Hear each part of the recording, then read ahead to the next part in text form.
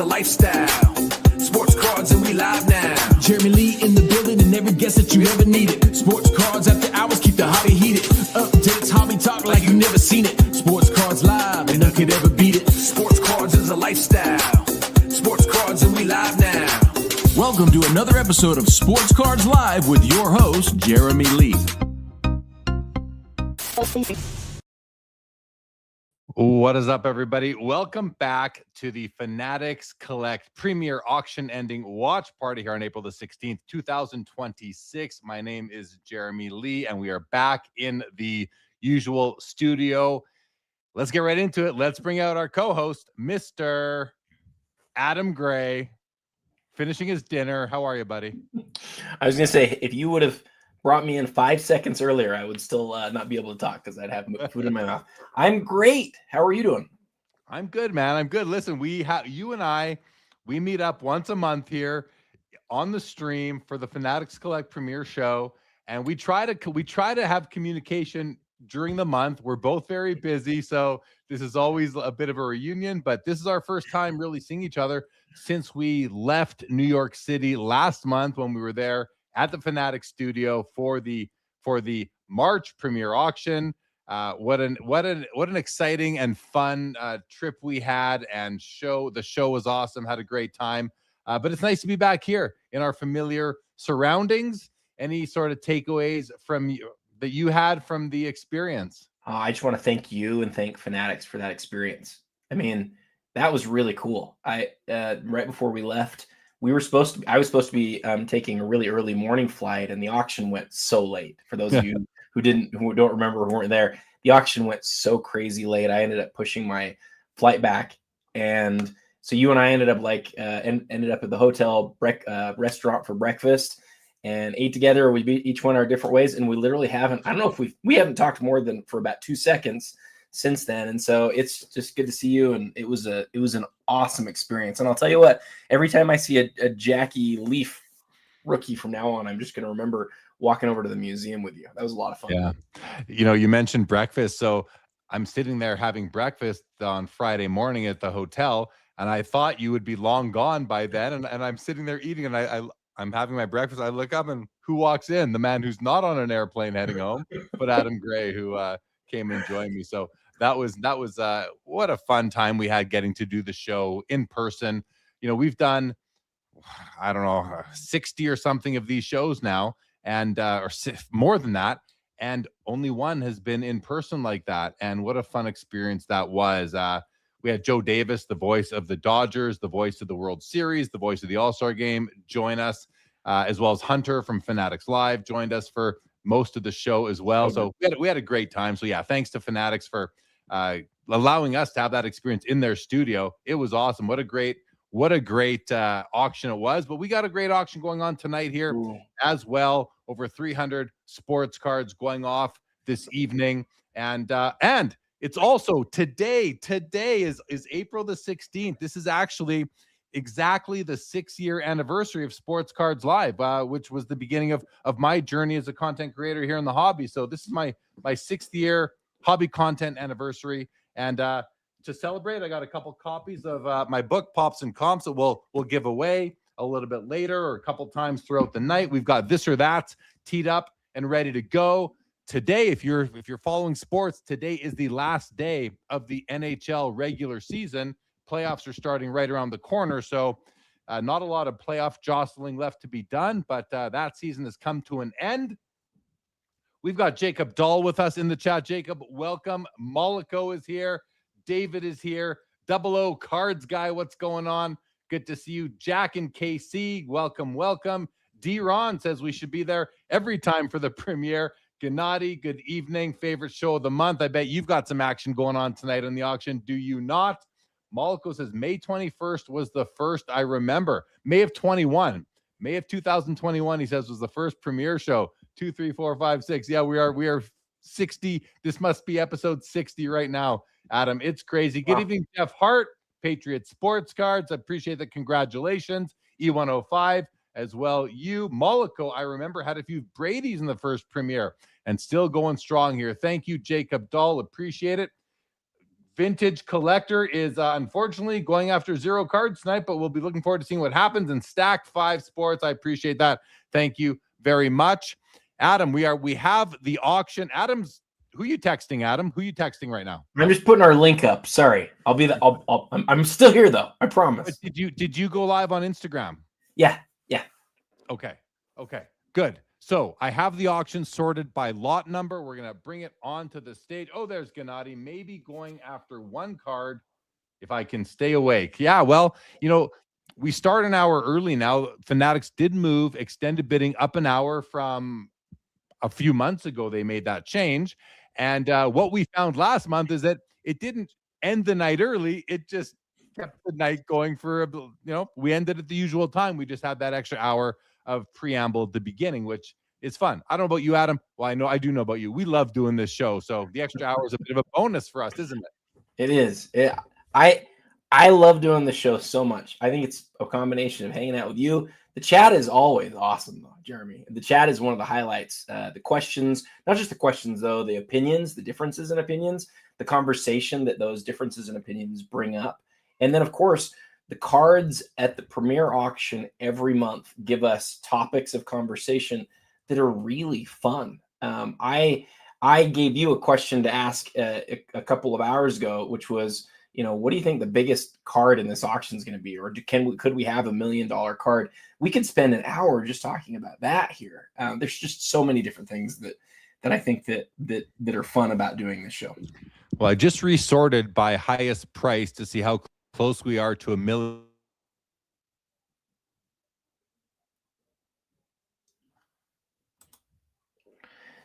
Did anybody else lose Jeremy? Jeremy, I've lost you. Let me know in the chat if anyone else has lost Jeremy or if it's just me. There you are. You got me yet? I got you. Is it you or is it me? That was me. Okay. Yeah, I'm just going to take care of something here. And so just so you know, as you're taking care of it, everything, as soon as you started, like the very beginnings, I didn't actually hear anything that you said. Well, I was just saying that we have a card at 300,000. We are sorted by highest price. We have 1 card at 300,000. We have a couple at 240, and we have the Kobe 1-of-1 masterpiece at $170,000. So we have a ways to go to get to $1 million, but we may end up getting there. We'll have to see how the night goes. But I just resorted by highest price. We're going to go back to lot number, and we're going to go in this order right now as we make our way through. So let's start with the top row here, Adam. On the far left, we have the biggest card in the auction at the moment, 05 Exquisite Collection. Numbers pieces, Michael Jordan, LeBron James. This is the jersey number 23 of 23. So you've got it's like a quad 23. They both wear 23. You got 2 23s in the serial number. It's a 523. You even have 23 on the patch. So this is a beautiful card. 3rd-year Exquisite. And it's a BGS 8.5. If we look a bit closer at the patches, you'll see that the LeBron piece is a nice 3-color. MJ is a 1-color. The autos are both bright and bold. Very nice autographs. There's the 23 at 23 right down there. And Adam, on the far right is the 2025 Topps Chrome Silver Pack LeBron James Auto 1-of-1. So this is from among the first Topps products since they regained the NBA licenses. And what an amazing card. $80,000 with that autograph is very nice. And it's his new autograph with the little crown on top of, I believe, 2 lines. I don't know what happened to his auto, but he's got the crown up there. I think that's the crown, Adam. Is that what that's supposed to be? I believe so. Yes. Yeah. Great card. On-card auto as well. Very nice. The middle card is the James Wood 2025 MLB debut patch auto 1-of-1. I mean, this guy was an all-star last year for the Washington Nationals. He's basically got the same build as me, except maybe a little bit different proportions. I'm 6'6", he's 6'6", he's 234. I'm about 235. We're the same height and weight, but somehow we wear it differently. And I'm not a Major League Baseball player, but I am a Major League hobby content creator along with Adam Gray. So Great card right there. $85,000 for the top middle card, the MLB debut James Wood card. Adam, he's got 5 home runs this season already as well. I checked that out. So he's having a good second season here. What are your thoughts on this top row, Adam? Well, so many thoughts. Let's start with the exquisite card. Exquisite cards like this have really taken on a life of their own in terms of how people value them. And that would be true for this card even before the serial number. But the serial number really takes the card to another level. It's funny, when I saw this, and I'll bet I'm not the only one this happened to, when I saw this and I saw that it was 23 of 23, my first thought was, oh, we actually saw one of those fairly recently. And I thought it's the same card being relisted, but I thought, gosh, this is so nice. It seems like maybe it's different. So I went to Card Ladder and I looked, and there was another 23 of 23 from one of the other years. I think there's 4 years. I might be wrong on that, but I think there's 4 years of dual number pieces that Exquisite did. And the other one was from 07, and it's a great card. It sold for like 600 grand, but it's not a holofoil window one. And if you've ever seen these types of cards in hand, and I know that I'm like sort of like a holofoil guy, at least Jeremy accuses me of being a holofoil guy, but I'm telling you right now, you see this card in hand and you see that other one, that other card is just phenomenal. But this is a far superior card aesthetically. It's also an earlier issue, and it is 23 of 23. Now, the other one, this sold for, like I said, like 600 grand. It was a BGS 9.5. This one's an 8.5. So it depends on how you feel about that. To me, you put those two cards together, I don't think it's even close. I think this is the far superior card, but that does not guarantee that's how the community will see it. And so, for anyone who's watching this, check out Card Ladder and see what you think. Tell me which of the two cards you think is nicer. But for me, I compared the two. I think this one's quite a bit nicer. I love the looks of it. I think it's a beautiful design. I love this LeBron card too. If you like LeBron cards, I really do like that one as well. And of course, the James Wood MLB debut 101 auto patch is a beast. It's up to 90 now. It was at 85,000 just a couple minutes ago. And yes, David Chase, I did say that James Wood is my twin. You heard me exactly. You look just like him, especially the hair. The haircut is. Can we go back to the LeBron just for one quick sec? This card right here, I've had so many messages on this week. And the reason why is that there was another LeBron Superfractor from Chrome that sold for huge money. Now, I think what we'll find out tonight is how much the autograph, like how important the autograph is. The other one that sold for huge money, and we're talking like $300 and something thousand, Jeremy. It was the image variation from the base set. This is the 1980 sort of remake, but it comes with the autograph. And so these are moments where we get to learn, because two cards are being listed so close to each other. We get to see how people compare the two and what's more sought after. I don't know if there's another autographed Superfractor of LeBron where it's just LeBron that's also NBA licensed from Topps Chrome that's ever been made. We know that one wasn't made back in the day. I don't know if there are any others from this year, but the thing that's clear is LeBron's not signing a lot of autographs these days. He's really not. And he's got this new autograph. Like you said, I don't know how the community will react to that. We'll find out tonight. What does silver pack mean here, Adam? I think it's just like a different format of the product. And so it's like out of these special packs, you can get this 1980 type of Superfractor. I didn't realize until you just said it that this is a sort of a throwback or a tribute to the 1980 Topps design. And I love that about this card now. And you can see the word Lakers at the bottom and the Topps Chrome basketball logo at the top right. Yeah, that's I see it now. Beautiful. I like it more than I did before, a lot more. I really love this card now. So that's really cool. And yeah, we'll see how important the autograph is. All right. Continuing on, speaking of big LeBron cards, we have his Topps Chrome Gold Refractor rookie card numbered out of 50 in a BGS 9.5. It's at $240,000. This is an absolutely stunning, beautiful card, Adam. As you well know, we're no stranger to this card and its parallels on Fanatics Collect, whether it's the weekly or the Premier Auction.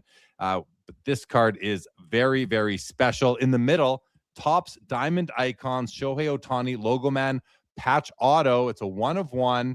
$170,000 2025. So it's in his, recent World Series winning colors right there. And man, what an amazing card that is right there. And on the far right, Adam, maybe the most interesting card of the night, at least to myself, and I think a few others as well, is the 2000 Fleer Showcase Masterpiece Kobe Bryant, 1 of 1. An amazing card. We recently saw the Vince Carter sell on Fanatics. This one's at $170,000. Adam, what are your expectations? What do you think? I'm sure you've had a lot of conversations over the last couple of weeks about this Kobe Bryant. What have you been talking about? What have you been telling people about it? Yeah, it is one of the cards of the night for sure. But even more than that, that question at the beginning about $1 million card, I don't know if this is, I don't know if a card like this is 200 and something thousand or if it's a 7-figure card. And that, I know that sounds super salesy, but I really mean it. This is the 1 of 1 parallel from 2000 Showcase, and aesthetically, it's one of the nicest Kobe Bryant cards I think you're ever going to see. There's something about that pink or purple that is just really pretty, and it really stands out as very different compared to the regular version of the card. And then you have this crazy Vince Carter sale that we saw a couple of months ago that really, I think, changed how people think about the set. I had a couple of different friends, I mentioned this on the show last time, who really wanted the Vince Carter. Neither of them won it, and both of them gave up around 50%. But this isn't Vince, right? This is Kobe. And, you talk about really nice looking 1 of 1 parallels. There's earlier parallels that are 1 of 1 than this, right? They started having 1 of 1s 3 years before this. But how many of them are nicer looking than this card? I don't know about you. You're the sort of the aesthetics guy of the pair of us for sure. And your thoughts on that are always better than mine. But I'm gonna tell you what, man, I look at this card and I'm like, I love that card. I love that card aesthetically. I love that it's the base of the parallel of the base. I love that there's not other parallels of the base, right? It's not one of these years where Showcase has 3 or 4 rows or whatever. I was asking myself some hard questions last night. In fact, I texted our friend Spinatron and I was like, hey, I know you own this. Can you just give me some idea of what this is going to sell for? And he didn't give me any, but I just sort of kept talking to people. I thought real hard about going after this, but after having had hard conversations, realized it's just going to be out of my ballpark. I think it's going to sell for way too much. Are you saying that Spinatron is the consigner of this card? No. He used to own this card though. He used to own it. I see. A while ago. Yeah. So you asked my thoughts on the aesthetics, and I really like it, Adam. And you look at the purple against the Lakers yellow. You've got the pinkish purple against the Lakers yellow. You got the Lakers purple on the jersey. It sort of is a color match that way. But I think I think the reason why I really like the aesthetic of this card is because there's really no other cards like it that are just this bright pinkish purple, more purple than pink. And, we talk about pink essential credentials quite a bit. You see those from 97, but this is completely different from that. And I think that's one of the reasons why I like it so much. This is a card that if it's sitting on a wall in a display within an amazing collection, or you walk by it at on display at a card show, for example, amongst a ton of other cards, this is going to catch your eye. And it's because it's so unique. And the pose is great. Looks like he's about to do behind the back pass. Like it's an awesome looking card. So, if you would have asked me going into the auction, if there's $1 million card in this auction, which one would it be? I probably would have picked that one. And so far we're not close, but you never know. We could get there. Moloko says, I bet it gets to 400, thinks the card is gorgeous. Vintage Collector says it seems like a Spinatron card. So yeah, it's an awesome piece, Adam. Hey, one question on this that I've got to ask you, and it's an unofficial would you rather. If you had a chance, and they're just both sitting in the same place in a display case, and you got to pay the same amount, and you got the Kobe 2000 Masterpiece or the 23 of 23 MJ LeBron, which is currently, it's almost twice as much as this card is. And we can't take that for granted, right? We don't know that the Kobe is going to catch up to that. Nobody knows. Which of those two cards would you take out of those two? Oh boy. This is a hard question because to me, those are the two cards of the night that I think, maybe the Shohei too, but those are the two cards of the night that I think if anything's getting to $1 million tonight, it's one of those two. I'm taking the Jordan LeBron. I'm taking the Jordan LeBron. Yeah. I might too. I mean, those are two elite pieces of cardboard. And I love both the cards that are next to it, by the way. That LeBron and a 9.5 is just amazing. Like that's a one of the best LeBron rookies in the world. And the Shohei isn't just a Shohei Logomen. It's a Shohei Logomen auto where he's in a Dodger uniform. It's aesthetically really nice. This is a really strong Premier at the top, and I still feel like some of these have a long way to go, maybe, but I don't know it. I don't feel like 100% on any of them for sure taking off, but I think some of them might, and so that's going to be a fun storyline for everybody to watch tonight. Well, let's try to remember where things are at right now. 300 on the dual, 90 on the James Wood, 80 on the LeBron Superfractor Auto. We got 240 on LeBron's Gold Refractor Rookie, 170 on Shohei's Logoman Auto, and 170 on Kobe Masterpiece 1 of 1. Just so I say it out loud. What's up, Tropics? Welcome. Ken Wood, good to see you, says likes the Kobe Masterpiece. So nice. Kevin Hawthorne, good evening to you as well. And thank you, Randolph, for helping out earlier with the source of the silver packs. Okay, another big row here, Adam. Panini Kaboom Gold, Tom Brady, out of 10 from 2018. It's a PSA 9, pop 3 with 3 higher, $150,000. Beautiful card. In the middle, oh man, you can pair up the gold refractor, LeBron and Steph Curry tonight, and basically get the 2 best gold refractors in basketball right there. There they are. This one is a BGS 8.5 at 240, as mentioned, and a 52 tops Mickey Mantle. Ooh, this is the type that I prefer. This is the one with the full. This is the one with the full box around the Yankees logo. It's the one without the missing pixel, so a complete background up there. It is quite off-center to the right, but it's still a beautiful portrait, beautiful image, great color. The whole card is there. I love it. 110,000 on that one right now. Adam, I kind of want to start Would You Rathers already, or within the row, because there's so much fun here. What are your thoughts on these 3? Man, I'll hit them quick because I know I've been talking a lot. But Brady is super interesting because that's his first Kaboom. I did a big research project on this one today. For anyone who didn't see the reel, I actually loved it. It hasn't been seen very much. It hasn't engaged very well, but it's one of my favorite reels I've ever made. This Brady came out in 2018, as we know, and one didn't sell per card ladder until 2020. In all of the next year after the first Kaboom cards came out, and remember they came out via their own packs, via the Panini Rewards program, 2,500 points for a Kaboom pack, giving you 2 cards. This card didn't sell that whole next year. That whole year, only 3 cards in the whole gold set, Jeremy, sold for over $1,000. This card when it sold for the first time, sold for $1,600. So tonight, it's going to sell just 6 years later. It's going to sell for at least 100 times what it sold for back then. Pretty cool. Yeah, very cool. All right, let's continue along. Row 4, I believe we're in. 2000 Bowman Chrome Refractor, Tom Brady, SGC 10. I think this is my favorite Brady rookie. It's a pop 3 and an SGC 10. We're at $90,000 right now on it.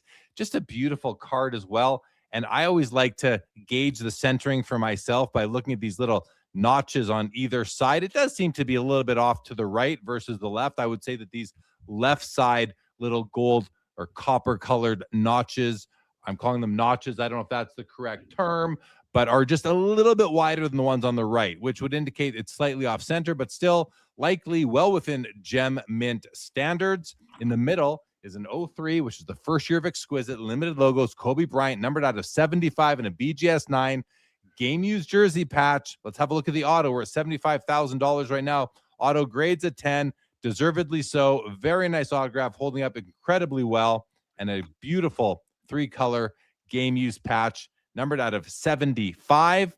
And the far right, Prism Gold Vinyl, Patrick Mahomes, rookie auto, numbered out of 5, PSA 10, pop of only 1, Adam, $120,000. And this card has the 10 on the card and the 10 on the auto, double dimes, as they say. Who is they? I don't know.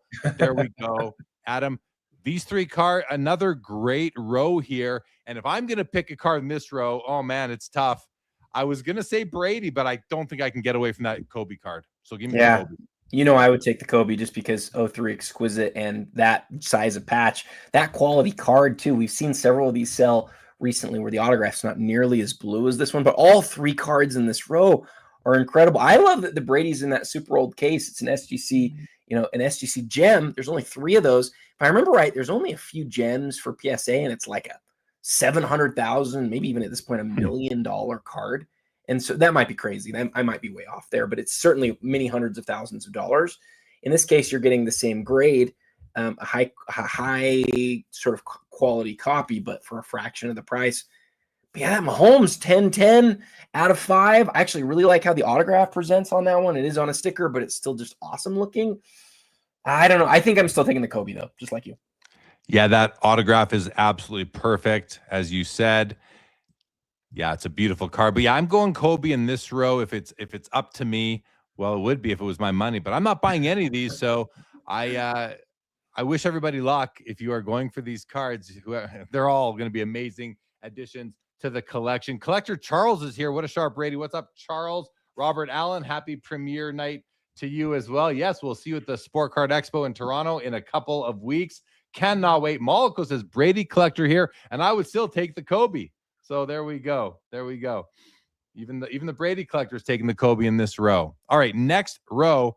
Oh, look at that. Another nice, exquisite auto patch. This is a Michael Jordan limited logos in the middle here, numbered out of 50. Beautiful 3-color patch. Plenty of breaks. BGS 8.5. We're at $80,000. Let's take a quick look at the autograph and see what's happening there. Autograph is a little bit, it's subpar. It has faded a little bit, but you can see all the ink, all the strokes. Nothing is completely invisible on that auto. Beautiful patch, $80,000 there. And then on the bookends of the Jordan Limited logos, we have 2 Bowman Chrome refractors. We have the two big names in baseball, guys. Shohei Ohtani on the left. It is his blue refractor out of 150 at $130,000. And on the right is Aaron Judge's orange refractor out of 25 at $80,000. Let's have a quick look at these autos, because as you guys know, because I say it every month and every week, Topps, Bowman, they know how to make stock, and they know how to pair up the pen, the writing instrument, the Sharpie, to the card. That autograph is on there beautifully, and the Judge even more so. Look at that. Yeah, just a solid autograph. Both autographs look great in this row. Adam, your thoughts on this row? Another phenomenal row, and which card are you choosing? See, this is a tougher row for me to decide which card I would select, mostly because of the autograph on the Jordan. I just don't like autographs that are less than perfect. So in this row, Adam, I'm taking Shohei, even though you and I learned, and the audience learned last month, that Shohei sees himself as a pitcher, which is, an interesting way to maybe change your own taste. Would you want to collect him and how he sees himself, or how the hobby values him? You got to make up your mind there. This is a batting card. I love it anyway. I'm going Shohei. If you weren't here on the show with Jeremy and I last month, as we already mentioned, we were in New York with Joe Davis of the Dodgers. We had the chance to ask him some questions. One of the questions we asked is, hey, you got these 2 big Shohei Bowman Chrome cards. Which one do you think which one would you rather have? And he said, I'm not really sure which one I'd rather have, but I can tell you for sure what he would rather have. And that is that he sees himself as a pitcher. That was a really cool moment during the show last month, Jeremy. But what's really interesting to me here, you've got both Bowman Chrome rookie cards of the 2 most collected sort of 2 players of the era. I was talking with a friend today about who are the baseball players of the era, and it's like, well, there's Shohei, there's Judge, and then there's Trout, maybe. It seems like these 2 have sort of elevated themselves to the big 2 of the era, and I don't know who third is, if it's Trout or if it's somebody else. But look at this. They're the same grade. The autograph grades are the same.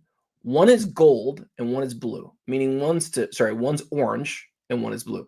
The orange is always to 25 and the blue is always to 150.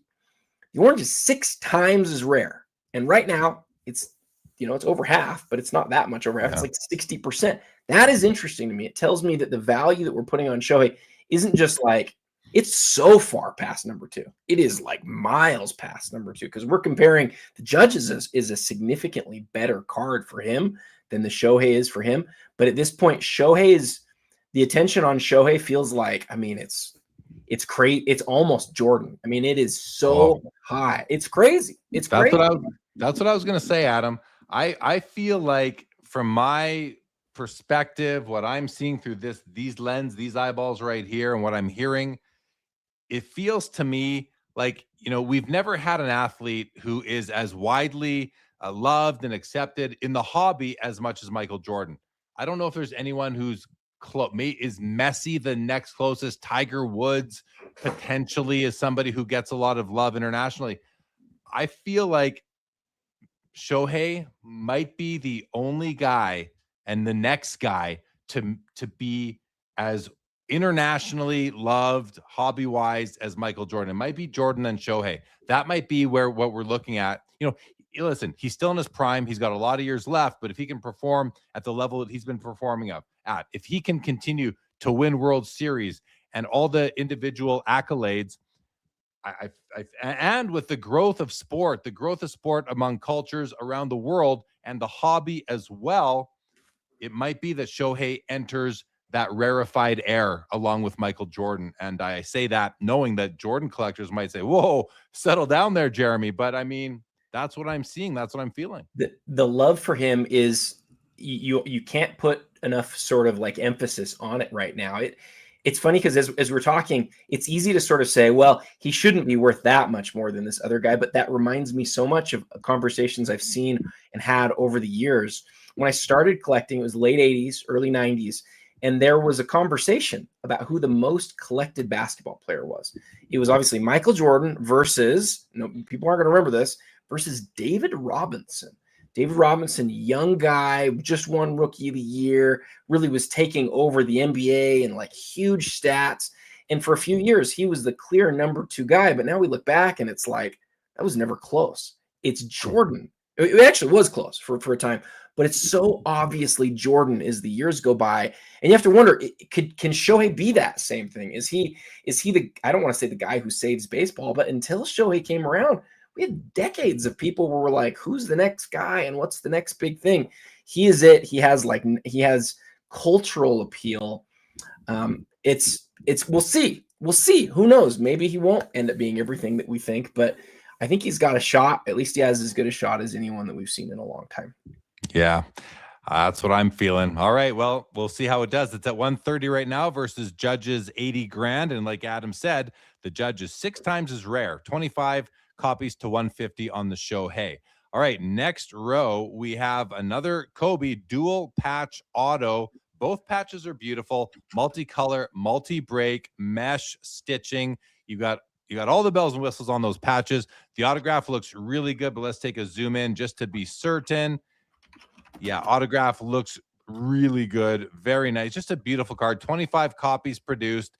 It's a PSA 9, $65,000, Pop 2, none graded higher, and game-worn patches, which I absolutely love. In the middle is the Michael Jordan Star 101 from 1984, his rookie card.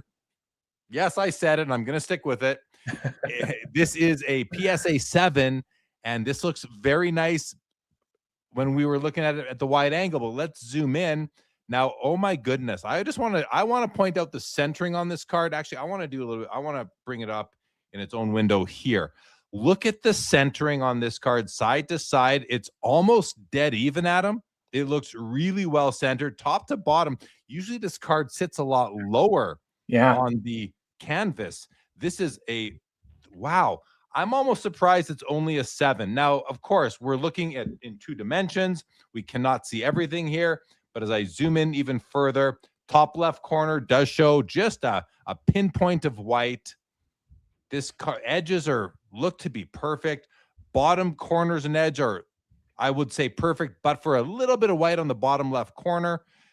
Wow.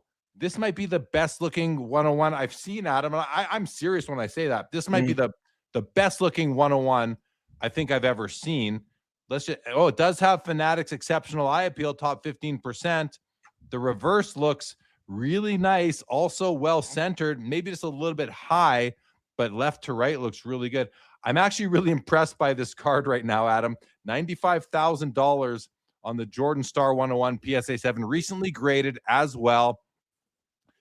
I'm kind of dumbfounded by how nice that is for the card. Never mind for the grade. Just to see one that well centered is unbelievable. And on the far right, we have the Topps UEFA Renaissance Superfractor Lamine Yamal, 1 of 1, rookie year, PSA 10, gem mint, $75,000. Gorgeous card, beautiful aesthetic on this card, I think. You got the NBA gold diamond sticker up at the top there.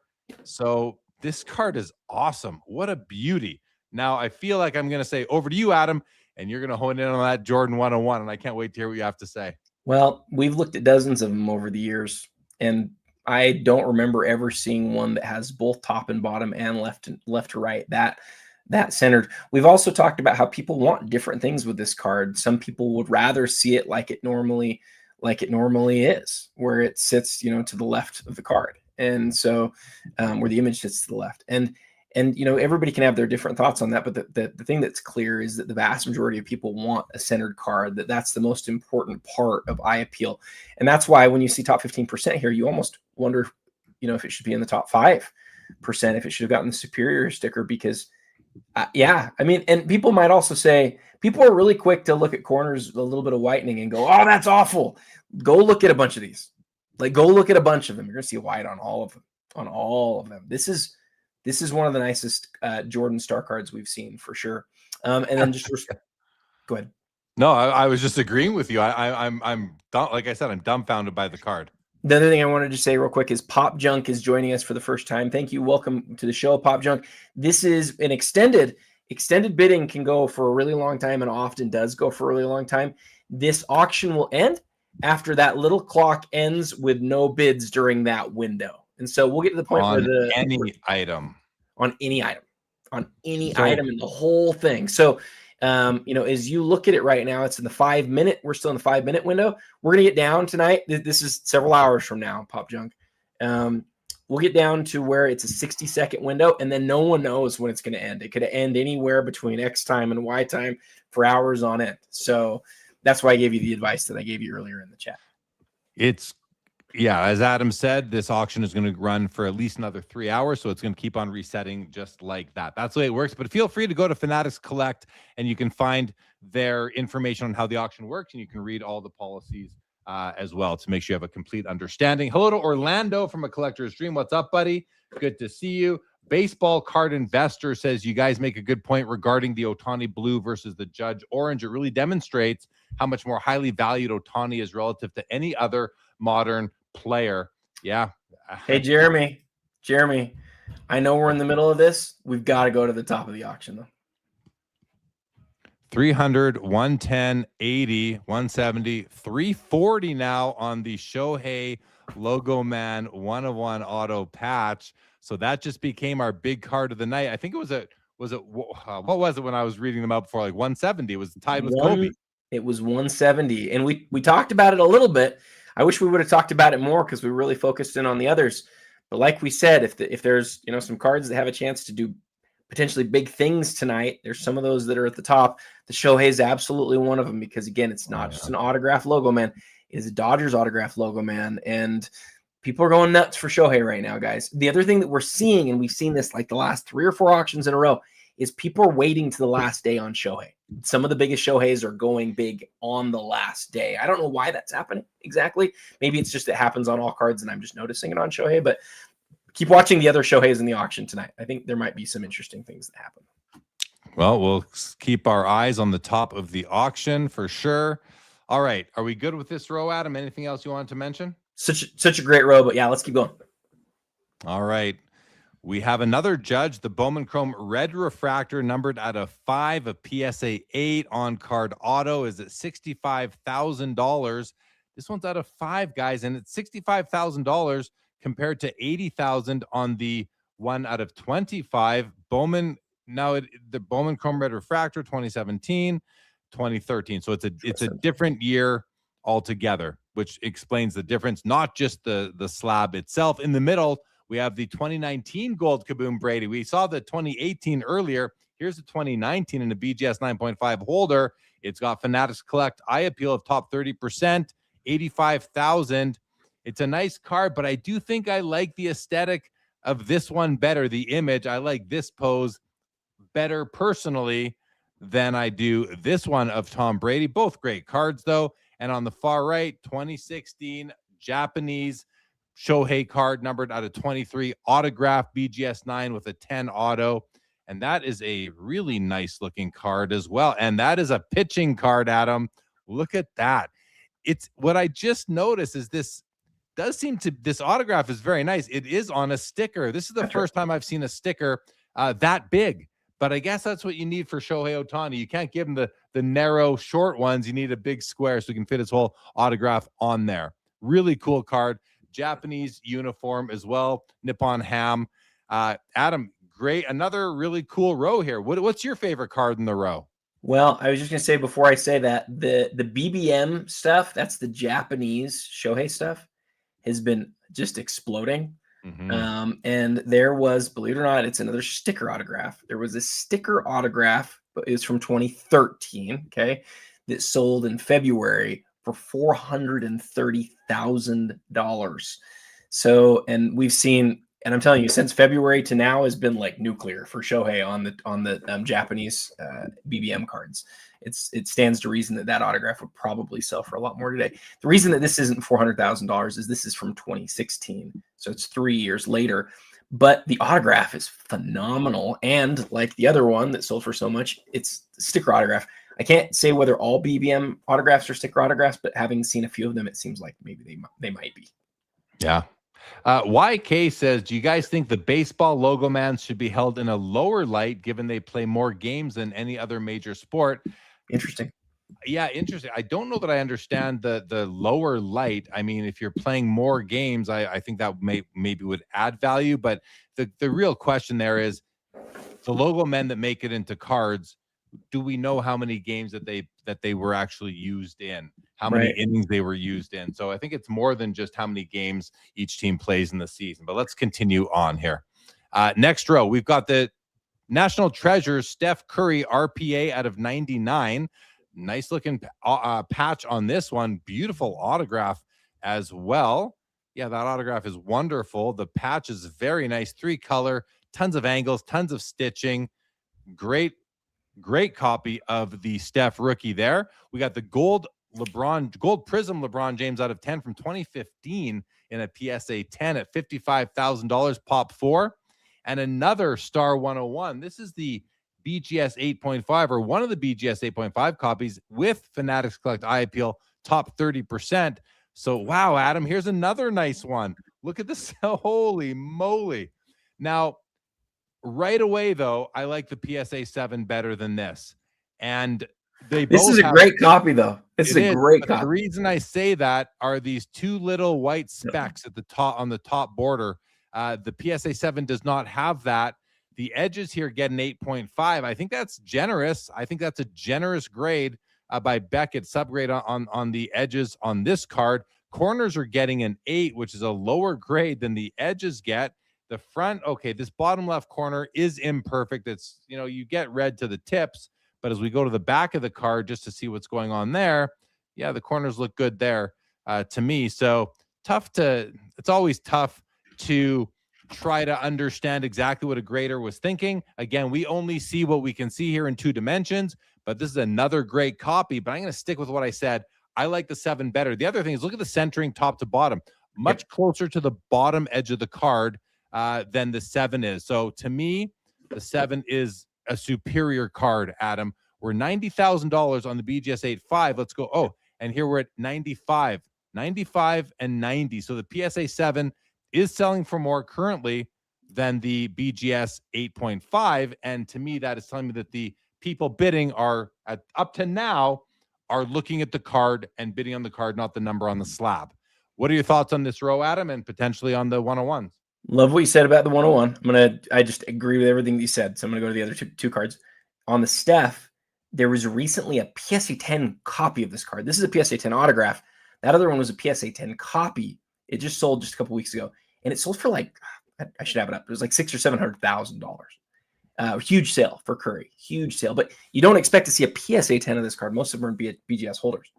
So what's really interesting about that one, Jeremy, is the autograph wasn't graded.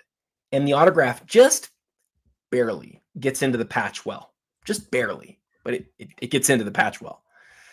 I looked at those 2 copies. And I just said, Adam, be real with yourself. Which of the 2 do you want? one with the 10 autograph or one with a 10 grade. And I know in the past we've sort of said, who cares as much about the autograph grade? And maybe I still don't care about the autograph grade, but I do care about the autograph so much. To me, this is the superior copy by quite a bit, because I can't deal with the autograph, even though it's just the slightest bit. I can't deal with that autograph getting into the patch well. This one looks exactly like I want it to. This copy does. Now, I don't know why it's an authentic holder. Is there something else that could be an issue? I would definitely pull up this image on PSA, see if I can figure out, like, is there anything that looks off? Is there a corner or whatever? But I can just tell you, even if there is, it's probably not going to bother me. I love how this one looks.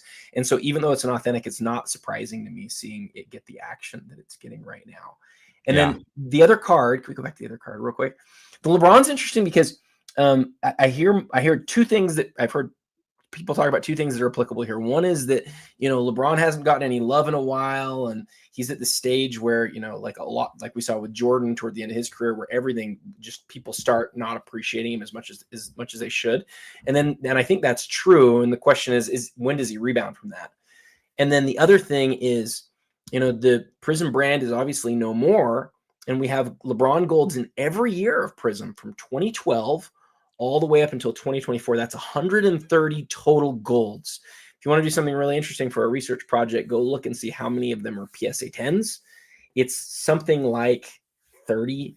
It might be less, might be more. I don't know. I can't remember exactly, but go look that up. That's why you see some of these types of cards going for so much. It's not just the PSA 10s. It's all of them. But even though 2015 is not everybody's favorite year, it is still a PSA 10 Prism Gold for LeBron. And if you want that in your row, in your progress from 2012 to 2024, you got to have this one. So it's not surprising to see that one doing so well either. All right, let's go to a few questions here. Richie says, question, with all the hulking issues surrounding Kobe's Chrome and Finest Rookies, do you see interest moving to rare parallels and inserts like Platinum Medallion and ZP Debut? I mean, my thoughts are no. I think that's I don't see interest moving from a rookie card to a later card. I think where interest is moving is to the cleaner copies of those two, of the Chrome and Finest, the ones that have less greening. So no, I don't see that, Richie, myself. But you have another question here or comment. He says that I like this one. The 2015 LeBron Gold Prism is the year of the only 3-1 comeback in finals history. Should be the highest sale next to 2012, in my opinion. I just don't. I agree. I think that's an important, like, it makes it almost a bit of a moment, that card. But I don't know that people are tracking those sorts of things in terms of what happened during that year. I hear people saying them when they are marketing their cards, but it doesn't always translate to more value. People seem to put earlier cards over cards that occurred when there was something big that happened. Adam, do you have any thoughts on that? Yeah, I like Richie's thought, and I like yours too. I don't think it necessarily changes a lot of people's minds, but it may change some. It may. It's a really good note. As soon as you said I love the comment. I love the comment as well. Yeah, I do too. But if you're going to compare 2015 and 2013, it's 2013. Like, I'd much rather have the 2013 because it's a Heat era one, and he only has a couple of those. But having said that, like, this is a huge deal card. I mean, it's almost $70,000 right now. It's a huge deal LeBron card.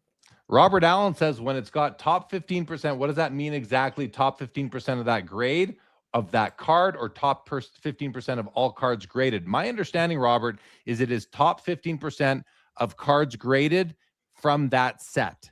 So it's not just going to be that exact card. It is the set that card comes from. The same sort of production run, if you will. Dan Brown, when he talking about the PSA 7 Jordan Star 101 versus the BGS 85, he says the 7 also comes with the insurance that you get, the PSA guarantee. And that is a great point. Thank you, Dan Brown, for calling that out. Hello to Bill Betts. Hello to Anthony. Welcome to the show, guys. And we are going to continue on to the next row now. Real quick, let me just say, at the top, you don't have to go there, Jeremy, but at the top, James Wood is getting some action. He's at 130, and the Steph Curry 8.5 is currently $20,000 more than the LeBron James 9.5. Something to watch there. 240 on the LeBron, 260 on the Steph. Thank you for the update, Adam. All right, next row, 1998 Metal Universe Gem Masters Karl Malone 101. It's in a PSA 5 holder. and it is sitting currently at a bid of $21,000. But right beside it is a 1948 Leaf Jackie Robinson rookie card, PSA 7 at $95,000. We're going to have a better look at that in a moment. And the 2018 Flawless Vertical Ruby Luka Doncic rookie patch auto at a $30,000 pop 3. It is a game-worn patch, which I love. 10 on the card, 10 on the auto. Okay, we're going to start with the Luka just because that patch, a nice 3-color patch, numbered out of 15, full body shot, flying through the air, about to score 2 points, and the auto is absolutely perfect. 10 on the card, 10 on the auto, very recently graded as well, $30K. The Jackie Robinson, perhaps, a top 5 most iconic card in the hobby, along with Honus, Mickey, Michael, and Wayne, perhaps. I don't know, there's probably Griffey's in there too, but this card is absolutely iconic. It's a 7, and it looks really good. I have to point out the registration, very strong. No red line coming down the side of his face here. The yellow is very distinguishable from the border itself. The black name bar looks good. Great color, great corners and edges. Off center, a little bit to the left, more so lower down than it is left, but this card is off and off center. This is an absolute blazer of a copy. I love it, Adam.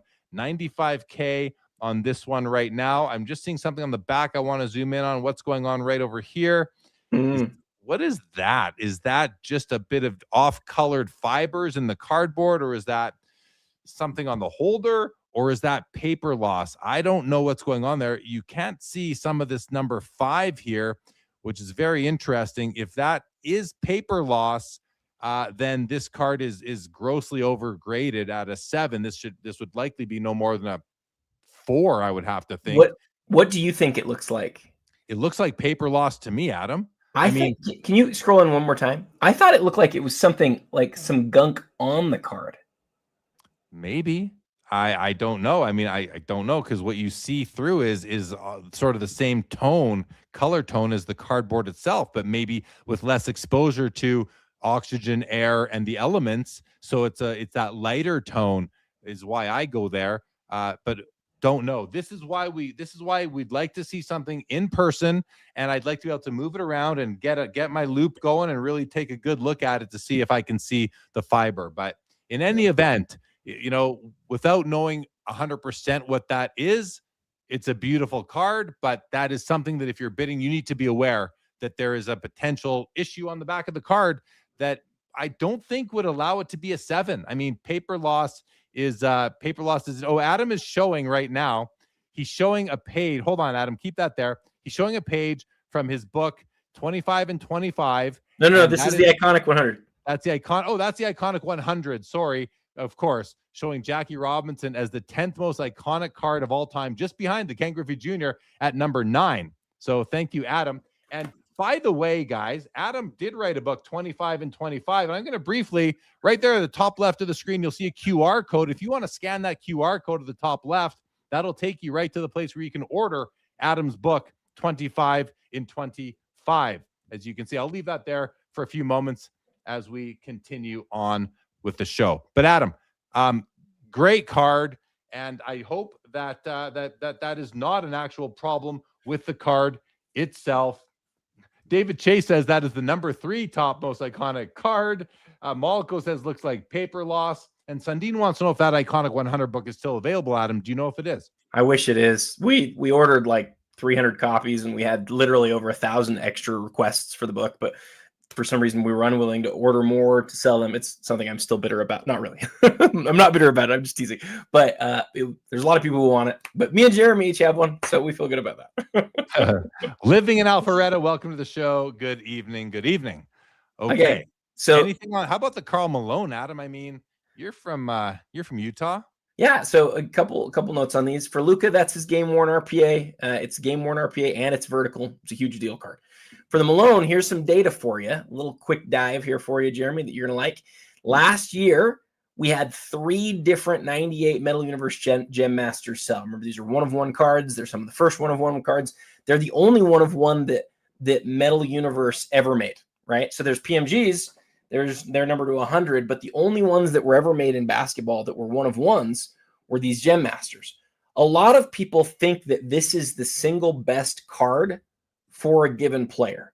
So a lot of people would say that's the best Karl Malone card on the planet. Okay, a lot of people feel that way. With that said, you're going to understand these prices when you hear them here in just a second. Last year, 3 of these cards sold across the whole hobby. This is all of them.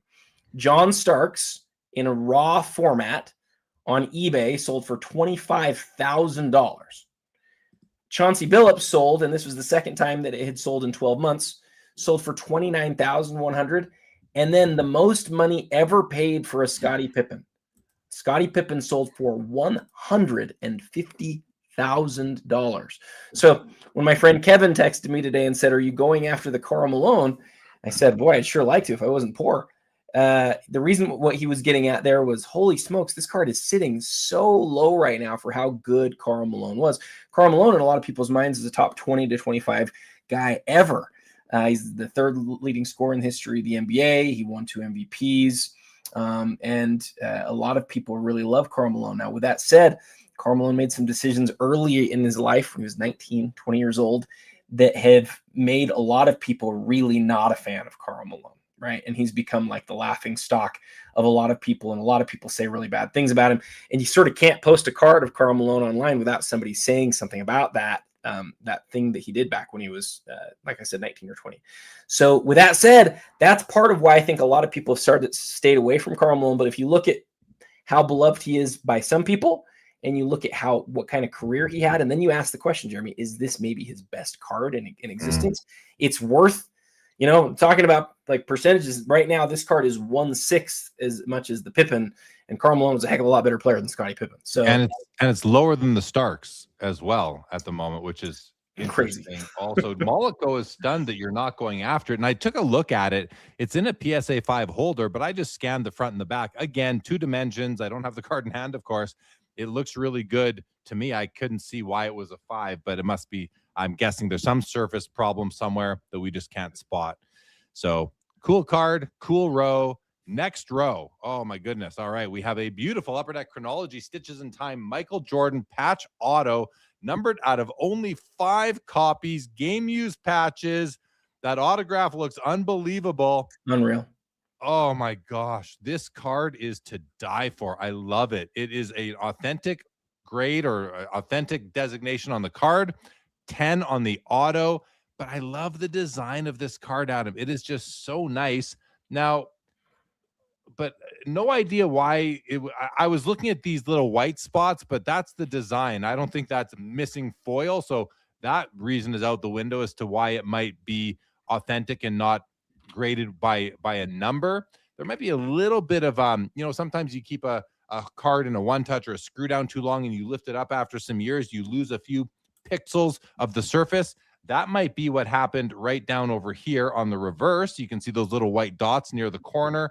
That could be what's going on there. Do we have any more at the top? Oh, we do. We have a whole bunch up over there as well. This is likely why the submitter decided not to have a number grade given to it, but it's instead just have it slabbed as authentic. We don't see it on this side, and we don't see it down there, which tells me that this was in a screw down, and it was that screw down was screwed down really tight on the top end, and that's why you see that those dots only on the one side of the card, the top of the card, not on the bottom of the card. Of course, when you stand the thing up where the screw would have been. Despite that, to me, Adam, this just means opportunity for value because the card is amazing. You're getting the on-card auto, beautiful. You're getting 2-3 color game-used Michael Jordan patches. You're getting a card out of 5. It's from Upper Deck in its heyday. This card is amazing. I almost think that whoever the buyer is getting themselves a real savvy purchase here. What do you think? So this card didn't sell for years and years, like several years. And then reminder here, you've got like 3 or 4 different levels on this card. There's the MJ level, there's the number 23 level. Those are numbered to 15 and 25 or 25 and 35, I forget. And then there's this UD, and we're talking about the shapes of the patch windows. This one is numbered to 5, and we didn't see it for years and years. And then a couple of years ago, 2 copies showed up toward the same time as each other. It's funny how that happens. This was one of those 2. I think it was 6 figures. If it wasn't, it was really close. So that's one to check Card Ladder on. But from this era, Autograph patches. Obviously, there's one from Exquisite that are worth more. Outside of those, this is about as good as it gets, I think. Just beautiful. In the middle, another gold kaboom Tom Brady. This is 2021 Buccaneers years, BGS 9, 44K, Pop 2, none higher. I like the pose on this card more than I do the second Patriots one that we looked at. And on the far right, 2024 Bowman Chrome Mystery Redemption Red Refractor Shohei Ohtani, numbered 5 of 5, PSA 10 with an auto. Auto looks good. A little bit light on just on the long stroke right over there, but very solid on the left side right there. Great looking card. Just a beauty. 2024 LA Dodgers, of course, as well. It's a Pop 1 in the PSA 10 holder. Adam, you talked about the Jordan. Any thoughts on the Brady or the Shohei? Third Brady Kaboom Gold of the night's crazy. There's only 70 total, and we got 3 of them here in the same auction. How about that? And then like 5% of them. Yeah. And then the Shohei, I had a friend today tell me, he said that Shohei card, I think, is going to be one of the surprises of the night, because he has obviously only one other red Bowman Chrome refractor autograph, number to 5. That's a 7-figure card at this point. That's the 2018. And he's got one for both the pitching and the hitting. But this is the Dodgers, right? So it's Dodgers, Bowman Chrome out of 5, that normal lineage. No one really knows, but he gave me a big number that he estimated on this, and we'll see if he's right. But Dodgers Shohei stuff is definitely popular. You know, it's not just about being earlier. It's also about the team. Yeah, absolutely. Mollico says for the Brady, it's a Super Bowl touchdown celebration pose. It is epic. And yeah, that is epic. I agree and appreciate the information on that. Mollico. Diamond Mine says nothing like window shopping on cards I'll never be able to afford. And Anthony says, I'm with you, Diamond. It's awesome admiring these cards. But guys, I got to tell you, even for me, you know, okay, in the last year, I have won one card on the Premier Auction, but I'm not buying these cards either. However, I show up here to admire them and to learn from Adam, you know, researching ahead. Like, this is not just about, it's not just about admiring the cards. Hopefully it's not about admiring the cards. It's about hearing and learning from Adam, and hopefully the odd morsel or nugget from myself as well. But appreciate you guys being here. LGJ is here. Fellas are back. So am I. What's up? Let's go, Jordan. Okay. Next row, Adam. We've got a 1946 Nanina figurine Technicolor Frank Puskas. PSA 6, $36,000. Puskas, I'm not sure. I apologize to those who do know. 2018 Prism White Sparkle Shea Gilgeous Alexander. Rookie auto 1 of 1 in a PSA 9. Beautiful looking card. And on the far right is the 2025 Finest Superfractor Cooper Flag Rookie auto 1 of 1 BGS 7. Another neat design. And look at the space they have for the autograph on this card, Adam. Actually pretty well done, if I might say, because you know, okay, like honestly, man, I usually don't like autos on cards like this, but the way they designed the card kind of fixes that. And at first I was like, wait, is this, I couldn't tell at first if this was a Panini or a Topps card. I'm like, Panini doesn't do this. This has to be Topps. I saw the Topps logo and I'm like, that makes sense. I'm impressed. They found a way to make an autograph look good on a card like this. I'm impressed, call. Adam. How about you? I think that's a great call out. You know, you sort of see something sometimes and you go, why does that look so different? But you broke it down really well. It's a different way to do things. And I think my guess is that the way that we feel about it is going to be how other people feel about it. And so hopefully Topps continues to do sort of creative things like that, because it's really cool. Very cool. Very cool. 7 on the card, 10 on the auto, sitting at $25,500. All right. 2006 Exquisite Scripted Swatches Michael Jordan, numbered out of 25. It's in a PSA 10. I like that this patch has 3 colors. That is always nice, and lots of room for MJ to put his autograph. That autograph is going to stay there for a long time. Nice and silver. You can see the little bumps on the fabric. I mean, he's signing on the jersey, on the patch from the jersey itself. 12 at 25. Nice picture of Michael Jordan. Nice aesthetic. I mean, Upper Deck makes nice looking cards. That's a PSA 10, $60,000. In the middle is a 2014 Prism Gold LeBron out of 10. PSA 10 Pop 4, 75K. I mean, Adam, this is his third year Prism Gold. That's early, and that's amazing. And on the far right, 04, Mega Cracks, Lionel Messi, rookie card, PSA 9 at $55,000. That's a pretty interesting row. And if I'm having to pick one of these cards, Adam, I'm taking the MJ. For me, I'm taking the MJ, and you know what? It's not even really close for me. But I have a feeling it could be different for you. You might go for the gold. I'm just guessing. I like both a lot. I also would go with the MJ, but I want to ask you about the gold. Would you compare that LeBron with the LeBron that's just a few rows up that we just looked at? One more. There you go. This one here. Well, so I would prefer LeBron in a Lakers jersey. But they're both Cavs jerseys here. Oh, sorry. My bad. So this one's 2015 that you're looking at. They're both PSA 10s. They're both LeBron golds. They're both in a Cavs uniform. This one's from 2015. The one we just looked at is from 2014. I prefer the 14. Why? I prefer the close-up of LeBron. Now, this is a nice action shot, and he's just coming off a dunk. It's pretty cool, too. And I do like that 15 design, I think, more than I do the 13 design, but I like the 14. close-up image of him here, I think. I'm not sold. There's no sure. Everybody has different opinions on these things. I like the 2014 as well. And it's because it's not just the border that's gold. It's all of the area around the player is gold. In general, I like action shots. So it's a weird thing to say that, but I just think the aesthetic of the 14, where the whole thing is in gold around the player, is neat. And then the other thing that's just a knowledge thing is the 2 years prior to this are both Heat era LeBron cards. So this is actually the first Cavs era gold Prism card. So with all those things, I also would rather have this one. I think they have the same Pop 10 or PSA 10 population, but you can see by the price tag, at least for right now, that the market agrees with us. The bidders do. It's 2014 is more pricier. All right, let's keep rolling. One of my favorites. Oh, Nate says we're wrong though. Nate's taking 2015 and he's a LeBron collector, so maybe we're crazy. But I like the 2014 more. So what do I know? You like the 14. He likes the 50. Well, hey, he's not saying he's wrong. He's saying what he thinks. There is no right or wrong here. It's just opinion. This is very subjective. There's no right or wrong. Okay, let's go to the next row. One of my favorite cards in the auction is this card in the middle, the 98 Fleer Brilliance 24 karat gold Shaquille O'Neal out of 24 in the PSA 7 holder. These cards are just spectacular, and I would love to be able to grab that one. Beside it on the left is the 08, another LeBron gold refractor out of 50. This one is from 2008. It's a BGS 9.5 with exceptional eye appeal, but this card is special. The Choctaws pose image is iconic in and of its own right, and we're at 65K there.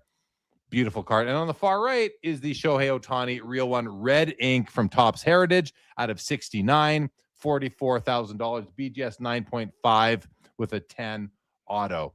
So nice row right here, Adam. If I'm picking one of these cards, I'm taking the Shaq. And I know that it's a quarter the price of the Shohei and even lesser of the LeBron. But I think the Shaq just got a bid right there. Went from 12 to 12.5. So that was nice to see. What are your thoughts on this row, Adam? And any other thoughts you're having? Because there's a lot going on right now. Really split on all three. Love the Shohei because it's rookie year. Love the Shaq because it's one of his rarest Laker parallels. Probably going to take the LeBron, though, because it's both really rare, and that's that iconic post. It was a card that did make the 25 and 25, one of his 4 or 5 most iconic basketball cards in existence. I love that card. All right, continuing along, we've got the Bowman 48 from the year 2009, Black Steph Curry rookie out of 48, BGS 8.5, $24,000. In the middle is the 08 Exquisite Collection Triple Logomen of Paul Pierce, Ray Allen, and Kevin Garnett. It's a BGS 9. Awesome card right there, Adam. And on the far right is the Aaron Judge Bowman Chrome Draft Gold Refractor out of 50 in a BGS 9.5 holder with a 10 auto at $46,000. This whole first page is just stacked. Like, I don't think we've seen a card that we don't like up to this point. Maybe that one guy who I didn't know who he was. Doesn't mean I don't like it. I'm just not informed. But what a great row this is. Those Logomen are just beautiful. The Steph is an amazing rookie card of his. Is that his lowest serial numbered rookie card that is not the unfound Superfractor 101? He also has a red card in Bowman that's out of 1. Most people don't even know that card exists. But outside of that, yeah, this is his rarest Bowman. And so you remember before we got Panini rookies of Steph Curry, we had a few Topps cards and a few Upper Deck cards. For Topps, you just have the Topps black, that's like a paper card, the gold refractor that we see in this auction that's over $300,000 right now. And then in Bowman, it's just this. There's nothing else. There's this and then the 1 of 1. So yeah, 24 grand on this. I think last few times this is sold, it sold for quite a bit more than this. So I think this one still has some room, but you never know. Maybe it'll stay low. The Shaq 24 karat gold just got another bid up to $13,000. Now I saw Anthony called that out in the chat. Hey, on the triple Logomen, just real quick, that is the rare case where I really like a triple Logomen. There's like, I'm not trying to be weird about them because a lot of people really like them, but in general, I sort of feel like it feels to me, and this is just how I collect. It feels to me like they just sort of put good players together on a card. And it's like, oh, hey, these are good players, Logomen on a card, and that's cool. And I do think that it's cool just in and of itself. But sometimes there's something that's like synergistic about the guys coming together. And this is one of those times because this is the original Big Three, right? These three won a championship together just the year before this was made. And there's other times, obviously, where the three together really makes a lot of sense and is additive. It's accretive to the card. This is one of those times. I really like that one. And I just wanted to call that out because so many times people see a triple Logomen and it's like, oh, this is a triple Logomen. And I'm sort of like biting my tongue. But I really like this one. This is one that I would love to have in my collection. All right. We have the 2025 Topps Chrome Rockstars Superfractor LeBron James 1 of 1. Rockstars was an insert back in the 90s in Topps in one of the, was it Stadium Club? What product did Rockstars come out of, Adam? I used to have a Jordan. Topps. Believe it or not, it was just regular Topps. Regular Topps. Really cool card. So they brought it back. Here we are in 2025, and this is the first one in the new era. 1 of 1 LeBron Superfractor, $25,000 PSA 10. That's an amazing card. In the middle is a 2007 Exquisite Limited Logos Kobe Bryant, which from here, and I'm about to zoom in, from here what looks like a perfect auto. It looks very bright blue and a nice big Kobe auto. That auto is awesome. Look at that. Just beautiful. Numbered 16 of 50. Great patch. Several angles, breaks, stitching, 3 colors. Nice image of Kobe. And it's a 7.5 on the card and a 10 on the auto at $50,000. And then on the far right is the 96 metal Netrageous Michael Jordan PSA 10. We're at 29.5. I don't know what the population on this card is. Do we see it in the description anywhere? 18. It's a pop 18 gem 10 Netrageous. Unbelievable. Great card. Cool card. I used to want one of these badly. I never ended up owning one of those, Adam, but this is a fun row. And if I had to pick one card from this row, oh my gosh, I don't know how I don't take the LeBron, but I don't know how I don't take the Kobe either. Give me the Kobe auto patch. Over to you on the row. If you look in Card Ladder right now for Kobe Bryant, sort by highest, and look at his solo cards that have ever sold, I believe this is the single highest priced Kobe Bryant card ever. The number 24 of 50 has an incredible finals patch and is also inscribed MVP on the card. And that had a private sale that is in Card Ladder. I think it's like $2 or $3 million. So this is the same card as that. It's just one of the other 49 copies. And like you point out, the autograph on this is amazing, and the patches too. That's one of his better limited logos. I would guess that has some room to go tonight, but we will see. Yeah, absolutely. Great patch, great auto on that card. 2004 pristine, Topps pristine, Kobe Bryant out of 25 in a PSA 10, pop 2, 55,000. This card is so nice. I got to tell you, Adam, Topps pristine is back in those early 2000s. Beautifully made card. The serial numbers on the back were among the nicest serial numbers. Like, look at that. Look at how nice that is. Big gold stamp right there, 19 of 25. Yeah, that's what we do as card collectors. We we assess how nice a serial number stamp can be, but I love it. This card is just beautiful. In the middle, 2018, Bowman Sterling Shohei Refractor. It's a rookie auto, numbered 30 of 30, BGS 9, 26,500. Autograph looks great. Card is really nice. And look at this, Adam. You got pitching and batting both on one card. I like that you got the bookend 30 of 30. Autograph looks great. I really like this card. Holy moly, because you got both positions he plays.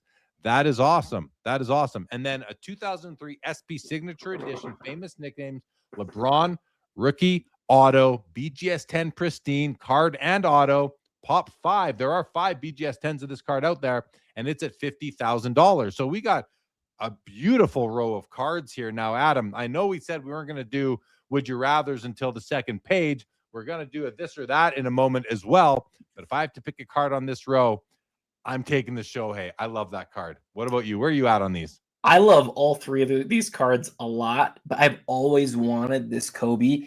And although I'm not a big conditional rarity guy, it does speak to me that there's only 2 of these in a 10. I would take the Kobe. Awesome.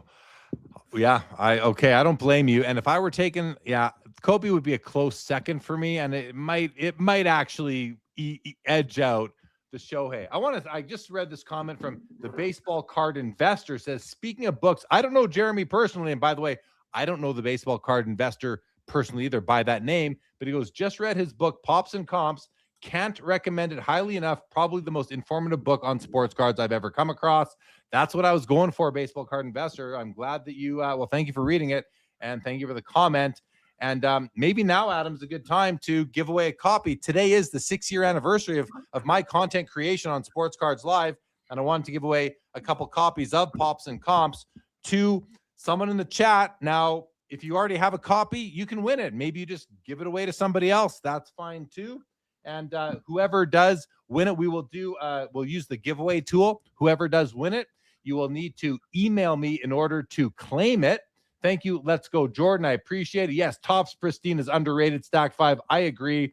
Sundin, I think, 0304 hockey. Topps Pristine is gorgeous as well. I am with you on that. So, guys, I'm going to really quickly here set up the giveaway tool that this platform StreamYard has available. And I'm going to type in what you need to put into the chat to register to win a copy of my book, Pops and Comps. I'm going to do that right away here, guys. Just bear with me a moment. Alrighty. So we're going to give it a couple minutes. For anyone who's a little bit behind in the stream, you'll be able to hopefully catch up and get your entry in. So in order to enter to win a copy of the book, you need to type into the chat right there, hashtag Pops, P-O-P-S, hashtag Pops. Get your entries in, and we will spin the wheel, or however it's done here, in the StreamYard giveaway. And whoever wins, just reach out to me and send me an email. I'll put my email on the screen as well. Hey, Jeremy, Yo. Before we go, and I don't know if you feel good about this or not, so if I'm just interrupting, just tell me to shut up. But before we go on too much further, because some people lag behind, what if we look back at the top of the auction for a second and then come back for the giveaway? Because we're also going to need to use this in a sec to do the Would You Rather. Well, the Would You Rathers, we're using a different tool. However, okay. We've got, I'm excited to debut the new StreamYard widget, they're calling it actually. So, but let's do that anyway, Adam. Keep on getting them in, guys. It's still collecting your entries. So we're going to go to the top of the auction now. We made it to the bottom of page 1, the first page of the lots, and here we go. I'll just go through these. The dual honor numbers pieces. Jordan LeBron at $300K. James Wood, MLB Logomen debut patch, $130. Up 50 grand since we started. He's seeing some action. That's been going up. We've got the LeBron James Super Fractor 1/1 auto at $80,000. The LeBron James Gold Refractor rookie $240. The Shohei MLB Logomen patch auto $360. We've had action on the Kobe 1/1 masterpiece is now at $200,000. The Tom Brady Gold Kaboom from 2018 $150. The Steph Curry Gold Refractor is at $260, and the PSA 4 Mantle 52 tops at $110. So Curry's at $260, LeBron's at $240. We're still ahead on the LeBron. and I'll just sort of scroll through. Adam, if there's anything that catches your eye, let me know. But oh, look at Judge. Wow. Judge almost, he was like 80 before. He's up to 110 Yeah. now. He's gained ground on the Shohei from the same row. Gained a lot of ground there. We're still at 95 on the PSA 7 101. And down here, we're still at 90 on the BGS 85.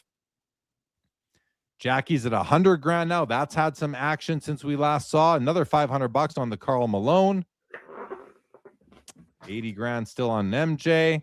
Okay, so that's the top of the auction. Let's go back and see what we have here. We have 31 entries. I'm showing 139 people with us on the stream right now. If you're watching on Instagram, feel free to come over to YouTube where you can actually get in and make comments in the chat.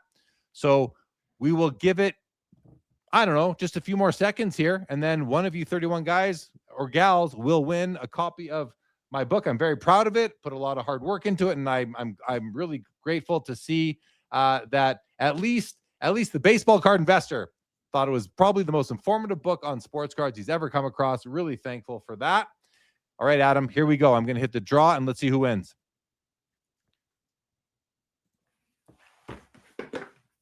The winner.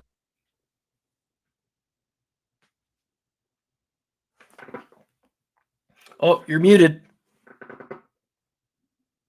Stan Wang, 8246 is our winner. Thank you for entering. Thank you, everybody, for entering. Thank you for the support on the book thus far.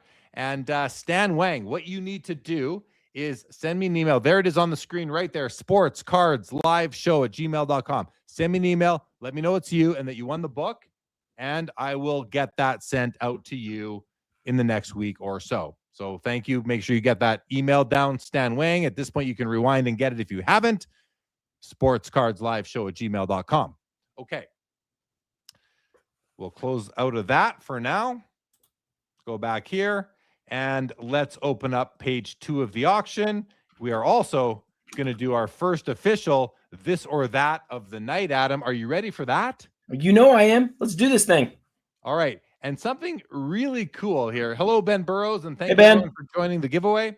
Well, we'll see how this goes. I'm not sure, but this time, don't just, okay, I'm actually going to show you the poll first because I have set up the poll and show it. Okay, so we are doing it between, you will type 1 or 2 into the chat, and let me bring up the this or that. There it is right now. Which would you rather have? The 2006 Michael Jordan limited logos, BGS 8.5, or the 2003 Kobe Bryant limited logos in a BGS 9? To answer and to be counted in the poll, you have to put 1 or 2 into the chat. We used to say Jordan or Kobe or the player's name. Put a 1 or a 2 into the chat to have your vote count for the poll. We got a 1 from Let's Go Jordan. Stacks 5 is not going to count. Living in Alpharetta is going with a Jordan. Molico's not going to count. Collector Charles is going with Kobe. Boozle with Jordan. Yaman with Kobe. F1 with Jordan. Burrows with Jordan. Stan Wang with Jordan. Molico with Kobe. Stacked 5 with Jordan. The real 27 guy, we don't see him often in the chat. He's going with a Kobe. Tyson is going with a Kobe. Diamond Mine Jordan. Sundin Kobe. Luke Jordan. Tropic collects. That's not going to register. Asa Grades takes Kobe. The doctor is taking Jordan. So is Lonnie. So is TJ. So is Bystander. So is Anthony. And so is Vintage Collector so far, who is actually taking Kobe. Did you vote? You got to vote too, Jeremy. I'll vote too. My vote should be in. There it is. I'm going Kobe. I love it when we agree. It's funny. I'm reading them. I didn't retain your vote. So I'm glad we did too. Now, I have to tell you guys that I don't know what happens next with this poll. I'm not seeing any results here. Like this or that. We got Jordan. I'm looking in the control panel now, and it's not. How do I get the results? It does. Just drop it into Excel and put together a graph for us. No, I seriously don't know how to see the results now. Like, what do you do to see? It doesn't. This is a new feature. I'm telling you, this is a new feature in StreamYard, and this is my first time using it, and I don't know how to actually see the results. Because right now, is it on a timeline? Is it on a timer? all I can I have a resume button and a hide button. I can Let hide it. me say while Show it. you're trying to figure it out, let me just say a couple things. So I can move I it. think this is such an interesting poll because if you are a patch guy, you're going to take the Jordan. If you're a Jordan guy, you're going to take the Jordan. If you are an autograph quality guy or a first type of collector like I am, it's not even close. Like I like the Jordan a lot because I recognize what it is, right? He's only got about 300 limited logos ever, and you're not going to find many with a nicer patch than that. And everybody loves 06, even though it's not holofoil, it's just glorious. But the Kobe with that blue autograph compared to Jordan's autograph, my humble opinion, it's the Kobe by a landslide. Yeah, I'm on Kobe too. Sundin said if Phil the Loud Collector can get the poll to work, that should be simple for you. Yeah, I legit, there's nowhere that shows me. Now the only button I have is a resume button. I'm gonna click on that just to see if it does anything. Just don't lose us. I don't want to lose the chat. Resume, stop poll. Okay, so it's not working for me. I don't know how to make it work. So we're gonna just abandon that option for now and do it the old way as per Moliko's. Something happened. What happened? Well, I don't know, but none of Jordan's votes got counted. You all don't count. What happened there? I don't understand it. Stop poll, resume. Okay, well, I'm going to delete this poll altogether now. And we're just going to do the old-fashioned way until I get that thing figured out. Thanks everybody. Maybe when you press, look at this. See how it says number 2 down there? Sundin pressed 2 a whole bunch. Maybe when you pressed resume, it actually started counting at that point. Ooh, maybe you got to press resume before we ask the poll. Maybe people don't care. We could move on, but I think that's maybe. Right now for the next one I have set up, it shows the button says start and show. I knew Boozle was going to say something in this moment. I was like, what's Boozle going to say? Boozle goes with Sports Cards Live, silencing my vote, fight for freedom. I knew something was coming. Oh, Boozle. So sorry, buddy. So sorry.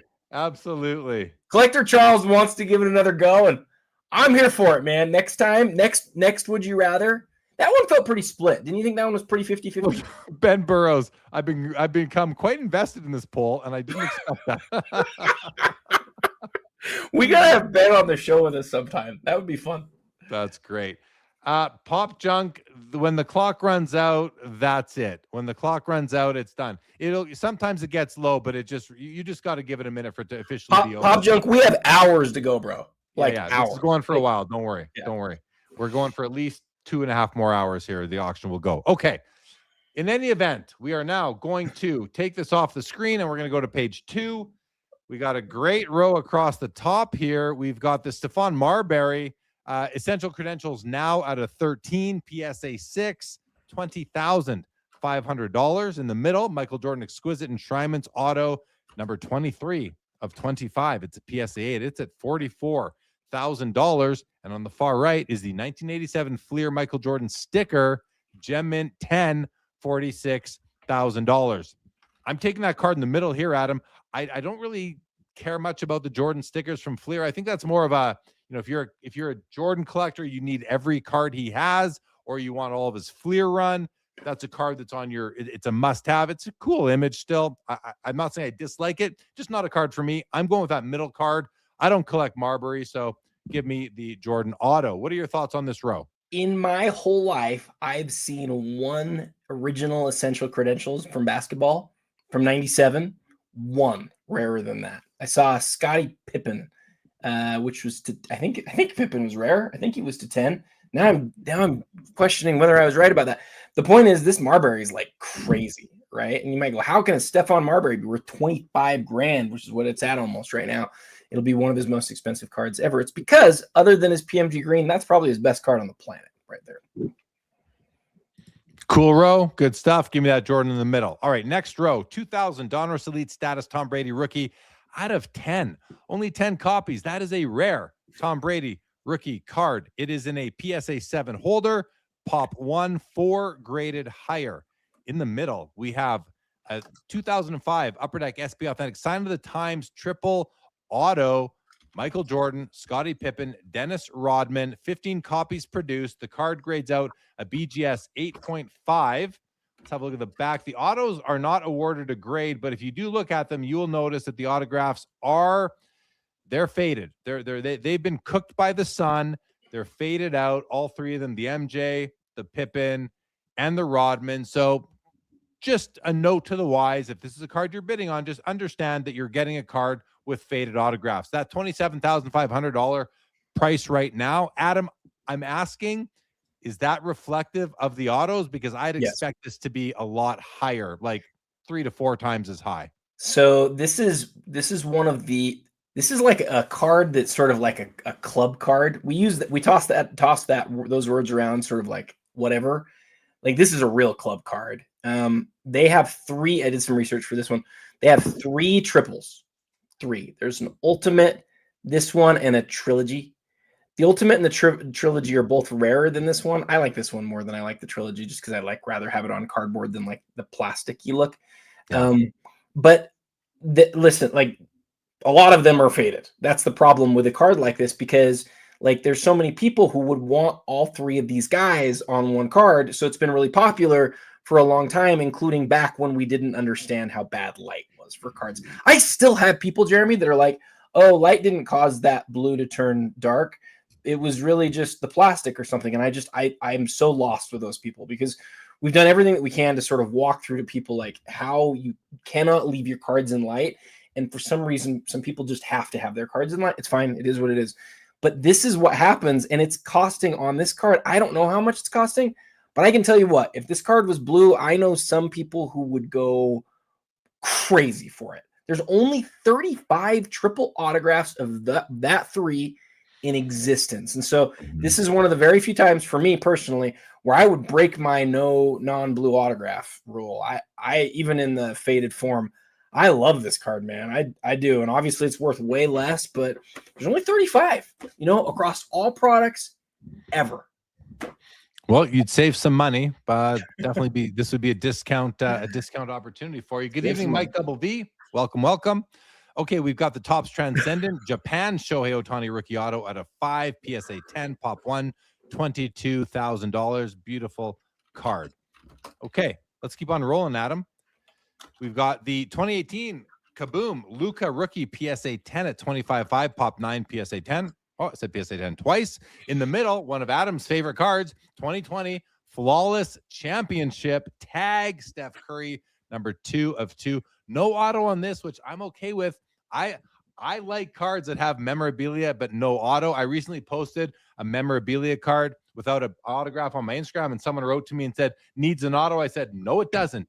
They don't need autos. Not every card with a patch needs an auto. That's my opinion. That's how I collect. I think this is a great card. It doesn't have to always be about the auto. It can be about the memorabilia, and that's what this one does. Game used Warren Champ Tag Patch Auto. Sorry, Champ Patch, after I say about autos. Champ Tag Patch, $29,000, and that's a great image of Steph as well. And on the far right is the 96 Topps Chrome Refractor Kobe Bryant rookie BGS 9.5. And we talked earlier about greening happening on this card, and we do see it through his biceps and forearms, a bit on the face, definitely throughout his legs, and on his teammate there as well. But I've seen worse. Listen, I'm not a fan of greening, but it is what it is. That's how these cards come in many cases. If you can find it without, that is very, very special.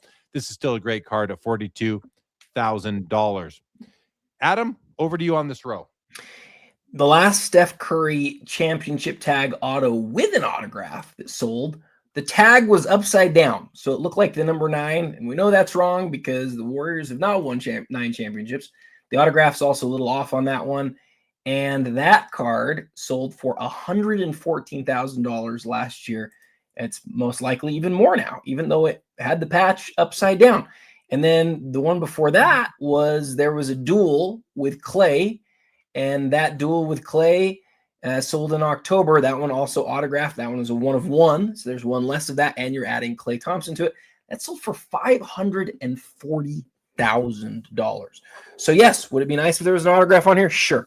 But do you want to spend 5 to 8 times as much for the card for the autograph? a lot of people would rather just have the tag, and I get that. And go get another card with an auto, and then you have his auto too. So go spend another $1,000 and go get a regular Steph autograph. Right, exactly, Jeremy.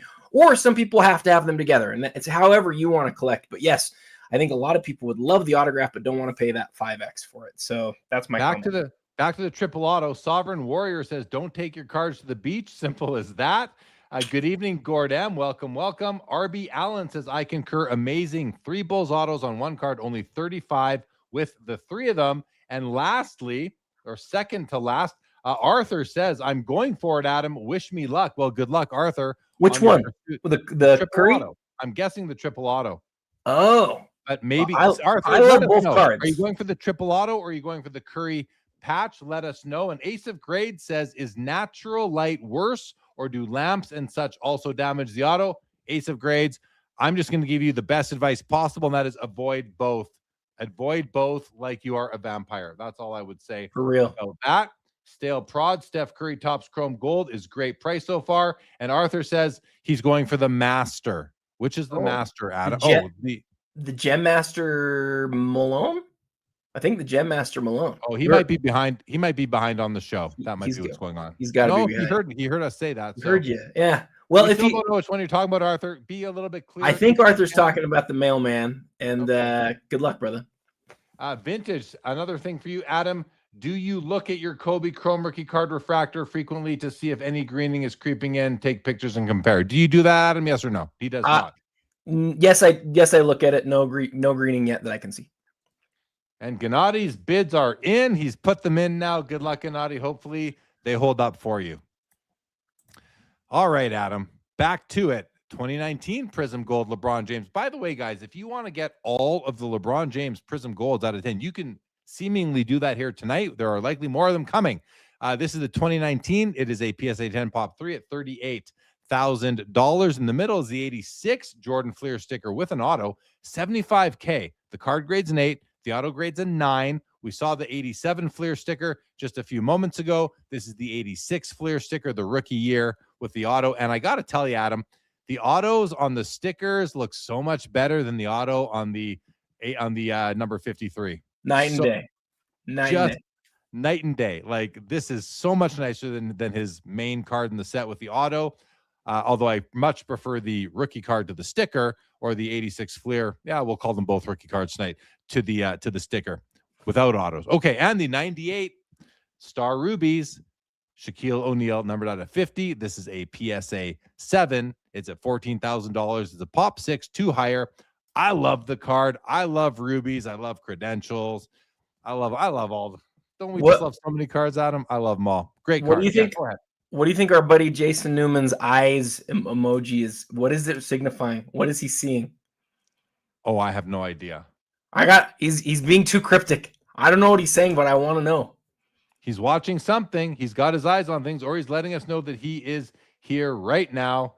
Great stuff, Jason Newman. Anthony says, Fanatics Collect is great. I use the buy now feature and love the vault they offer. You can find great deals, in my humble opinion. Yeah, we are currently covering, if you look at the top of the screen, we're covering the Premier Auction up here. But you've got the weekly auction, which I do shows about 3 times a month on Sundays, covering the weekly auction. And they have the buy it now marketplace as well, where you can buy now and I believe make offers as well. Flint Hall, for you, Adam, do you think it's smart to invest in 90s refractor given the greening issues? Adam, are you giving investment advice tonight? I like 90s refractors.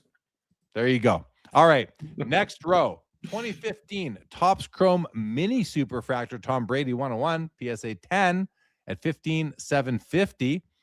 That seems low to me for a Superfractor Brady 1 of 1, even though it's a mini. That seems low to me. It's in a PSA 10 holder. It's in action. Patriots. It's a pretty cool looking card. It's playing days too. Like this card's 11 years old. Yeah, this seems way low to me, Adam. Does it not seem way low to you? Well, it's a Brady Superfractor from Chrome. So I don't know the mini set. I don't know what the story is there, but yeah, like we saw Brady Finest Superfractor sell for like $700,000 not that long ago, and obviously that's a Chrome and that's the base set. This might be like an insert, or maybe the Chrome Mini is, I just don't know. I'm not football. Everybody here knows. I'm not like it's a mini, but I've seen it's not a small mini. Like there are minis that are a lot smaller from various products like Goodwin and Ginter. These products put out small cards. This is a large mini. Monaco says this is the final year of Topps. I don't know. I think it's pretty cool. I think it's pretty cool. Seems really low to me. I don't know. Just it's if I had money just to spend tonight, I would take a stab at that, thinking there's something's weird about that one. All right, but in the middle, 2012 National Treasures combo dual logo man of Kevin Durant and Russell Westbrook from the old OKC days. 2 copies produced. BGS 9, $31,000. Kind of cool, Adam. Are those game worn logo men? Do we know? Yes, they are. Okay, we'll trust them and say they are. And on the far right, 2013 flawless Steph Curry patch auto, Ruby out of 15, PSA 10, Pop 2, $26,000. Any thoughts on the dual or the Curry here, Adam? 2 thoughts. The dual, I talked earlier about how sometimes you put guys together and they can make it cooler. This is one of those cases because for KD, I know he won 2 championships after he left OKC, but in my humble opinion, the public persona of KD just consistently has gone down since he left. His best days are right next to Russell Westbrook, and I think in the end, his collectors, as they form themselves, because I think they're still trying to figure out who they are, I think they'll like him from his OKC days. And that one's only to 2. There's other cards to 5. And then we have to call out Arthur in the chat. I met Arthur. I did not know this was the Arthur who, and had I known it was KB24, I would have known what card he's talking about. He's going after the Kobe. He's going after the Kobe masterpiece. Oh, and so where we see that's now up to 250. I don't know if that is Arthur, but I think he's the one who he's at least bidding on that. So good luck, brother.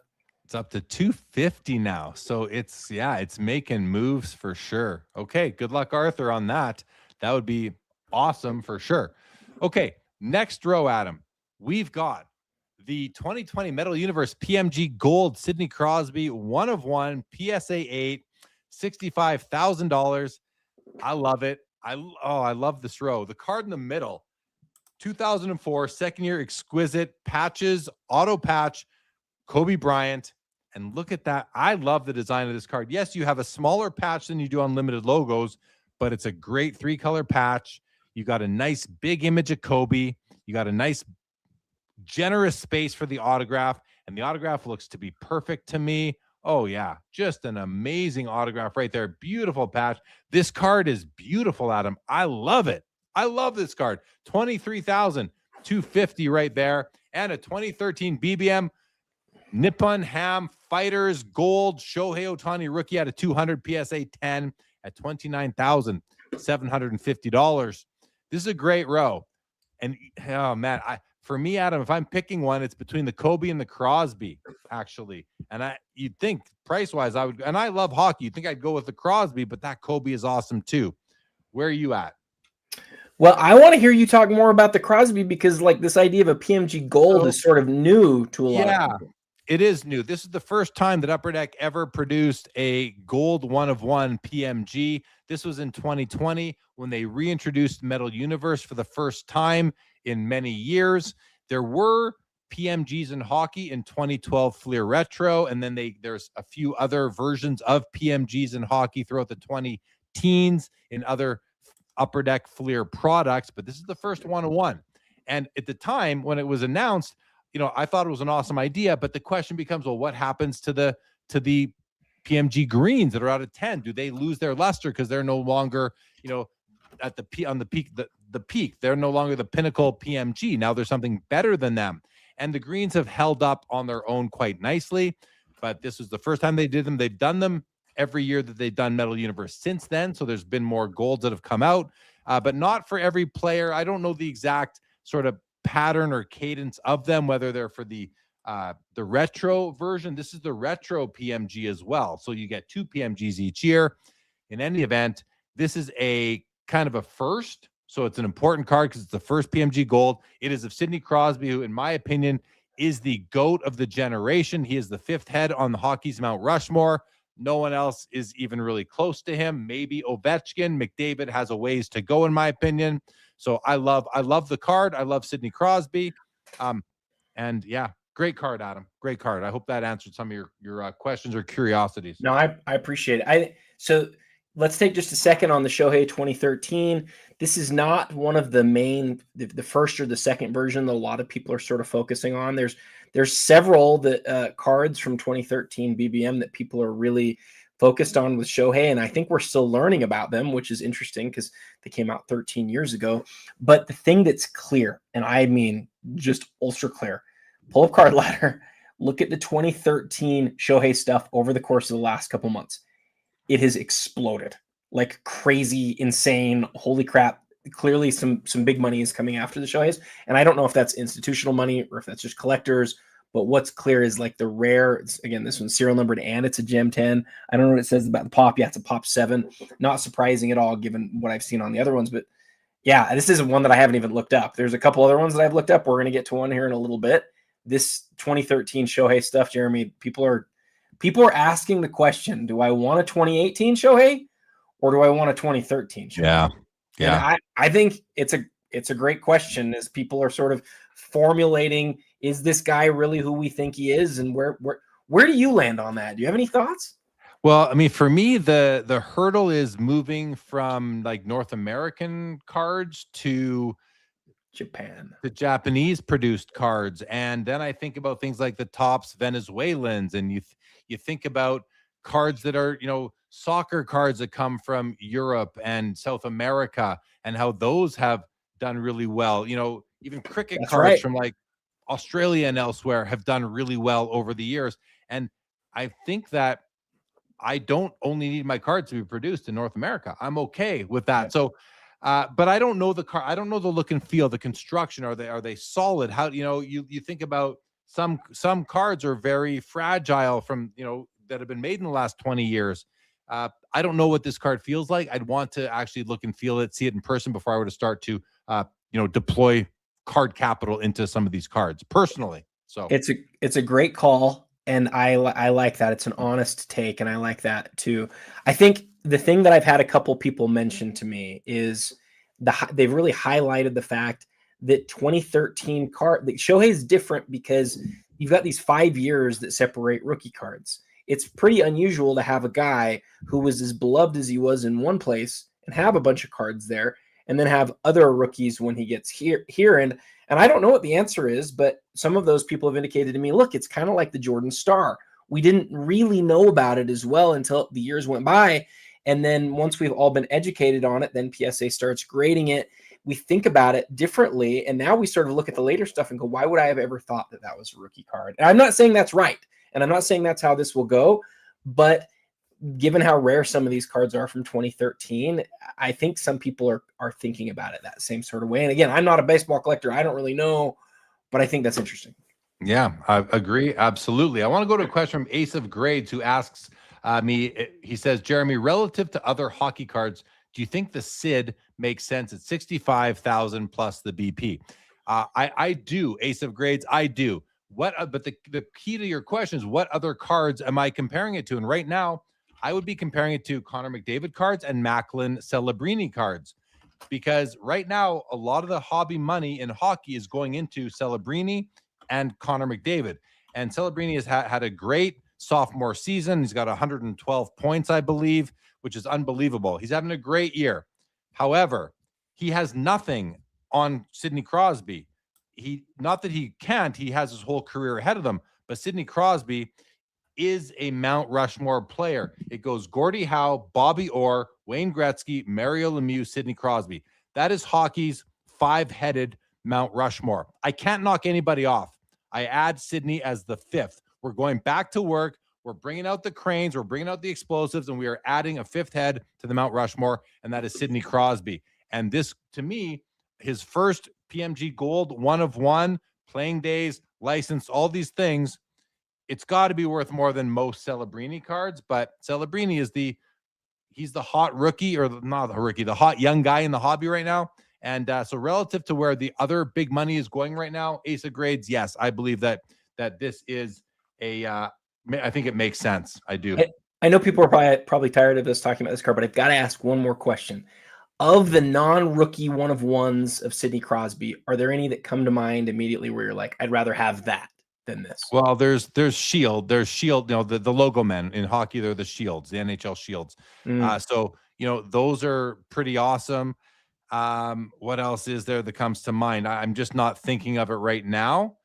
You've got in Prism hockey, you've got a 1-of-1 parallel that you don't get in basketball. It's like a bluish, I forget what it's called, but it's a very icy blue color. Maybe it's called blue ice or something like that. And I'm sure my hockey friends are chastising me right now because I might not be thinking of another obvious one. But you look at products that come out in Upper Deck the Cup, and you've got things like Shields. Upper Deck Ultimate has Shields. You've got some other 1-of-1s there as well. You see Ace's question? Well, that's one. Oh, first year golden. Great question, Ace of Grades. Yeah, the Golden Treasures are great cards. Golden Treasures are the or Upper Deck's version of the Superfractor, and they also come out in OPC Platinum, which is Upper Deck's version of, say, Prism or Chrome. That's what Upper Deck has, is the OPC Platinum set, and those are awesome too, Ace of Grades. But I think the PMG might edge it out. Although the first year Golden Treasures from 2014, I believe. So it's a 6-year older card, which should be somewhat helpful. Man, that's a great question. What do you think, Ace of Grades? I don't know. I'm not sure where I land on that. What do you think? Oh, yeah, man. My buddy Mo calls out there's an Essential Credentials out of 1 Sidney Crosby. He's also got one out of 2, which I have one of those copies. Ooh. And so I would put this PMG ahead of that. Jake Dahl calls out the Cup RPA, which is not a 1-of-1, but it's a great card. Right, and my question, to be clear, my question was non-rookies, because there's like you say, there's the Shield 1-of-1s and stuff like that from his rookie year that you're obviously going to take, but the PMG name has so much that goes with it in basketball. I was asking you that question because I wanted to understand from your perspective if you view it on that same sort of tier. Because can you imagine if we had like a 1-of-1 97 green, like if it was a 1-of-1 rather than out of 10, it would be absolutely crazy. Yeah, I mean, based on what you're kind of getting at there, non-rookie years, I do think that this card is big, the green PMG. Mo calls out the Essential Credentials out of 1. I think we said, here, LGC echoes that. Crosby Essential Credentials now 1-of-1. That's a great card, but is it better than the 1-of-1 PMG? I don't know. And the 1-of-1 Essential Credentials, like from 2014 or 15 in there somewhere, 13, 14, 15. I don't know which one I do prefer. I really don't know, guys, but I'd love to hear what you guys like better. I guess LGC says he would prefer the Essential Credentials, so that's interesting.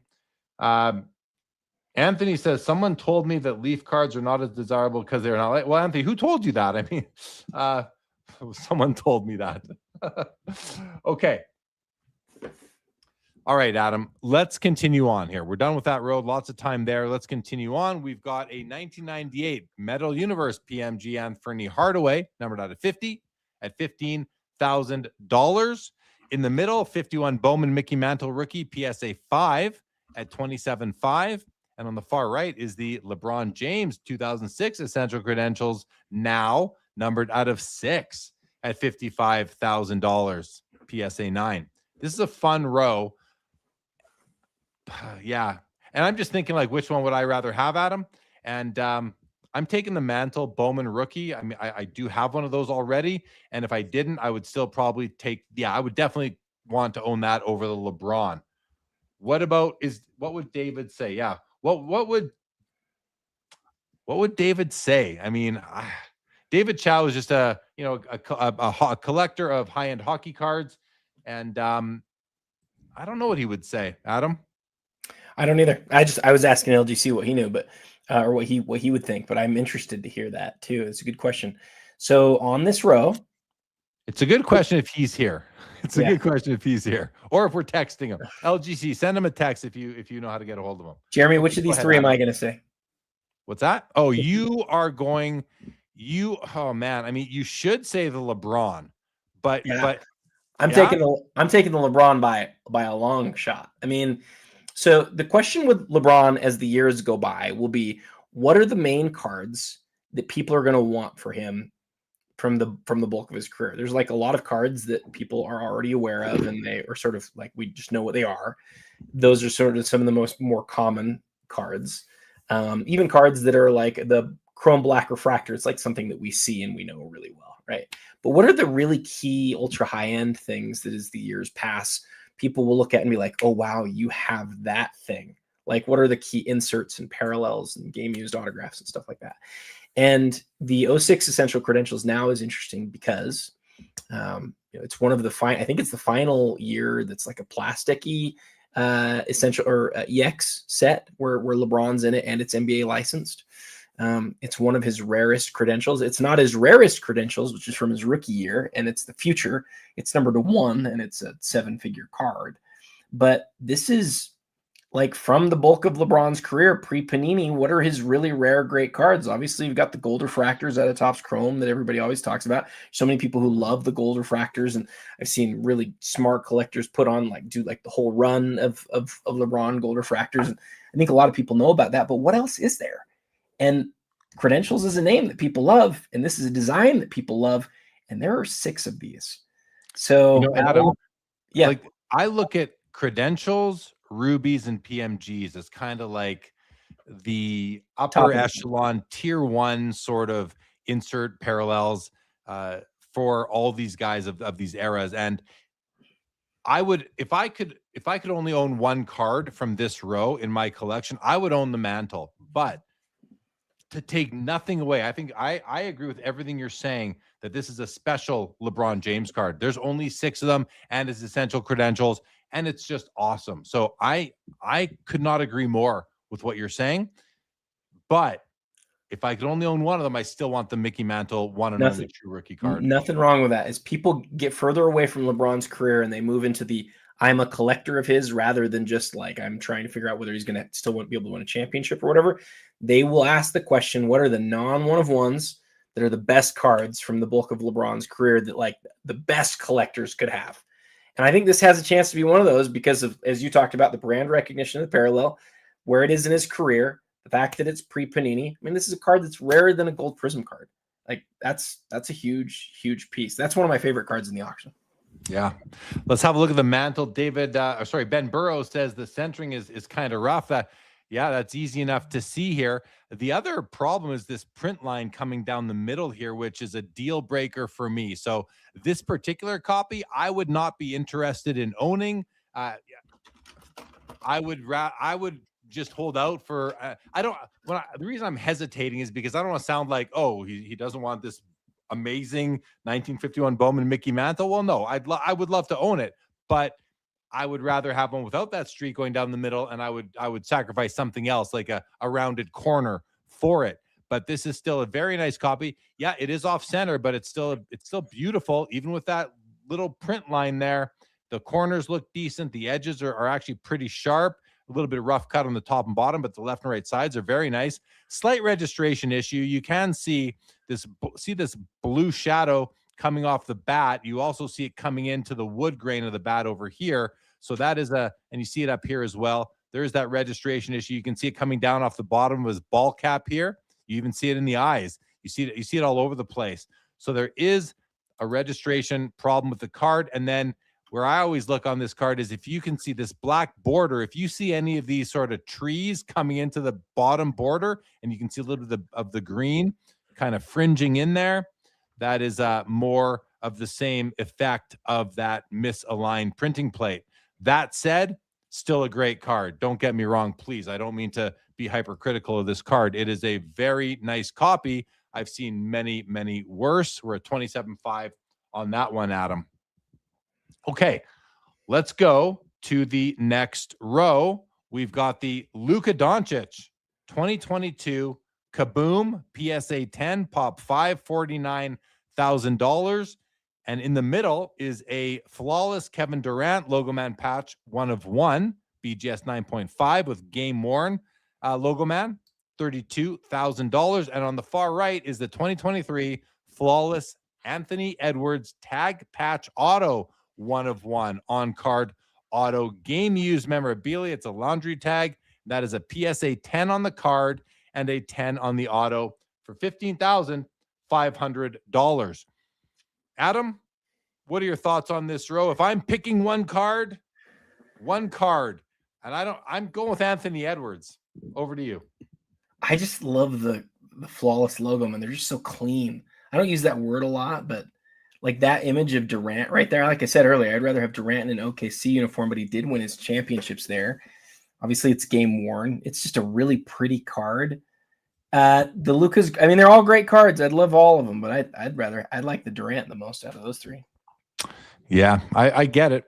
I just don't have an affinity for KD. I have one of his cards already. I'm good. So give me the Ant-Man. Okay, next up. And we did gloss right over the Hardaway PMG, but it's a beautiful card. So just to the 9 who called out that we poor Penny got no words. The 9.5 on there, I will just say this real quick. The 9.5 on there is interesting because we have seen the premium that people pay on high grade Beckett decrease and the premium that people pay on PSA high grade really increase. And so we have a tendency to sort of skip past these things.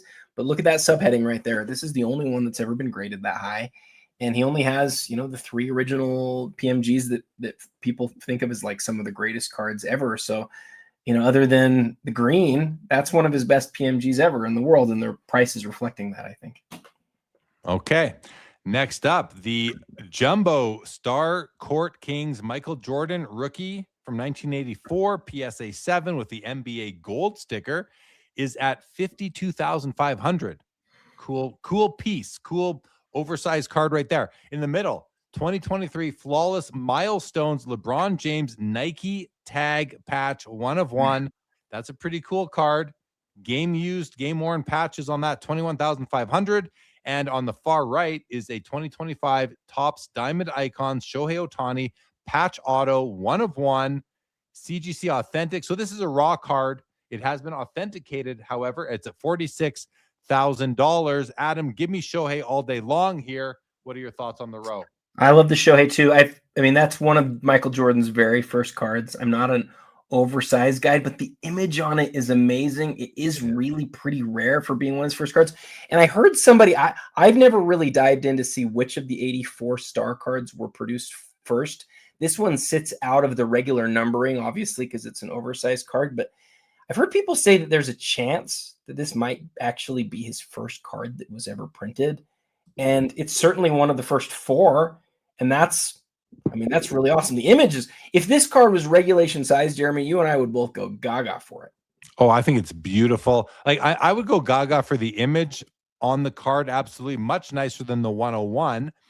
My only beef with Star is the quality of the item itself. That's it, but it's not that big of a deal. Yeah, I hear you. I'm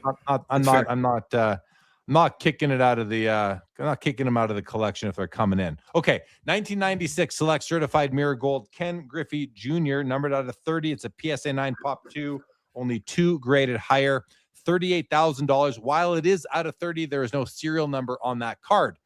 In between, we have a Matt Stafford Superfractor 101 rookie auto at 87. Is this the highest selling Matt Stafford card of all time, Adam? $87,500 on the Stafford Auto Superfractor rookie. It's got to be. I'll go look it up right now. Right? It's got to be. And on the right is the 03 Ultimate Collection LeBron James rookie auto at a 250 BGS 9.5 at $38,000. And that autograph looks really nice. Let me know when you have that app up. I'm just going to check the auto on the LeBron. Oh, it is. It's a beautiful LeBron auto. Okay, what'd you find out, Adam? The highest Staffords ever are 2 Superfractors. One's Bowman Chrome rookie Superfractor, is $55,000, and then selling within a month of that was the Topps Chrome. It was $54,000. Is it autograph? But this is the autographed version. So I don't know. Maybe you do in football where there's 2 identical Superfractors. Do people prefer, but one's autographed and one's not? Is generally the autograph preferred, or is it the non-autograph? I don't know what that means. What that is for Chrome. But just to my original question, if I may, you did confirm this is the highest selling Stafford card already. Yeah, sorry, that got lost in there. My bad. Yes, it is. No, it's okay. We're over $100,000 on that right now. Good evening, Kinger. Welcome to the program. And yes, those Fleer Ultra Platinums are very, very cool. Anthony's never seen that Jordan card. Serial number delete would be tough. N Funk would rather have the non-auto versus the sticker auto. As would I. N Funk. Okay. Oh, we got the Meltdown. We got the Michael Jordan Skybox Premium Meltdown from 1995. It's a PSA 10. It's a beautiful card. I love it. 34K. Look at that Wemby, though. Holy smokes. 6 figures. That's not a regular gold. It's a gold sparkle. Is a Gold Sparkle 2023 Panini Prism Wembanyama out of 24 PSA 10 Pop 6 105, which is really $126,000 out the door right now on that, Adam. And in the middle is the Nebula SGA 1 of 1 from 2019 PSA 10. Really cool Shea Gilgeous-Alexander right there at $42,000. Okay, let's play Would You Rather, Adam. Which one would you rather? Well, I mean, you see the prices here. You just have to take the Wemby, but without the prices, I'm taking the Shea. It's a second-year card. He's featured here, I think, with the Thunder, but the jersey says Clippers. It's a second Nebula outside. I mean, just outside of the rookie one. That's a huge Shea card. I would take that one. I'm taking the Meltdown. You're going with conditional rarity? I didn't know you did that. Well, they're all PSA. Hey, before I said that, I made sure they were all PSA 10s. But to be clear, and you'll agree with me on this, I think the value in these is much more like the 99 point something % of the value on the Meltdown is the grade. That's not the case for the Shea or the Wemby. Because it's a 1-1 and it's out of, you know what, good call. But here's the thing. The way my collection works, the only card that fits it is the Meltdown. The SGA doesn't work its way. There's nowhere in my collection for either of those other cards. So that's a good call. I would love the Shea because it would fit my collection as that's the only Shea card I need, and then I'd never need another Shea card again. Same thing for the Wemby. And by the way, if you haven't heard yet, everybody, I have started a new Instagram account with just showing my collection, my PC cards. I just started like 2 days ago, and I think I got like 15 posts up so far. It's the same as my regular one, except it's not the same. It's JLee_cards. JLee_cards. If you want to go follow that, you can follow along with my collection. And I'm going to be posting. I intend to have about 1,000 posts up by the end of the year. Hopefully, if I can get through that many cards in my collection. Okay. Did you follow that yet, Adam? You should go follow my new account. I didn't know about it till 5 seconds ago. Okay, there you go. I'm gonna go follow it right now. I'll be back in a little bit. JLee_cards, everybody, check it out. I'm having fun. And my posts are not just pictures of cards. You get a full story, at least where I have a story to tell. Okay, next row, 2018 Panini Prism White Sparkle, Luka Doncic rookie, PSA 10, Pop 14, $25,500 as we sit right now. In the middle, 1968 Topps Nolan Ryan rookie card. It's an SGC 9 mint condition, $47,000. And on the far right is a 1999 Upper Deck Wild Level 2 die cut MJ out of 25. It's a PSA 10 Pop 1, and it is at $41,000. Now, this is a fun row for me because several years ago, I would have said, obviously I'm taking the Nolan Ryan, but I think I'm going with the MJ in this row, Adam. What do you want to tell us about this row? Well, I'll talk about the MJ for a sec. 1999 Upper Deck Wild is probably not a set that most people here know. Frankly, there's not a lot of Upper Deck inserts from the late 90s that people know really well. And part of that is Upper Deck's own doing. They made so many different Michael Jordan sets where like all the cards are Michael Jordan. What you've got to know about this one is this is not one of those sets. Wild was an insert set. I think it's 20 cards that has just all different players in it. And there are 3 levels. The first level doesn't have a name. It's just called Wild. And then there's level 1 that's numbered out of 100. And then there's level 2 that's to 25. There's not a 1 of 1 or any other parallels. There's just 3. And they're marked with different things like some are die. This one's die cut, and they come with different colors and things like that. But here's the way that you can really easily talk yourself into this card. It comes just after the Molten Metal Fusion that's to 40. It comes just after the Slam Bams that's to 100 and the Playmakers Theater and these cards that are worth crazy amounts of money, right? This is just after that, but it is a legit regular insert. It's not a Michael Jordan only insert, and it's just a 25, meaning it's one of the rarest Jordan inserts in a Bulls uniform really ever made, where it's like a true insert, not like a Jordan only insert. Now add to that, it's the only PSA 10 in the world. right? And it has I can't think of too many Jordan inserts that are also like one of one, like pop one type cards ever made. So Man. I had no idea. You're like selling me on this card right now to the point where I want to go bid on this. Well, I'm liking it more and more. Well, you should. No, I'm just teasing. I don't know if I don't think if it's your collection, but I do know this. If it's a lot of people's collection, because it's the rare Jordan, it's the really low pop, and it's the high grade. Like, it's got everything going for it, but also people don't have any idea what it's going to sell for, including me. I have no idea, because it's this was my research project on this. Last thing, and then I'll shut up. I looked at 1999 Upper Deck Michael Jordans, and I sorted from highest to lowest in card ladder.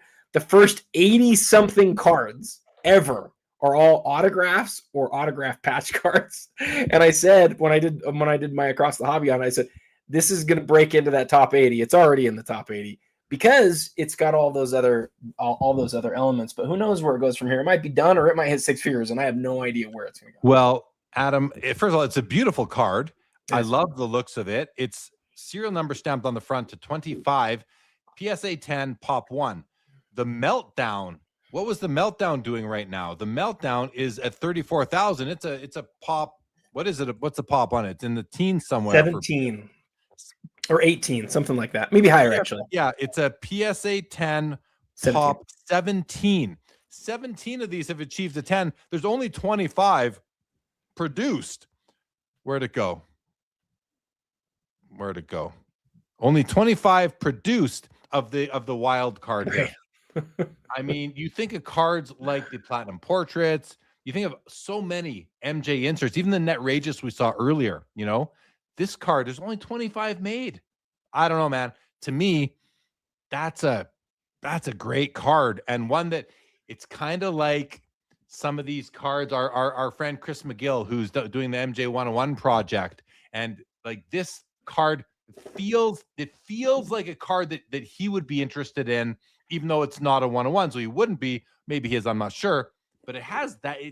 I get those kind of energies out of this card, like I do when I listen to him talking about Michael Jordan cards and the rarest, most elusive ones. I'd love to hear his thoughts on this card and where it fits into the echelon, as well as Cajun's thoughts on where it fits into the overall hierarchy of MJ cards. Is this on his poster? Is this a hierarchy card there? I don't know, but I'd love to know. Thank you, Mookie, for giving the account a follow. I appreciate it. Demand says it's a parallel of an insert, though. Those are my favorite cards. You take an insert and give it a parallel. I mean, that's what essential credentials are. Essential credentials are parallels of an insert. Essential credentials are parallels of a base set. Oh. But I'll tell you what a parallel of an insert of a parallel of an insert is. I was just talking about the Fusion Gold. The last one of those moved for almost $500,000. Like, there's a lot of parallels of inserts that are worth a crap ton of money. They're not nearly as rare as this one, especially when you add in the conditional rarity to it. And my comment on the essential credentials being a parallel of an insert applies to Fleer Retro, but it does not apply. Yes, you're right. To Retro. Yes, you're right about that. And Moliko's Gold Stars, Ultra. Why can't I think of it? Ultra Stars Gold. Yes, there you go. Ultra Stars Gold. Thank you. Like, that's the same thing. Some of the StarQuest Gold, many of the best inserts ever made. I mean, Kaboom Golds. Kaboom Golds at this point. Kaboom Greens. Yeah. Over the ages. Sorry, you go ahead. You go ahead. Sorry, I'm just saying the Star Power Supreme. There's a lot. The point being, a parallel of an insert is like my favorite type of card. To me, that's the bee's knees right there. So for me anyway. Okay. Let's move along here. We've got the big man on court, Michael Jordan, 1997, PSA 10 at 23.5. We've got the flawless Logomen Dirk Nowitzki, patch auto, 1 of 1, gem mint 9.5, game used Logomen at $48,000. Seems like a good deal to me for a game used Logomen, Dirk Nowitzki, and the 1996 EX2000 Credentials Kobe Bryant rookie out of $499, BGS 9 at $27,250. Great row here. I'm not a huge fan of this big man on court card, just the looks of it, and it's so much different than the other big men on court card that came out, I believe, the year before, the real colorful kind of poppy art big men on court card. You know the one I'm talking about, Adam. Yeah. With that one has the what's the kind of what's the parallel to that card? There's a version of it. The Z, is it the Z something? I'm ashamed that I can't think of this off the top of my head. It's okay. Anyway, I'm not a huge fan of that, but I love the Kobe and I love the Nowitzki here, but I'd probably take the Kobe in this row. What are your thoughts on the cards here? The Z, Pete. Thank you, Mollico. I love the big man on court here. Sorry, I love the big man on court here because it's lenticular. Yeah. I love lenticular cards. I think in hand, this card is legit, awesome, super cool. I only saw a few of these growing up. I certainly never saw Jordan. I saw I think Sean Kemp or somebody like that. But yeah, I love this set. But yeah, for me, you know how much I love the Kobe. I love the Creations Kobe so much. I think that's one of the prettiest cards ever made. And I love the Dirk. I love the Dirk too. Yeah. The reason I don't love this big man on court, I do love the lenticular nature of it. It's just that it's really dark in the background, whereas a jambalaya has all sorts of colors going on for its lenticular, aesthetic. So that's why I do. Yeah, Demand says lenticular cards are the best. Yeah, they are certainly awesome. All right, next row, Skybox Dominion, Sky's the Limit Warp Tech Kobe out of 25. PSA 9, Pop 3, none higher, $32,000. I'm kind of like speaking a little bit slowly because of the Skybox Dominion. I know that Panini put out a Dominion set in hockey in 2010, 11, and 12, maybe even 13. And so that kind of got me caught up there. I've never seen that word used elsewhere, but here it is. In the middle, 2018 Topps Chrome Purple Refractor Shohei Rookie Auto at a 250 PSA 10s at $34K. And on the far right is the 2018 Donruss Optic Gold Luka Doncic Rookie Auto 1 of 10 PSA 10 Pop 1, $23,000. This is the gold optic. What a nice looking card there, Adam. Like 23 seems low to me. Should that be more or what? I don't know. I love that set too, though. Warp Tech. Diamond Mine tells us Warp Tech's another lenticular. I did not notice that at first, maybe because we didn't click in, but I want to see this now. Oh yeah, look, you have some jambalaya sort of echoes in this card right there, don't you? Look at those little circular shaped things. Oh, look at that, 16 to 25. Wow, I'm loving this card right now. This Warp Tech Skybox Dominion. I really liking this card. Dang. Can I tell you a story about this card? Sure. So I worked at a card shop in 2000 when this product came out, and we had Pack Wars at those times. Pack Wars were really popular at that time, and we had a bunch of guys in our shop just opening this stuff like crazy. And there's nothing in this stuff. I mean, it's really tough. There's 3 different levels of all the inserts. There's like a regular level, and then there's like a little bit shinier level, and then the Warp Tech. And one of the inserts you could get in a Warp Tech like 1 in 4 or 5 boxes, but this insert, Sky's the Limit, you were never ever going to get a Warp Tech. Like, you just knew there was no chance. And then after cases and cases of never seeing anything, within the same box, 2 Warp Tech Sky's the Limits came out. I don't remember which players they were or anything like that, but I remember it was one of the few moments like in House of Cards history that I look back at and I go, that was the craziest thing that I have ever seen.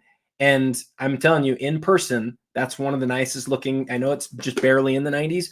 That's one of the nicest looking 90s sets ever. People don't think of it the way they should because it's like they're so rare. There's only 25, but they're just, I mean, it's these and jambalayas. Like, those are the nicest Warp Tech lenticular. Well, Warp Tech is rarer than jambalayas. That's by a mile. Sure. By a mile. So I don't know, maybe 10 times as rare type of thing. I think this is a very underappreciated card or under talked about. I just don't hear about it, and I'm sold on it. If Jordan was in this set, it would be a $500,000 card, and Kobe would be $200,000. Yeah, seriously. Yeah. David Chase checked out my new Instagram account, says, I'd like to hear my reasoning for not including the backs of the cards. He agrees with my choice. Yeah, I'll be honest. The reasoning is basically time and laziness to go back and scan. I have all the scans already. I'd have to go back and scan everything again, David. And that's why I'm just going with the fronts. maybe I'll start another account called J League Cards the Backs and do it on there. But that's really why. It's just a time thing more than anything. Okay, next row, 2018 Prism Mojo Luka rookie out of 25 PSA 10, $34,000. Cheaper than this one here that's out of 10. Or sorry, more than the auto out of 10. In the middle, 2016 Select Patrick Mahomes rookie card, pristine black label, BGS 10 at $32,000. It's a pop 3. And we have a vintage card. Look at this, a 1910 E103 Williams Caramels Ty Cobb PSA 4, pop 3, 1 higher, $26,000. Cool card. Look at that. What a beauty. It's a little bit dark for my liking, and in the way that it's a darker red and a very dark. It's like I'm not a photographer, but they let it. I don't know what the words I'm looking for here are, Adam, but they they left the shutter open too long or something like that. Although that might make it brighter. Maybe they didn't have it open long enough, even though it's art. Okay, I'm going to stop pretending I know what I'm talking about. It's still a great card, and I do like it quite a bit. And if I'm picking one card in this row, I'm taking the Cobb. Anyway, so there's that. What are your thoughts on the 3, Adam? The Luka is probably, it's a top 5 or 6 most iconic card from the 2000s. Never owned one. The Mojo is super recognizable as a pattern or as a design. I'd probably take that. And I'm a basketball guy. It'd be cool to have a nice Luka. There you go. All right, let's keep on. Oh, we have another 24 karat brilliance here. 24 karat gold. Brett Favre from 1998 Fleer Brilliance. PSA 8, 12,000. Going right to left now, we've got the Contenders ticket auto Tom Brady rookie at 36,000 with what looks to be a very nice autograph. It graded a 9. Let's see if we see why. Because this auto looks really nice to me over here. A couple of little streaks over here, perhaps, and darn it, but the stripes on his socks always kind of throw you off on the auto. Like there's a stripe right under the ink there. It's kind of funny how that happens, but not a great design for an auto on this card. In any event, it's a very important card. And on the far left, what a beautiful 2014 National Treasures Clutch Factor Prime Kobe Bryant patch auto. PSA 8, pop 1, none higher, 19,000. But look at that patch. Look at that patch. Stunning patch right there. Pretty cool image of him, going up to score amongst a couple of defenders. And it is game worn as well. That's a beautiful Kobe auto patch, Adam, numbered out of 10. So what are your thoughts on this row, Mr. Gray? The Kobe patch is really cool. Usually you get a 3-color that doesn't have that much sort of stuff going on. Clutch Factor isn't like the best insert, but I like the way that card looks a lot. I would definitely take that out of these 3. You would take the Clutch Factor. Currency Project in the house lets me know about the lighting on the Cobb because extreme contrast between light and dark in an image. Thank you, Currency Project. Wait, what was that word that he first used? I want to hear you pronounce that. No. I learned about this in one of my art classes. I think it's okay, but I have no idea how to say it anymore. Oh, I thought you did. And I was gonna try chiaroscuro. Chiaroscuro. If I had a sec, I would have gotten on ChatGPT and gotten it and sounded semi-smart, but I have no idea. Thank you, Anthony, for joining us. Have a great night. Okay. Next row, Adam. Oh, next page. Let's do a this or that, everybody. And Are we gonna try the thing again? I'm going to try it. We're going to try it. We're going to try the poll. Make sure you press that button this time. Start and show. It is now running. And let me bring it up. There it is, everybody. It is the Kobe Masterpieces 1 of 1 versus the LeBron Gold Topps Chrome Refractor Rookie. You have to type 1 or 2. That's it. Did you press resume? Well, hold on. Don't vote yet. Don't vote yet then. I'm going to stop it and I hit resume. Okay. Now it should be going. Okay. Type. Oh, there we go. We're seeing votes. Okay, it's registering votes now at least. It's working. We solved it. It's working. Jeremy, I always knew you were a genius. This moment confirms this for sure. I got to tell you guys, I swear I've been. So StreamYard is the platform that we use to live stream. Most live streamers use StreamYard. And I've been asking them for a poll function for 5 years. 5 years. They came out with the giveaway tool, but now they've added the polls. It just came out like 2 days ago. I got the email. So it's there, and that's pretty fun. So Kobe's running away with it, basically 2-1 right now, 65 to 35% for Kobe. As the votes are coming in, let's see who's voting for what here, though. Double V is taking Kobe. So is Ben Burrows. So is LGC. So is Mollico. So is Double V Mike. Tyson's taking LeBron. 1 vote for LeBron. Then it's Adam for Kobe. Mollico for Kobe. Robert's taking LeBron. We got Double V taking Kobe. We got Julia May taking LeBron. Pop Junk is taking Kobe. So is David Chase. So is Stacked 5. Tyson's taking LeBron. So is TR Cards.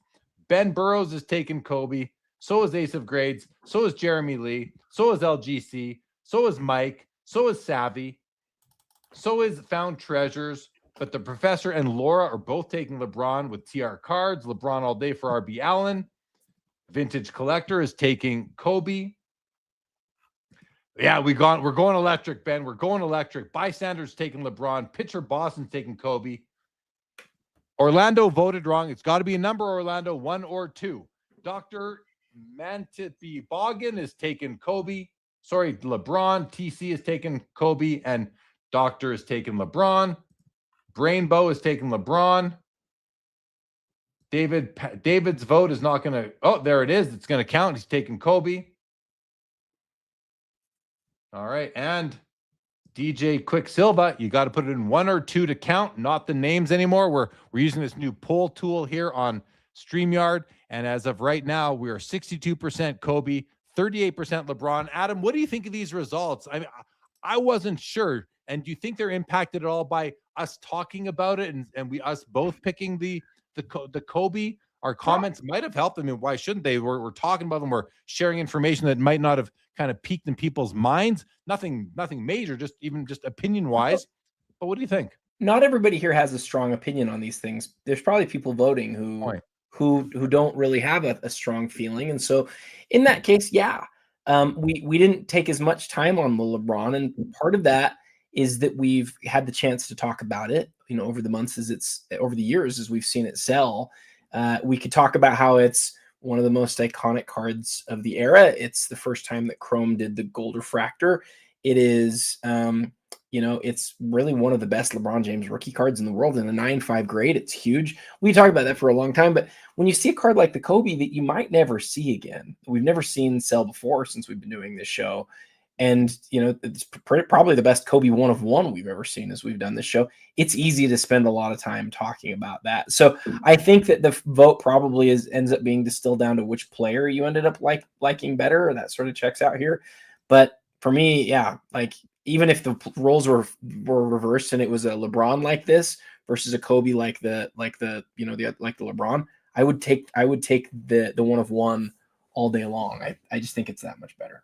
Yeah, great thoughts. Great thought pattern there, Adam. I'm going to stop the poll now, and let's see. So there it is, locked in now, 65% Kobe.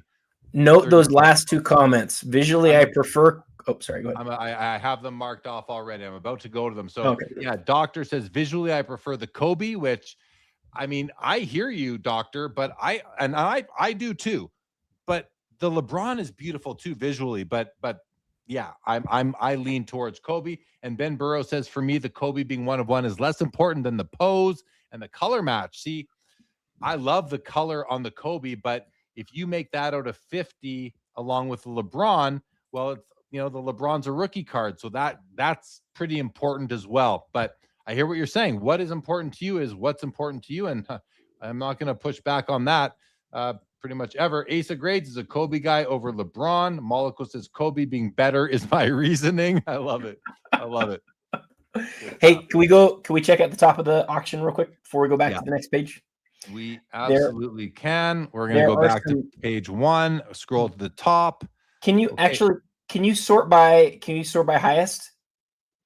Is that cool? Done. Consider it done, Adam.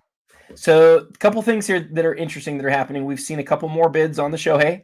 It was at 360. Now it's at 380, 10 grand on each of those bids. The Curry NT that we talked about with the 10 auto from PSA is now higher than the chrome gold refractor is. And that's pretty interesting, I think, to see. They're right in a row there, 280 for the NT and then 260. Steph's still sitting higher than LeBron there, and then Kobe's holding strong at 250. There we go. What's James Wood is at 130, and the Shohei is leading the way at 380. So there we go. All right, we are done. Page 2. We're going to close up a bunch of these tabs now and move our way on to page 3 of the auction. 48 cards per page. Thank you for playing this or that, everybody. And we got the poll figured out, I guess. Okay. We have a 2004 Messi Mundi Chromo Liga PSA 10 at $41,000. In the middle is the Giannis Antetokounmpo rookie patch auto numbered out of 99 from 2013 National Treasures. PSA 8 pop 2 for higher, currently at $22,250. And on the far right is the 86 Fleer Michael Jordan rookie card, BGS 9.5 at $46,000. Let's take a look at the Jordan BGS 9.5, and I want to check out the subs. Okay, centering comes in at a 9, and I was wondering because I could tell at that wider angle that this is noticeably off-center to the left here for a 9.5. That makes me kind of wonder, but I guess edges 10, surface 9.5, corners 9.5, very strong except for that, left to right centering. So beautiful card. To me, there's so many of them out there, though. I would prefer a better centered copy, especially in a BGS 9.5 holder. What are your thoughts on that, Adam? Because let me just say one more thing. This would not be a PSA 10. This would be a PSA 9 at best because of that centering. It depends on when it's graded, I suppose, what era of PSA grading it fell into. But this is a 9.5 because Beckett offers a 9.5. So what do you think, Adam? Well, yeah, I think we've seen PSA 10s that fit in the same sort of category, especially ones that were graded a long time ago. I've owned, I don't even know how many of these over the years. This is an above average centered copy, but it's not one of the best centered copies. It's not like a top 10%. It's probably a 30 to 45 percentile average Jordan card, maybe even top 25%. No, that's probably too high. 30 to 45, somewhere in there. So it is a great card. But yeah, I would look at it more as like a min gem Jordan than like a real nice Jordan. Good. I like the way you put that. Min gem for sure. Yep. Okay. Continue. Unless you have anything to say about the Giannis or the Messi. Super high quality patch on the Giannis. Most of those are not 3 colors. Yeah, absolutely. Very nice. Oh, okay. This Kaboom, the 2013 Kaboom Kobe is a design that's sort of grown on me over the years, being the the comic book kind of art there. But it's $20,750 BGS 9.5 with Fanatics Collect Eye Appeal as well. It's a cool card. I'll leave it at that. We've got the Court Masters MJ in the middle here, PSA 10 at $18,000. And on the far right is an SGC 5 Mickey Mantle 51 Bowman. We looked at the PSA 5 earlier that was off center as well, but had the print line on it. From what I can see, this copy is quite a bit nicer than the PSA 5. This does not have that registration issue. Look at the bat. The bat is clean. No blue shadow coming off it. This is clean registration. The corners and edges are nice. You don't have any of the green from these trees coming down below the black border. No print defect that I can spot like almost anywhere. I say almost because there's a few minor flaws I'm seeing. So this card, if this was shifted to the left a couple millimeters, wow. This is a really strong copy, I would say, for the grade. Centering is what it is, of course, guys. But comparing this, Adam, I'm just going to go. I have to show that PSA 5 mantle that we had. Where was that? Was that on page 1 or page 2? Must have been on page 2. But I just have to show you guys the difference. It's night and day. Did I pass it? I don't know. I haven't seen it. But I wasn't looking on page 1. This is by price here. That's why we're still by price. Hold on a second. I'm going to go back to lot number here. I might have messed you up there. Sorry about that. That's okay. We can fix it. Let's just go find that other mantle. I just forget if it was on page 1 or 2 by lot. I guess it was on page 2. It should show up here somewhere, everybody. Please bear with me. There we go. Okay. So let's open this one up. And then let's open this one up and bring this over here. So we're beside each other. Here's the PSA 5. Okay. And here, where'd the SGC? And here's the SGC 5. Look at how clean the SGC copy is. Oh, just everything about it. This card has this print line down here. This one does not. This card, okay, let's look at the bat. Look at the bat. Notice how clean that black border around the bat is. Now look at this one. Holy, get out your 3D glasses for that one. It's that versus that. It's not even close. And then look at the face. Look at the face and all the lines around him. Okay, nice and clean. Now look at this. Look at the blue coming off the bottom. Look at the blue and the black not matched up to outline his jersey, whereas on the SGC copy, much clearer. Although we are seeing some blue coming up off the jersey on the back here. So it's not perfect, but it's much, much cleaner in my mind than this copy here. So both graded 5s. And this PSA 5 is this is a reslab, guys. This is an older grade that has been reslabbed. Very important to know. It's an 8-digit serial, where this is just a more recent SGC slab. Anyway, wanted to point all that out to you. I think it's important to understand what it is that we're looking at here. Still a great card, both of them. Okay, Adam. Anything else on that, Rory? Or yeah, do you want to talk about the Kobe Kaboom or the Jordan Courtmasters?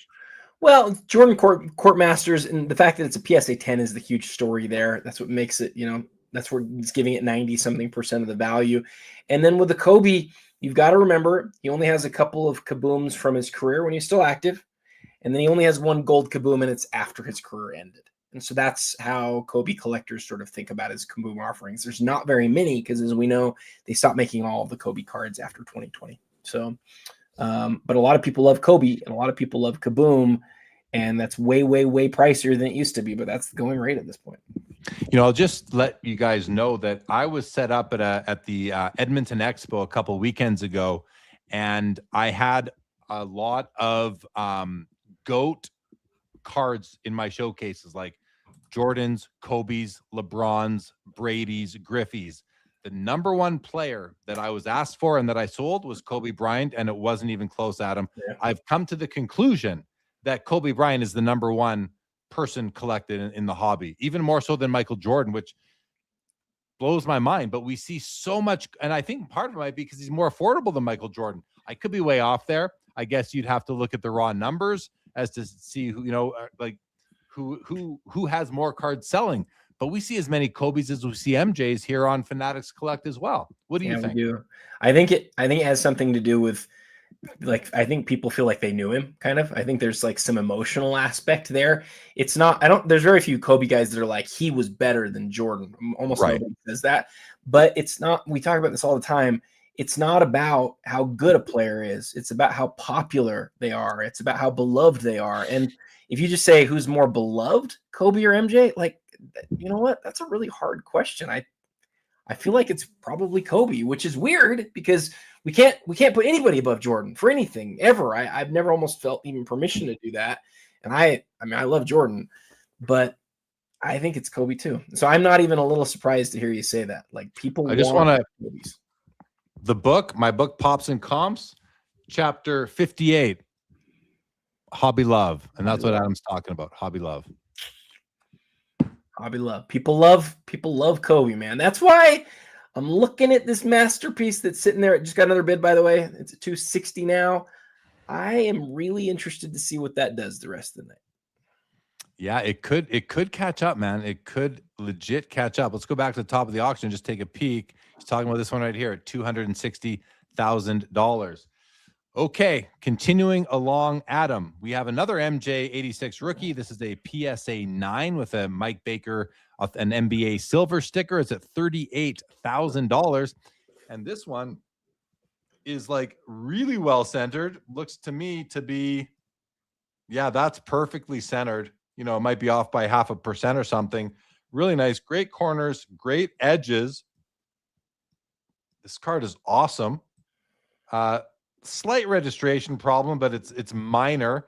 And I'm just saying that because you can see a few color pixels coming into this yellow border down here. A little bit of PD print defect right over there, a little bit of errant ink perhaps, but this card is easily a 9, and I don't even have an issue with the eye appeal sticker on this one at $38,000 right now. To the left is another James Wood card. This is his Papadasha Prospect Auto 1 of 1 from Bowman Chrome Sapphire PSA 9, 19,250. And on the far right, one of Adam's favorite brands, Panini Eminence, the Farewell Diamond Gems Kobe Auto 5 of 5. It's at $40,000. But Adam, I want to ask you, I know you like Eminence, you like dark cards with gold autos. How do you feel about an Eminence that's a light card with a black auto? I really like this one aesthetically. I like the holofoil in gold. I like the black autograph. Some of the black autographs really got smudged, so I haven't looked at this one. I would take a real close look at it before you bid on it. But the reason that I really like it is that so much of the Kobe only Eminence product was just very similar looking. I'm not generally a huge fan of it. This is one of the sets. There's not just one of these cards. There's like 10 white autographs or something like that. This is one of the sets that is really like aesthetically super different, and I think also super nice. The auto looks good. I mean, slight like bubbling, but that doesn't bother me. Wouldn't bother me for the auto. And that's going to be on all of them. The ones that I'm talking about, there's lots of them that look okay from the outside, and then you zoom in and you're like, oh, there's lots of smudges and no, this one's clean. Yucky stuff going on, but this one looks really, really good, which is good. I assumed at 41 grand it was going to be a really nice one, and it is. Yeah, very nice, very nice. Ronald Acuna, red shimmer, but from Bowman Chrome, prospect auto at a 5 is at $24,000. It's a BGS 10 black label, pristine pop 1. We've got another Jordan PSA 9, 86 Fleer right here. I want to just take a quick look at that. Let's check out the centering on this one, and it looks really good centering wise. Corners and edges are looking good to me. It's that same issue here. It's a bit worse on this card. Notice all the image that's coming down into what should be the yellow border. You even see a very thin hairline of yellow between the blue and the black border. And then down here, you see that same hairline of yellow between the black and the red. So that's a registration issue. That's a deal breaker for me. Even though you can't really see it from here, I know it's there. Still a good card, but I'm glad there's no eye appeal stickers on that one.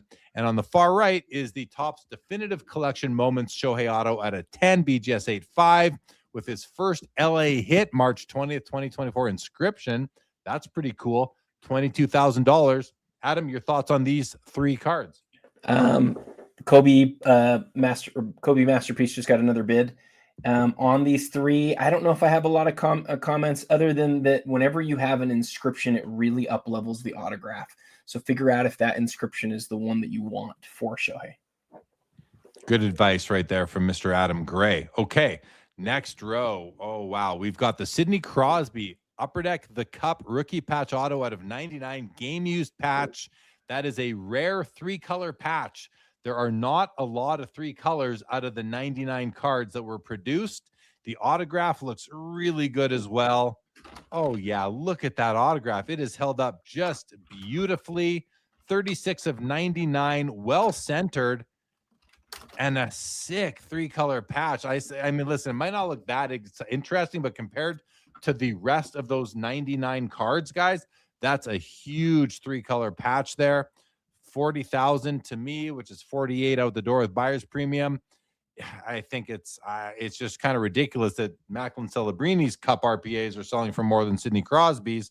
Now, Macklin Celebrini today did set the record for most points in the regular season for any San Jose Shark ever, surpassing Joe Thornton in his 2nd year. So he is definitely a special player, but he's got a ways to go. He's got a ways to go still, and to catch up to Sidney Crosby.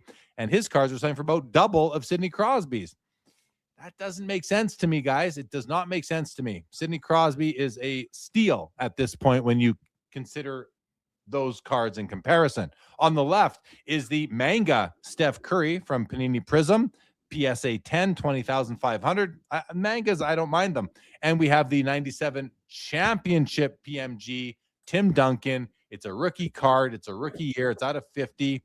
It's PMG PSA 8 Pop 7, one higher, $24,750. Adam, if I'm picking one card in this row, I'm taking the Sidney Crosby all day long. Over to you. What would you rather, and your thoughts on these cards? I also would take the Sidney Crosby. Oh, I love hearing that. Because of what you said about it being 3-color, and because you convinced me that it's the most iconic hockey card of the 2000s so far. And I love it for a lot of other reasons too. But I do want to point out something on the Duncan here that is not called out. Maybe it is in the listing itself, but it's not on the outside of the listing. Can you look at the Duncan real quick on the inside and then turn it over and look at the back? So if you'll note the serial number in the bottom left-hand corner, you will note that it is number 49 out of 50. And that is significant because that means this is one of the Tim Duncans that was released as part of a full set of PMG championships. This was part of the Ultimate Gem Master Redemption that was won in like 127,000 packs to pull an Ultimate Gem Master Redemption. And 5 lucky winners were sent the complete set of Precious Metal Championship.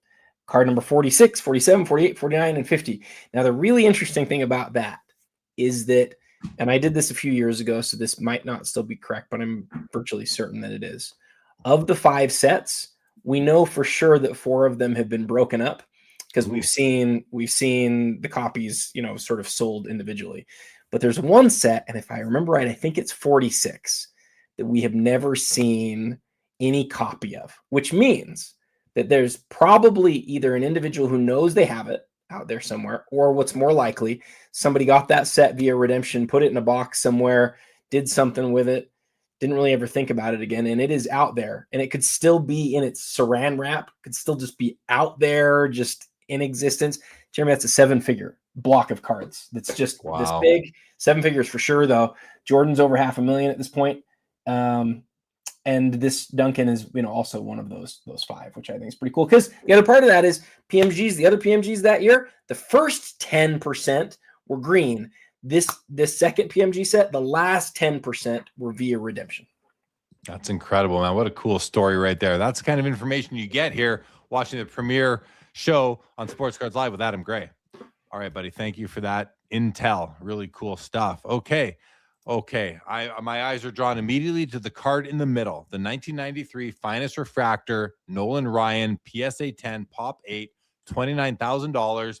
And this is a card that these go green. This one does have a little bit of greening going on just in the neck there and the cheek, Adam. But other than that, I'm not seeing much else go on here. Now, you did a reel that I think talked about this card as well. So one of the coolest things that I think you said it, he played forever. So he got his career lasted until the innovations of the 90s, including the refractor. You wouldn't expect that from a guy whose rookie card is in 1968. So why don't you give us a quick briefing on kind of your findings when you did your research on this card to produce that reel? Yeah, he actually retired in 93. So this was the only one of the great parallel sets that he made it into. He didn't get to the PMGs and stuff like that. But it's incredible that he even got here because this was his 25th year of cards, right? 25 years from 1968 Topps to 1993 Topps Finest. So in that way, it's like really the only really significant playing days Nolan Ryan parallel card that exists. Now layer that on top of the fact that it's the first Finest refractor set. And there's only 8 PSA 10s. That's the last point. And it becomes this very interesting card that I'd never really even thought of before. I went to Card Ladder as I was researching and discovered that other than his ultra high grade cards from the beginning of his career, another copy of this that sold years ago is the highest selling Nolan Ryan card ever.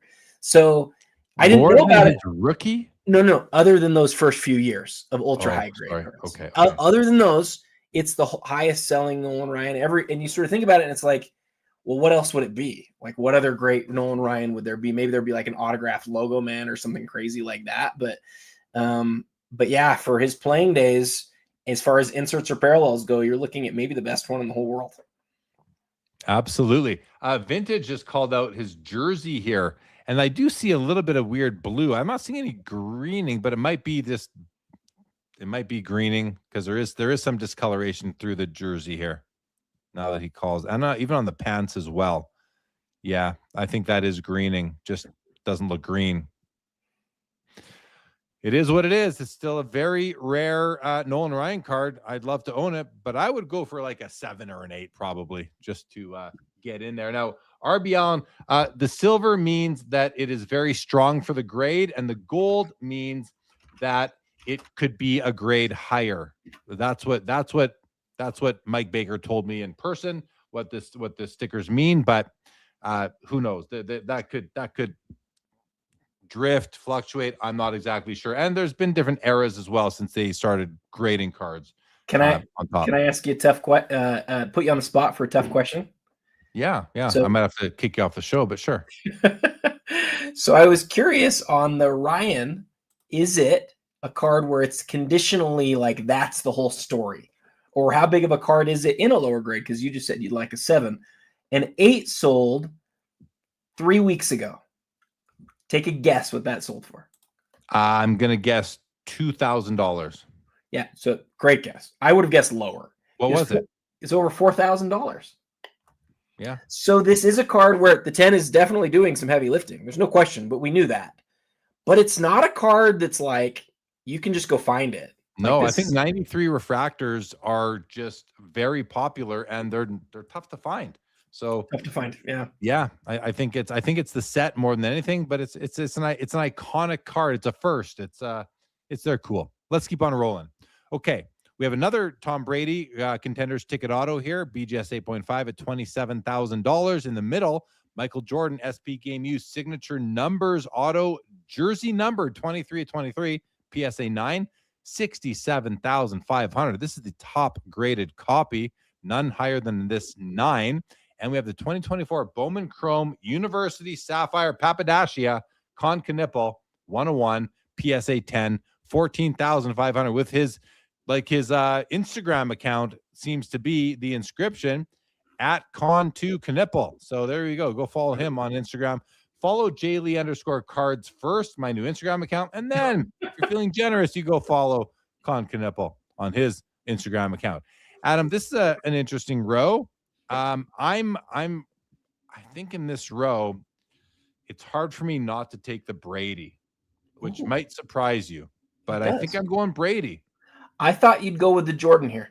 I know. I thought you'd think I would do that, but honestly, I don't love the looks of this card with that big 23 in the background and whatever this is that kind of dulls out the legs, which also allows room for the autograph. I get it. 23/23 is cool. I do like that, but I don't know. I'm not a big fan of the big 2-3 in the background. Although you have the 2-3 in the background, 2-3 on the jersey, and then 2 23s right there. So it's 4. This is actually what's that? 92. This is actually card number. If this card number 92, no, it's NUMJ. But if you take 23, multiply it by 4, you get 92. That's a special number for Jordan cards. So yeah, I like it. So I love this card, and you won't be surprised by that because all the holo foil. That's nice. And there's lots of holo foil. The serial number, the logo, the big 23. The 23 in hand really pops. It's really different, and the image of MJ is really unique too. But the story here is the autograph and the 23/23, and those two things. I'm telling you right now, if this card said exquisite instead of SP, it is well into the 6 figures. Like it's $300,000-$400,000, but because it's SP, is it SP signature or SP authentic? I always forget. It is SP game used. SP game used. So yeah, it's not a set that comes. It's not a card that is valuable because of the brand name. It's a card that's valuable because of how it looks and because it's 23/23 and because it's a big blue bold MJ autograph. Yeah. And RB Allen says if Jordan was sticking his tongue out in this image, you'd add 10 grand to it. Joe Perot, Pleasure Point. Welcome, buddy. Good to see you. All right. Let's roll. Oh, we have another 24 karat brilliance, the Peyton Manning. It is a BGS 9 pop 12, one higher, $31,000 on the Manning. It's a rookie card as well. That is awesome.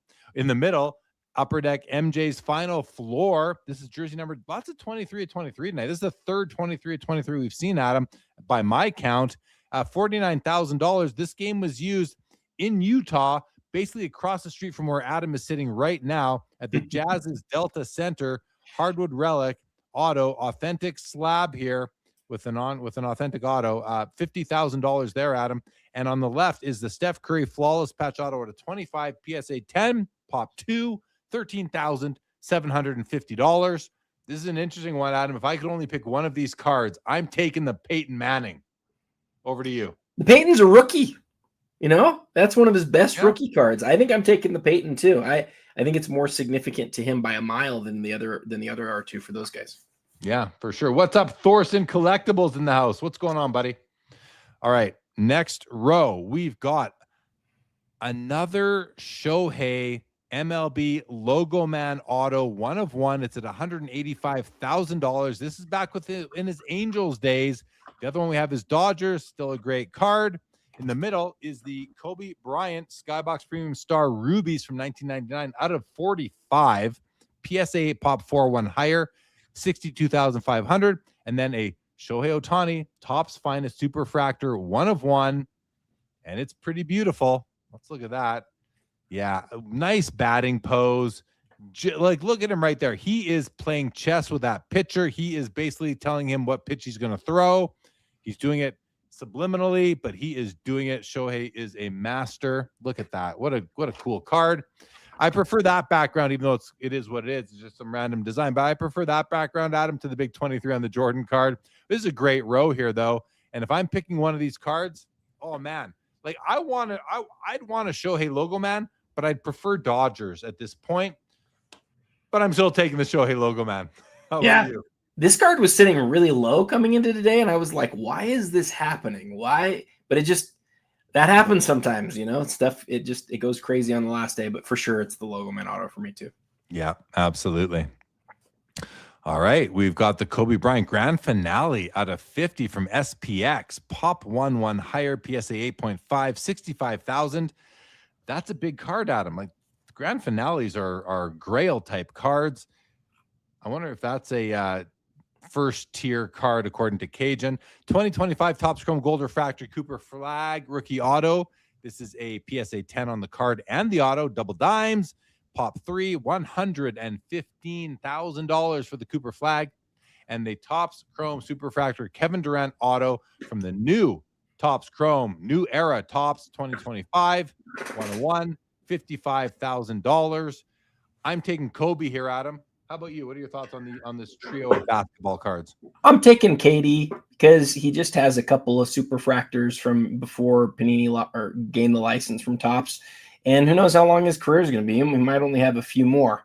He's one of these guys, one of these rare guys that sort of straddles the Panini era, and so the vast majority of his cards are from that era. But he's going to have just a couple of chrome superfractors. So for me, it's the KD.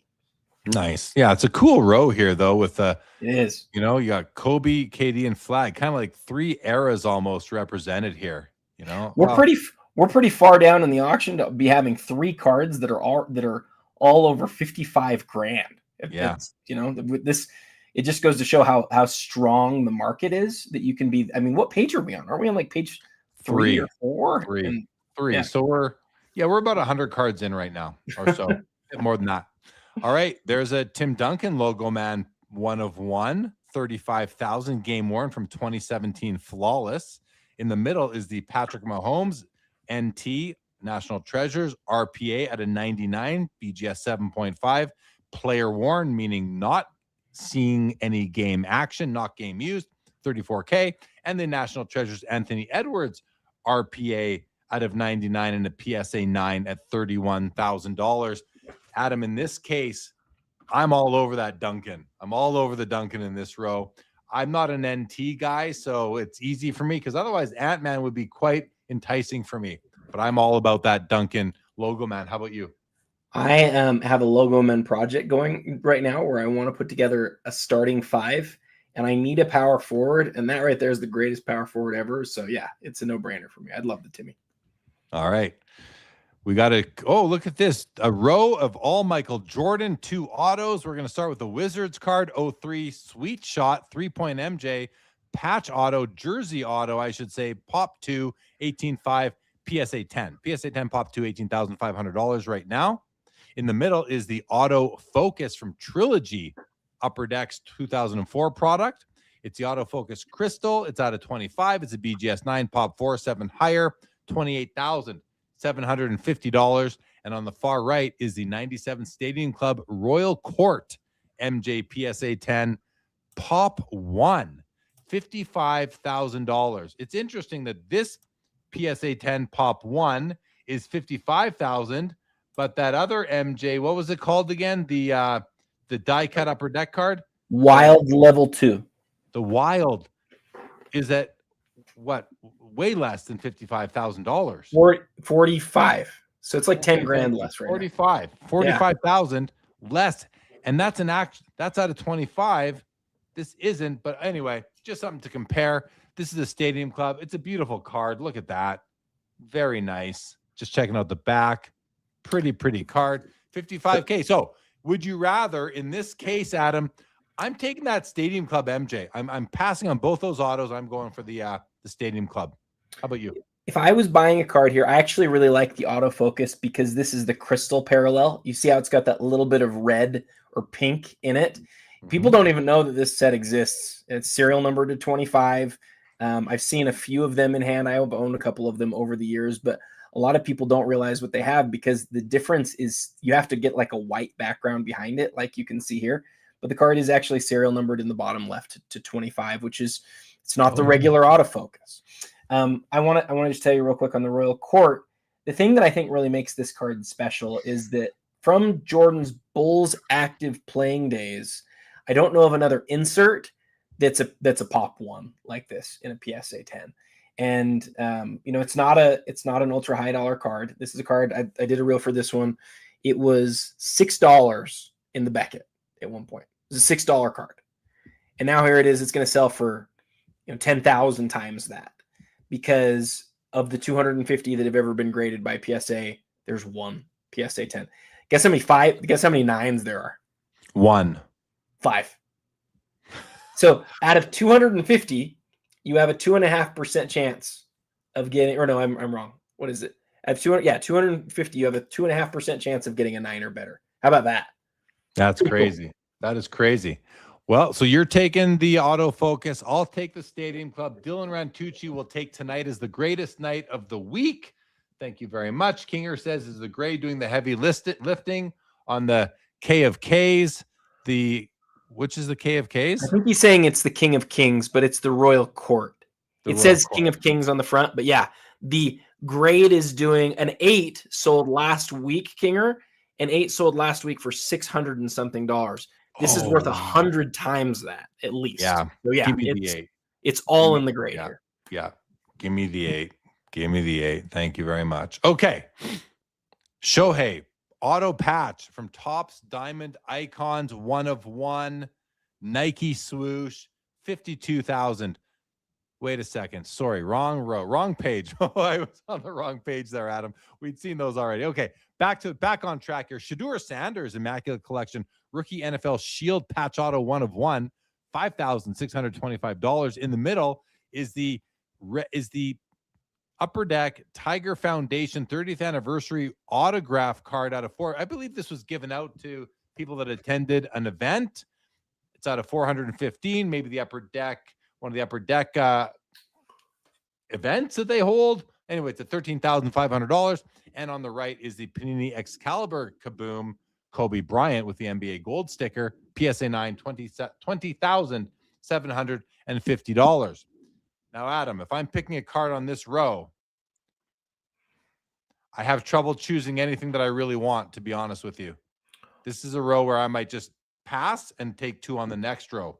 But if I had to, go ahead. Our friend Ben Burrows, who was in the chat a few minutes ago, not sure if he's still here. He did a story on this Tiger, unless I'm mistaken, and it was another Tiger. This is a beloved Kobe. This is a beloved Kobe card. It's from his final active year.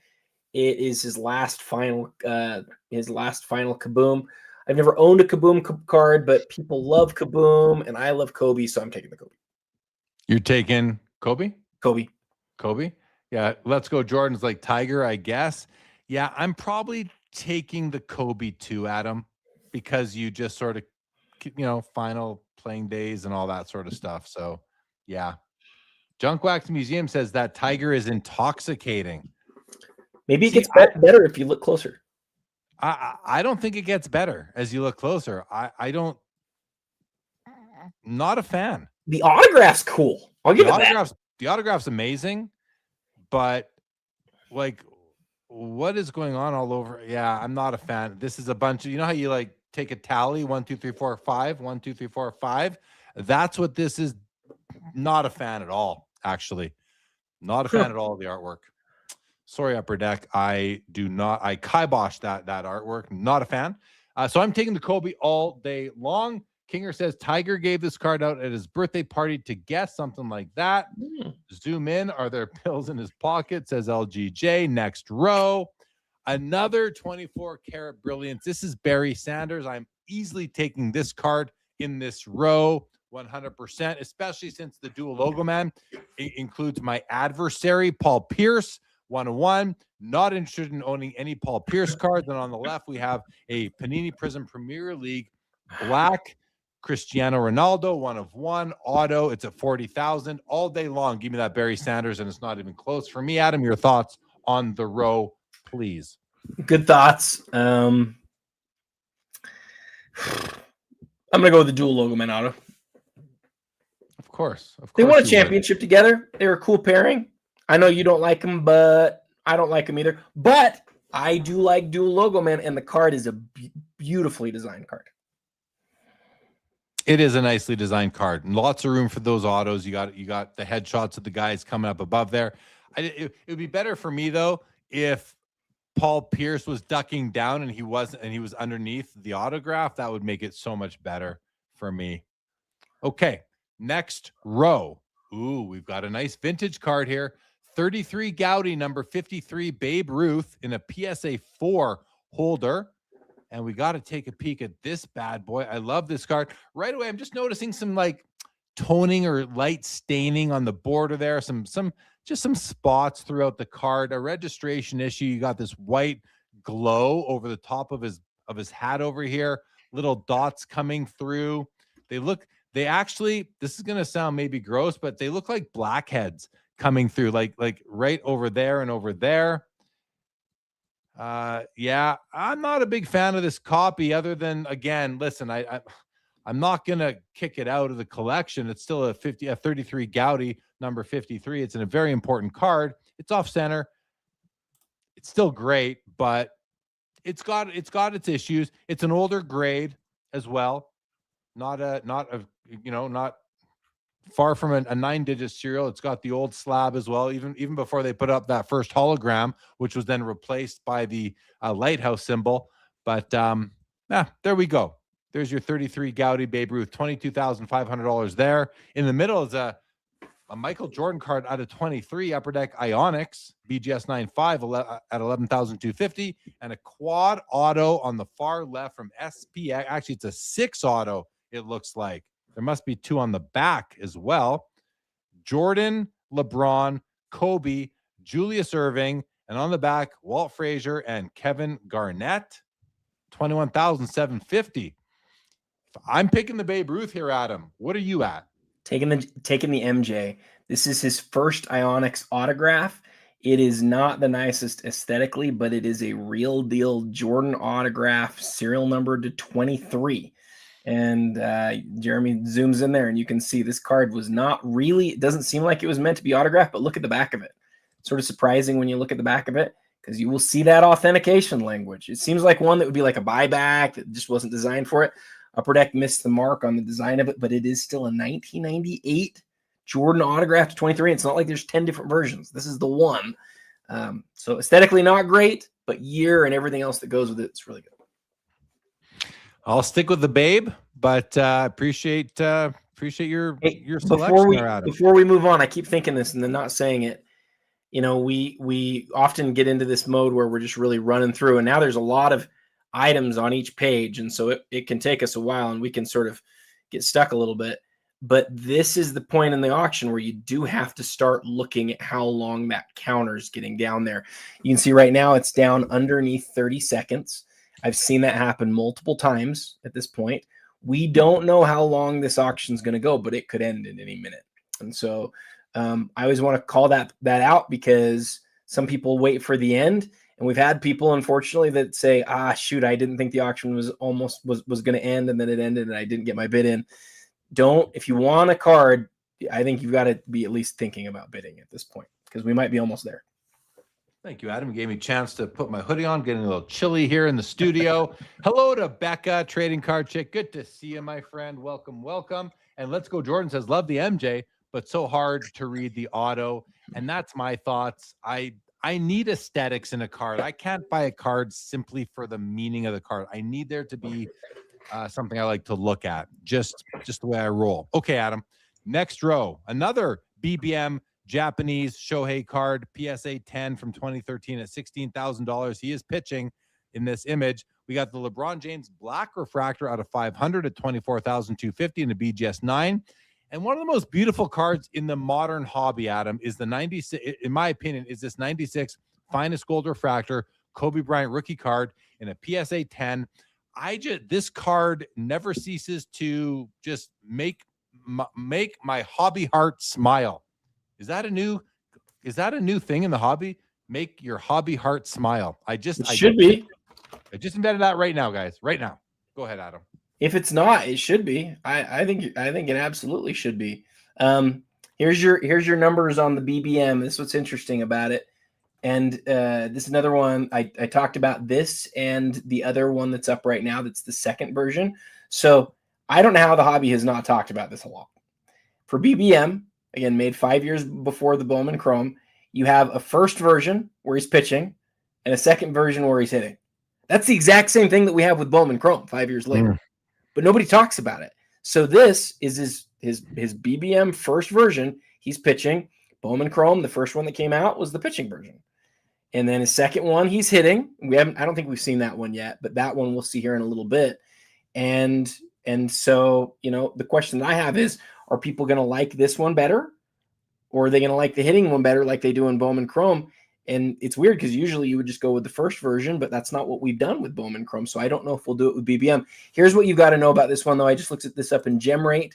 For this card, Jeremy, 1,087 have been graded across all the graders. The vast majority are with PSA, 915 of them. 433 are gem mint if this is the regular version, and I'm reasonably certain that it is. So 400, let me make 100% sure.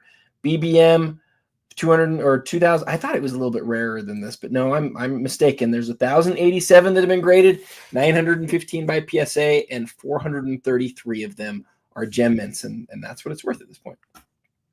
Incredible. And while you were educating us on that, the Ohtani Diamond Icons LA Dodgers Logomen auto hit 440,000, which is over 500 and a quarter at this point. And Funk does the math. It's at $528,000 right now, adding 88 on top of 44.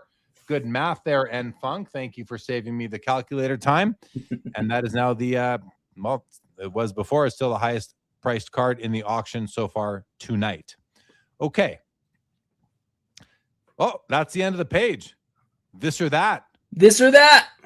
This or that. We're going to do the, okay, I'm going to put it up. Don't put your votes yet okay, I'm going to go to page 4. We're going to hover at the top here. We're going to let it say, 2 Logomen and an MJ auto. That's a nice little row. First thing we're going to do is we are going to put the this or that on the screen. Don't vote yet, guys. There it is. Don't vote yet. Don't vote. Don't vote. I got to get the poll. Let me get to the poll here. Do not vote. There we go. Number 1, if you type in a 1, you're voting for Michael Jordan, star 101. If you type in 2, you're voting for the 48 leaf Jackie Robinson, the PSA 7, which we haven't seen yet. We've not seen that yet. Let's get a vote in. You have to, there we go. It is working. It is working. The professor voted. Everyone. Oh, wow. Okay. Everyone's going Jackie. Now, the reason why I selected this was because you've got 2 iconic players here. Iconic baseball, iconic basketball. And they're both rookie cards for the most part. And when I did these matchups, they were close in price. I'm not sure where they're at right now, but we can find out easily enough. We'll do that in a moment. In the meantime, holy moly, everyone is going for Jackie Robinson. Well, not everybody. The Professor, DJ Quicksilva, RBA Allen, Joe Perot, Pleasure Point, Tyson, Adam Gray, Cards Council, Found Treasures, Let's Go Jordan. GT Auto has taken the Jordan. Laura's taken Jackie. Curtis has taken Jordan. So is Ryan Kelly. Look at that. Alex has taken Jordan. Pop Junk has taken Jackie. Moliko's taken Jordan. Becca's taken Jackie. Orange has taken Jordan. Pitcher Boston has taken Jackie. David doesn't know what he's talking about. John has taken Jackie, but that vote won't count.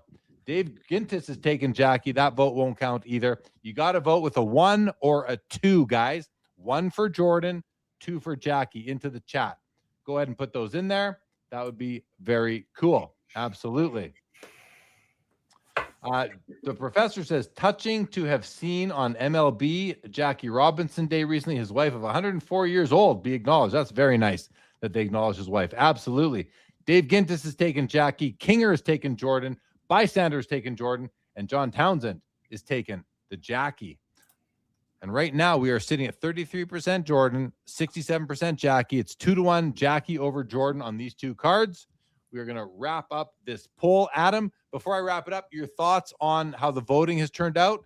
Oh, I haven't voted yet, but I'm obviously taking Jackie. It's not even close to me. For me, it's a no-brainer. So part of it may be that when we zoomed in on the 8.5, we noted that it wasn't as nice as the PSA 7, and we both strongly agreed with that. And that doesn't, I think what I would say, and I think you probably agree, is this is still a great copy of this Jordan card. It's a really nice copy. It's just, it wasn't as nice as the PSA 7 to either one of us. But if you put the PSA 7 Jordan up against this Jackie, I personally would take that PSA 7 Jordan. So it would have, that would have my vote. And then you're also set PSA 7 versus PSA 7. That would have been a better matchup. You're right. If I could go back, I'd change it for sure. Yeah. I don't think many people would change their vote. Personally, I don't think they would. It was so nice though. Remember, we talked about it being like one of the nicest. I remember it, but I still don't think that it's going to change a lot of people. I think, and I could be wrong. I think a lot of people are just voting on the cards. I think some people are considering the grade, and maybe even fewer considering what we were talking about earlier on the 7. But yeah, it's these are 2 great cards, 2 important cards, absolutely. So yeah, Alex says the PSA 7 is a reholder of an old cert number, but that's a case where that old grade, Alex, was a good grade. Like they graded it properly. That card is all day a 7. I'm surprised it doesn't grade higher, actually. But again, that's based on what we can see here on our screens. So there could be other issues as well. Sullivan said, I'd like my 1 vote even more if it was a PSA 8. Fair enough. It's a legit, yeah, I agree with Let's Go Jordan. It's a legit 7, the PSA 7 version. Okay, guys, I'm going to stop the poll. I don't think I've done that yet. Stop poll. We're locking it in. 33% Jordan, 67% Jackie Robinson. And with that, we are going to move on now to page 4 of the auction. Should we look at the top real quick? Did anything change? Let's see. Yes, we got some changes. More bids. We've gone up 20 grand on the Shohei. Steph is caught up now to the numbers pieces. So has the other Steph. It's now leaving the LeBron in the dirt. Okay. Does this mean that Steph gets more hobby love and is a more beloved athlete than LeBron James? No. Why then, Adam? Why? What is this telling us, if anything? What information, what conclusions can we draw, or theories can we draw from Steph outpricing LeBron? So I like Moliko jumped in and said yes real quick. A lot of people will say yes. I think it has more to do with the fact that we see the LeBron sell more frequently. Because when I put these 2 up right when the auction went up, I said let's put these 2 right next to each other and see what people say. And a lot of people were like, "Of course, the LeBron's going to suffer more. Are you crazy?" And it's like, no, I don't think so. I think the Steph's got a chance here, and it's because the Steph across all grades has moved 5 times in the last couple of years, And LeBron across all grades has moved 13 times in the last couple of years. That's a huge difference. It is. It's a huge difference. When we compare these two, LeBron has more really nice rookie cards than Steph does. Steph has this and the NT. That is the end of the story. And so it's I know it's tempting to be like, well, there's 50 of both, right? Well, serial number wise there is, but here's the other one, Jeremy. The Steph has been graded 47 times. The LeBron has been graded 83 times, and you can put down some of that to crossing and things like that. But I've made this point many times, and I feel like just will not listen. That year, 2009 tops, there are so many fewer graded across, from the base all the way to the gold refractor than you would guess compared to other similar cards. I believe a percentage of the 09 tops was destroyed and not graded. I actually think that's probably what happened to the Superfractor too. I think it's probably destroyed. And look, it just got another bid. So yeah, I mean, I think the Steph is a better card than the LeBron because of rarity and because of his importance. But that doesn't mean that Steph is more beloved. He is by some people, including me and many others. But I don't think he's necessarily more beloved across the whole hobby than LeBron is. I think the key for me from everything that you just mentioned is that there are fewer alternative options. There are fewer substitutes for this Steph rookie than there are for that LeBron rookie. LeBron, you have many other ultimate SB Authentic, the essential credentials out of 102. You've got so many other options there. Steph, you just don't. And I think that's probably the main driver would be my guess. All the great cards from Exquisite for LeBron. Steph never had. I mean, Steph has two where he's in a Davidson uniform, but there's just so many more great cards of LeBron than there are of Steph. And especially because he comes in for just a sec before the Panini era. I would rather have this Steph 8.5 than this LeBron 9.5. And I feel bad saying that because it sounds like I'm just saying, I just love Steph so much more. I do like Steph more, but it's because I think it's I've been saying this for years. I think it's a better card. And this is a time where you have to look at it together and be like, guys, do you see it now? This is it. So, but having said that, would it shock me if the LeBron rallied in this auction? Not even a little bit, man. Yeah. And especially as the years go by, that dude's going to score 40-something thousand points and have all the records. And so over time, this may change. Who knows? Yeah. More hockey cards. All he means is that it was like some kid pulled it and played with it and threw it in the garbage. That's all he means by it was destroyed.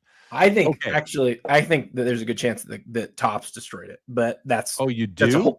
Yeah, because there's not enough graded Steph cards from that product. It doesn't make sense. There should be more graded cards from that product, but I could be wrong. Remember they I'll just say this last thing and then we'll move on because nobody wants to hear me go on and on about this. But they were just about to lose the license. They only had a couple months to sell the stuff. I think that there was a good chance that they couldn't sell most of it or couldn't sell a small portion of it, I should say. And that at that point, then a lot of it was returned and destroyed or maybe just never sent out and destroyed. That would account for why there's so few of it graded compared to how much you would suspect there should be. Because again, that LeBron's been graded 83 times. The Steph's been graded 47 times, including all regrades. That doesn't make sense. That just doesn't make any sense. It's a huge card. How can it only be 47? You know what I mean? Yeah, it doesn't make sense. Absolutely. Okay, no, I thought you just meant it was destroyed because some kid found it and never did anything with it. But okay, that better information. Glad that Let's Go Hockey Cards answered that, or More Hockey Cards asked the question. Okay, we have a Scotty Barnes Logoman 1/1 from 2021 Flawless. It is a rookie.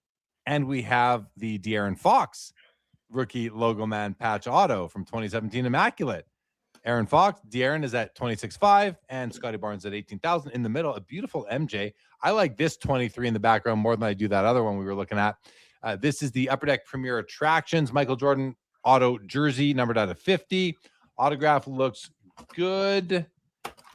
Slight fading happening so far. I like that you have 3 patch windows and that they go red, white, red. That leaves for some nice symmetry. BGS 9, $24,250. This is a tougher row, but I'm taking the MJ here, Adam. How about you? De'Aaron Fox. Thank you. All right. Couple of kabooms here. And Brady NFL Shield patch. What do we have here? We have the LeBron Kaboom from 2019 with exceptional eye appeal, top 15%. It's a PSA 10, 23,000. We have a Messi 2018 Kaboom, PSA 10 at 21,000, and the Brady from Panini Limited Threads, 1 of 1 NFL Shield patch, BGS 8.5 game worn NFL Shield as well at 29,500. Adam, I'm taking that Brady all day long, and it's not even close. Yeah, for me. Same for you. Yeah, I mean, how many Brady Shields does he have? How many does he have that are that old? It's game worn. And then somebody made the point earlier, like baseball players play so many games. Shouldn't that harm the value of their Logomen? I don't know about that, but I do know that football players play the least amount of games, which means there's got to be the fewest amount of Logomen cards or Logomen out there to put on cards. All right. Thank you. We have a 2025 Kaboom Saquon Barkley out of 10, PSA 10, pop 2, $11,500 on that one. On the far right is the first year exquisite limited logos rookie year Dwayne Wade, PSA 9, $21,000, pop 4, none higher. That's a sweet card. And in the middle is a 2025 Topps Welcome Club 3-time MVP cracked dice Shohei Ohtani and Albert Pujols dual auto. 3 of 3, 3 copies made. This is the third one. It's a PSA 10, pop 2, 11,500. I'm taking the dual auto, Adam. How about you? Ooh. Yeah, me too. Good call. Yeah. Thank you. Thank you for that validation. I appreciate it. We have a couple super fractors now from 2025. We've got from Topps, Chrome, X's, and Whoas. The Conconnipple 101 rookie, PSA 10, 32,000. And then the Topps Mercury Superfractor, Victor Wembanyama 101, PSA 10, $31,000. That's a good would you rather because they are both at the same price. They are both PSA 10s. They are both 101 Superfractors. Well, let's do that first, Adam. This is an on the spot this or that. Which one would you prefer? The Out of Con and Wemby? Yeah. I'm taking the Con. I love Con Knipple, man. That guy's so much fun. The Hornets are fun. Con is fun. Con's like the first guy to help the Hornets win a game since like Larry Johnson and Muggsy Bogues, man. Like he's so much fun. So I'm taking him. Yeah, I don't know. I don't know much about Conconnipple at this point. No more about Wembanyama. I'm going to ask my good friend Adam Gray. Which one would you advise me to take? Should be the same answer you just made for yourself. The Con's NBA licensed, but it's an insert. But here's what you need to know about Con. He just set a record by a mile, Jeremy. Like nobody's even close for the most 3-pointers as a rookie ever. Like nobody's even in the ballpark. This guy's going to hit, this guy's going to score 5 3-pointers a game probably for the next 10, 12 years in the NBA. He's not a creator. He's just going to shoot the ball, but he's not a creator. He's not like Klay Thompson. He's not just like just outside shooting, but he's going to have an awesome career. And I know it's an insert, so I wouldn't say it, but he's going to be as loved as he is, and it's a rookie superfractor. So I'm taking that one. Whereas the Wemby, not NBA licensed, but it is a rookie year. So it does have that going for it. I'm taking the Con. All right. And we have a 2018 Immaculate Collection, Steph Curry patch auto. The auto grades a 10. The card grades an 8. You have a nice patch there. GO for Golden State. Auto looks good. Nice looking card overall here. That's a pretty card. You got that sort of acetate topping, I believe. Really nice card there. 14,250 on that one, Adam. Very nice. Let's keep going, though. Let's keep on going. Now and then, Superfractor of Messi and Thierry Henry, PSA 8, 7,625. That's a very pretty card. In the middle is a Anthony Edwards National Treasures white box rookie patch auto, PSA 8, $6,000. And on the far right is the Magic Johnson Larry Bird rookie card, BVG 9.5, $27,000. We got to take a look at this. Got to take a look. Anytime I see a high-graded BVG vintage card, I think the card is sheet cut, i.e. not pack pulled. And tough to say on this, but those edges do look razor sharp to me. The perforations are not centered. I like this card to have perforations centered right between the two borders. In this case, they are leaning to the left. We don't have the little black line under the N in Magic Johnson. And the centering looks pretty darn good, actually, overall. I just wonder if the print is a little bit light in places. I'm not sure. I'd need to see a few more copies, but I'm sensing something there. Anyway, $27,000 on that one right now, Adam. Any thoughts on this row from yourself? No, I think you covered it. Good job. All right. Okay, we've got the crack football disc Diego Maradona rookie BGS 6.5 at $13,750. It's a very small card. On the left, Topps 3 Prime Platinum Con Knipple rookie tag patch auto 1 of 1, $15,500. This is a Topps encased card or uncirculated. There's another term I just was talking. Another term for these like factory sealed sort of thing when there's a sticker sealing the card into the one touch. And on the far right is the 2005 SB Game Used Legendary Fabrics Michael Jordan jersey auto out of 50, $16,500. Auto looks good. Auto looks good. It looks to be an on-card auto as well. That auto is better than good. That auto is amazing. We have the napkin jersey patch right there. Out of 50, I like this card a lot, Adam. It's a 4. The card grade's a 4.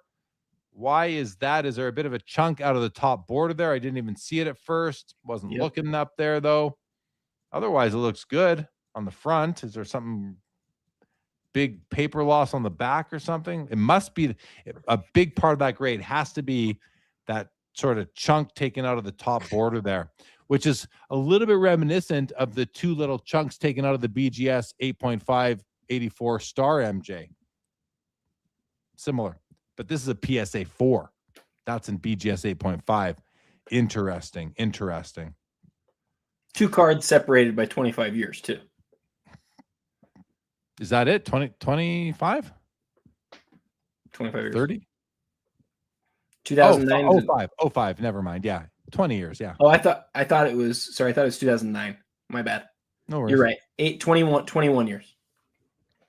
All right. Any choice here what you would take? You're taking MJ, right? I already talked about how much I like Con. I really like the Topps 3 product. I think it's cool looking. We both got to see it while we were in New York. I really like Con, so I'm going to take it. All right. Good.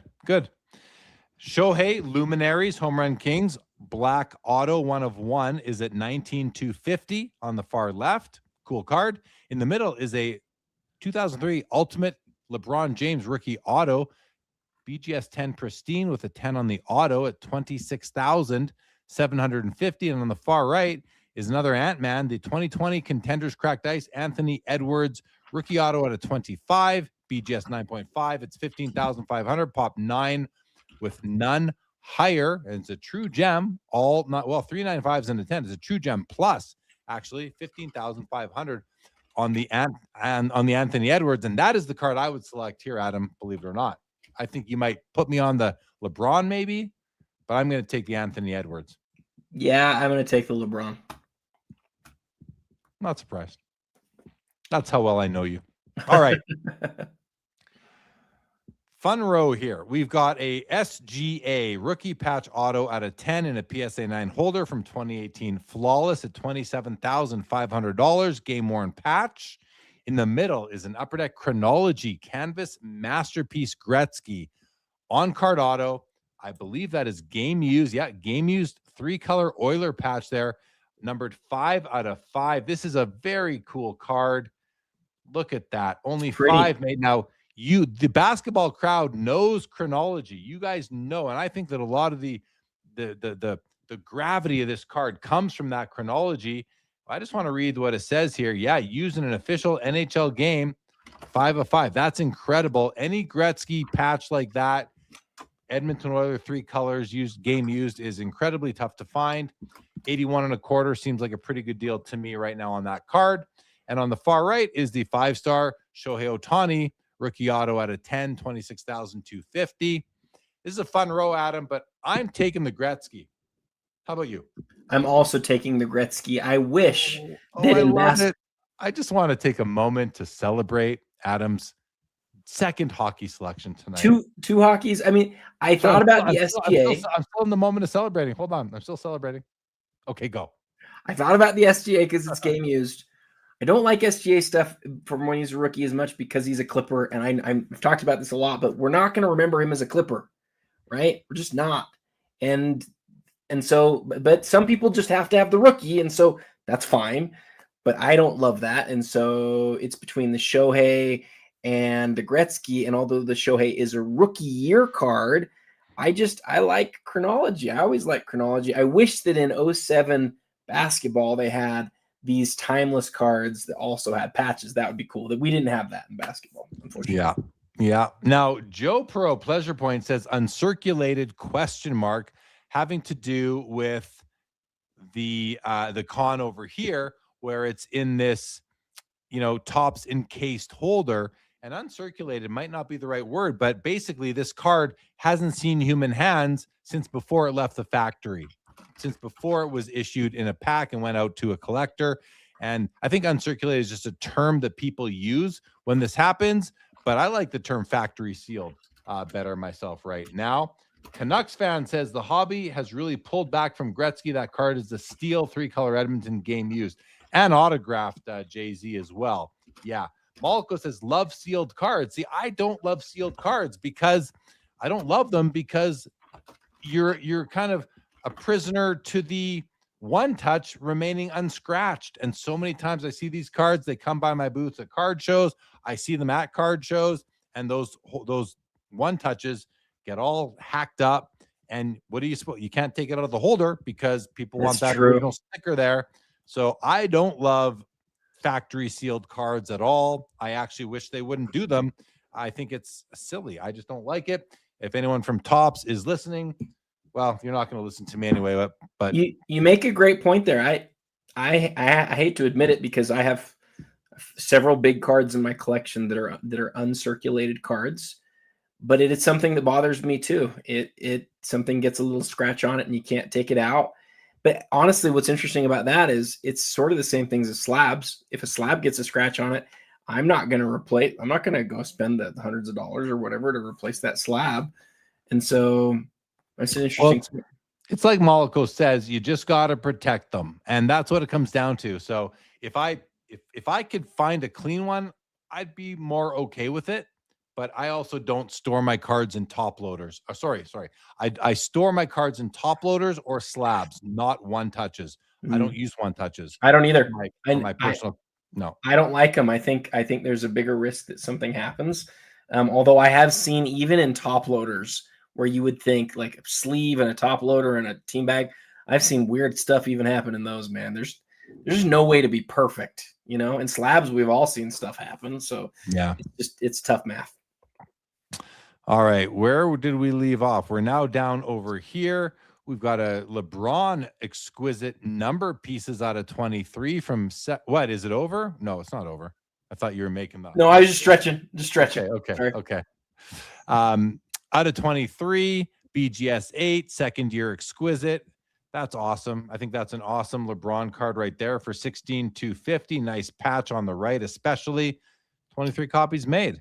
On the right is the Bowman Chrome Gold Refractor Roman Anthony out of 50 auto, $9,250, and 10 times that on the far left for $92,500 is the BBM second version hollow foil facsimile auto Shohei Ohtani. It's out of 50. It has superior eye appeal, top 5% by Fanatics Collect, $92,500. Let's just take a look at this card. It's over $100,000 now. This card. And it's a cool card, man. Like back in 2013, was anyone in North America collecting these BBM cards? No way. You don't think, huh? No way. Yeah. Flip it around too. It's serial numbered on the back. Oh, 42 of 50. Look at that. Yeah, that's cool. Cool card. You ready for story time on this one? Yes, I am. Remember earlier I said, I think we're going to see some other Shoheis go way up tonight. This was the card one of the cards I was referencing, this and the Logomen. So this card, if you look in Card Ladder and you look back at its history, there's a PSA 7 that sold a few times, but you're just not seeing this card sell.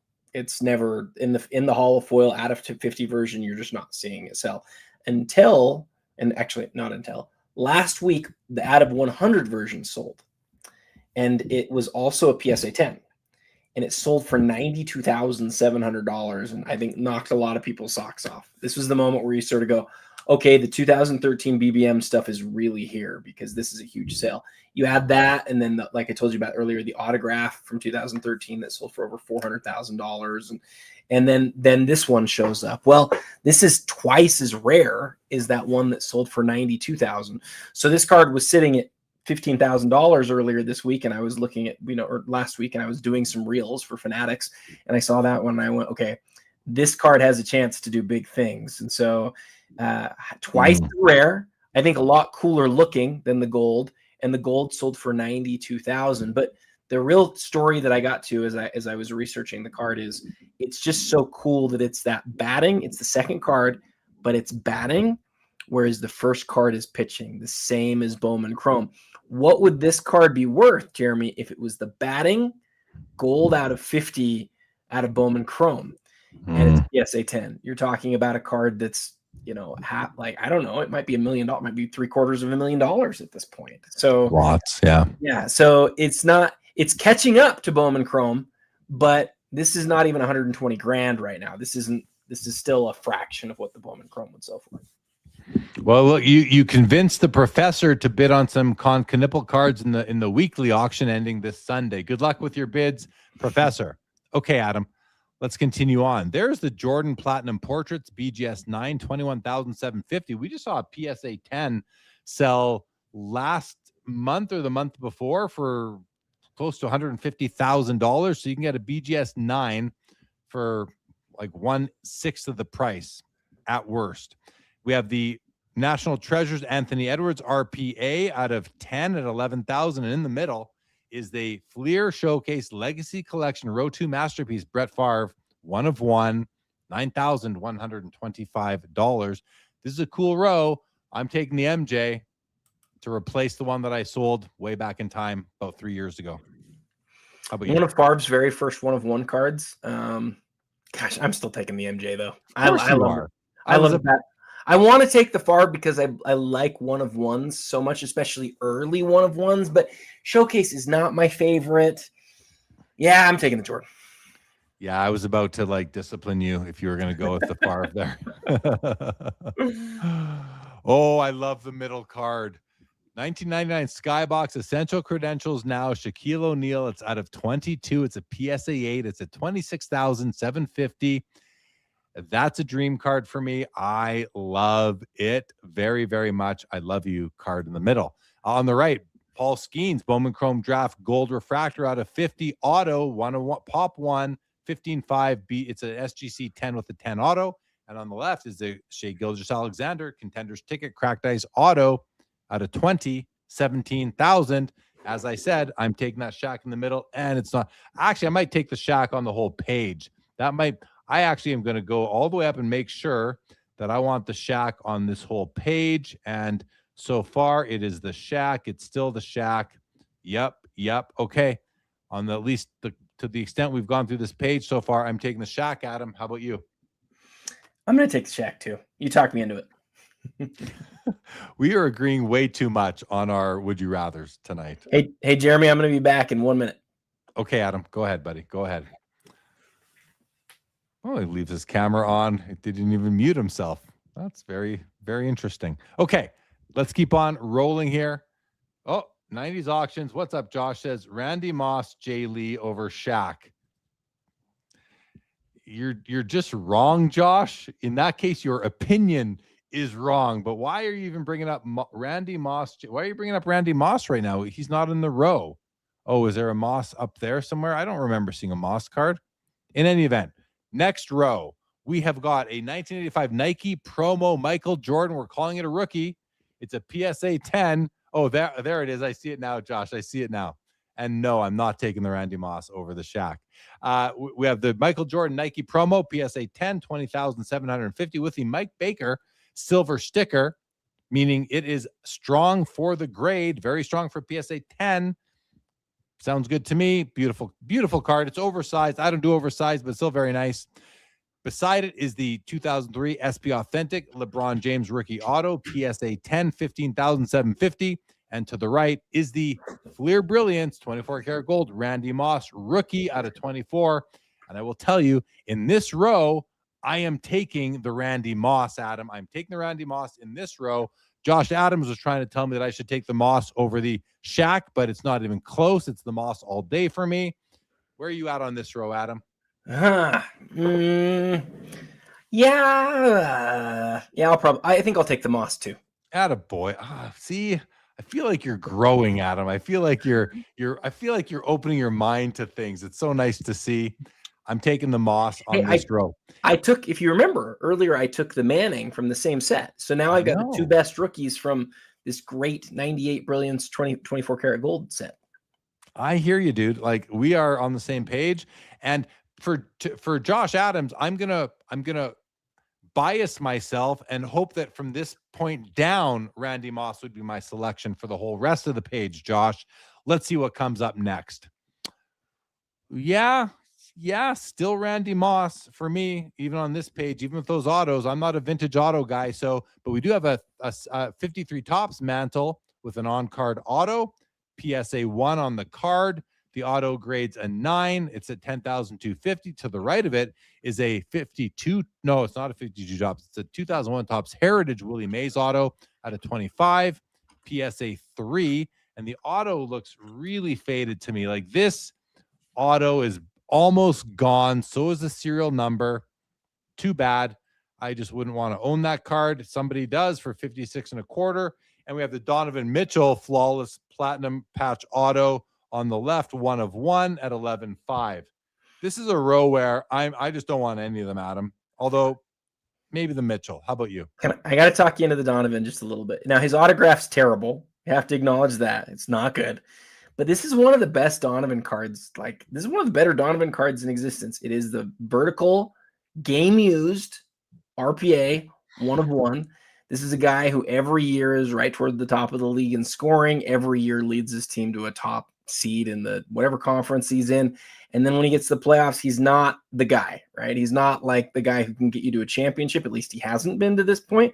But he's like an all-NBA caliber guy every season. Awesome player, one of his best cards. And there's a lot of guys who will do a lot less, who have cards sell for way, way more. So I'm taking this Donovan for sure in this row. Yeah, you talked me into it. Plus, I realized that that's a green stripe of patch. It's not all blue, which from here I thought it was just like a 2-color patch. It's a lot prettier when you realize that that is green. And I remember, I think it was last month or the month before, you were talking me into Donovan Mitchell as well. So we'll go with Donovan Mitchell. I will not abstain from the row. Yay! Yeah. So back to the challenges. Randy Moss still my pick. Yes, he's going to win out over Donovan Mitchell there. Does the Randy Moss beat out the Favre? It does. It beats out the Favre red PMG here for me, which would be my pick for this row. How about you, Adam? We have another Shohei. Shohei's in like every row, basically. I know. He is. And then in the middle, we have the Cactus Jack Cooper flag rookie auto at 25. This row is not my favorite. I don't know.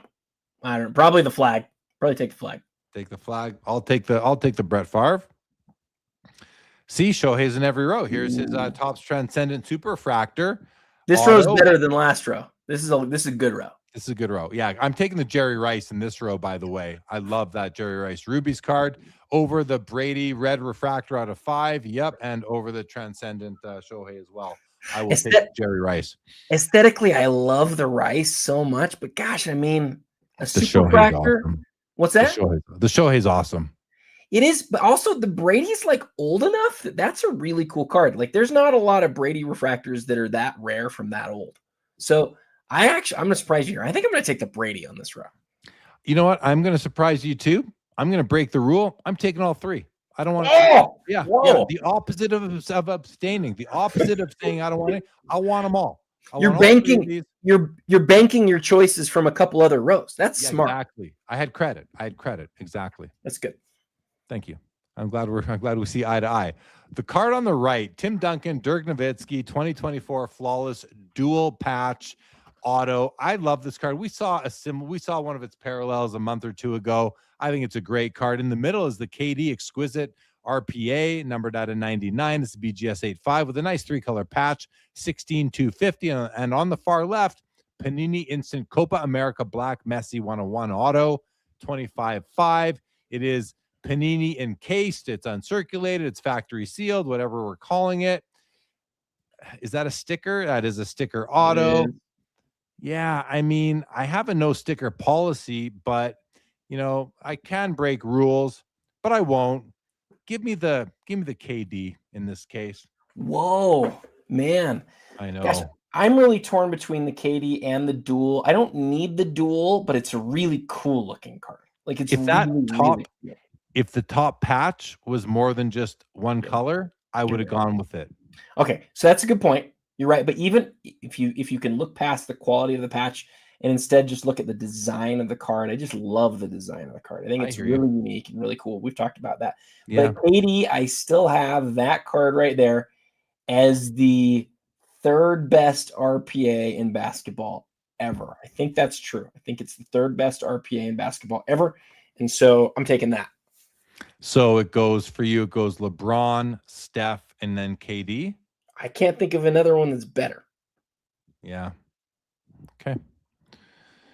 All right. We're at the end of the page. You ready for this or that, everybody? Ready to get your vote? Remember, to vote on the this or that, you have to type in number 1 or number 2, not the player's name. We are now using the new poll feature here on StreamYard. I'm just finding it. Okay, I found it here. I'm going to bring up the this or that. Don't vote yet. You can vote now. 1 for the cup, 2 for the PMG Gold 1 of 1. I'm putting my vote in right now, Adam. Boom. You had to go. You had to do both hockey. This is hockey. Yeah, this is Crosby versus Crosby. You had to do it. Dexflow says, the one thing I love about Jay Lee and Adam, they are not only real Americans, but are true collectors, not an industry plant like someone else. Well, I'll just tell you, I'm Canadian, Dexflow, but I'm Canadian, but I love my American friends. So I'm a real North American. How's that? I hope that's okay for you. Real North American. Yeah, I love it. I hope that's okay, buddy. The professor is taking the PMG. Jay Lee, that is me. I am taking the cup. So is the cardboard man. So is Josh Adams. So is Adam. DJ Quicksilva is taking the PMG with G Toto, also taking it. Mollico says this is tough. Josh says cup all day. Denpor is taking the cup. So is Mike Blesky. So is Pop Junk. Chris Hoge comes to the table, breaks out his voting finger and says, give me the PMG Gold 101. I want it. I want it now. Just love see how excited I got seeing Chris Hoge making a vote tonight. Mollico is also taking PMG Gold. So is More Hockey Cards, please. Curtis Paquin is taking the cup. So is David Gintis. And Remy Dew is taking the PMG. More Hockey Cards, please, says PMG and buying the cup some other time. That's fair. You know what? That's a good point because you only have one chance. It's a good point. It's a good point. It's a good point, but yeah, it's a good point. Hard to argue that. I'm still taking the cup because here's the counterpoint though. Sorry, go ahead, Jeremy. No, I was just saying there's very few. I'm going to go look at an archive of the cup Crosby RPAs to see how many 3 colors there are. I'll share it. Just over to you, Adam. Well, so this is exactly what I was going to say is like, yes, you can get the cup card at another time before you're going to probably be able to ever get the PMG Gold again. But the things that you really highlighted at the beginning of the show when we looked at this card was both the autograph quality and the patch quality here are both basically as good as it gets on this card. So it's not just about getting another copy of the cup Crosby. It's about getting that specific card. And that's why, for me, I went with it. I do think that the gold has a great case, but I also went with the cup. Icarus says color match PMG, which is totally cool. I appreciate that as well. Mollico says can always get the cup. Josh says it's an iconic issue. Josh says, Chris, how can you be so wrong? Cardboard Man says if it was 2012, then fine, but 2020 is not close. LOL, RPA all day. It is a 15th year card, the PMG, but it is the first PMG. Okay, but here's what I'm going to show you guys now is the archive of all the, not all of them, but many of the Crosby. Oh, that didn't work. Hold on a second. I got to bring that into the window here, and there we go. I'm going to take this off, and here you can see Crosby Cup RPAs. This is I built this archive. I built this archive 18 years ago or so, and I was watching. Anyway, you can see there's 1, 2. This is a questionable patch. 1, 2, 3, 4. A little bit of white there. 5, 6 over there. 7, 8, 9, 10, 11. Okay, there's a few more. 11, 12, 13, 14, 15, 16, 17, 18, 19, 20. So 21 out of the 99. Well, there's not 99. There's several missing, but so there's 21 of them that we know of. So this is so cool, dude. Like, I want this publicly available for every card that's like a significant RPA, for a significant patch card. Well, I did this. I used to own hobbyinsider.net, and I had these images, and then I brought them into the website. But you can see there's the Ovechkins. I built this back in the day. Oh, cool. Like, again, I did this almost 20 years ago. And then the Fanuf, because he was the other guy that had in the 99 and 2005. And then if you go back, you've got 0708s. Anyway, can you still add to this? No, I cannot. I've lost control of this thing. I've sold the website and I sold the database, so no, I can't. Okay. All right. Back to comments for a quick second here, and then the poll is still going. The collection firm, I appreciate the comment, minus the curse word. It's a family show, but I appreciate the comment.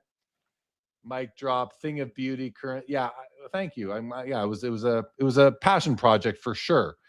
Okay.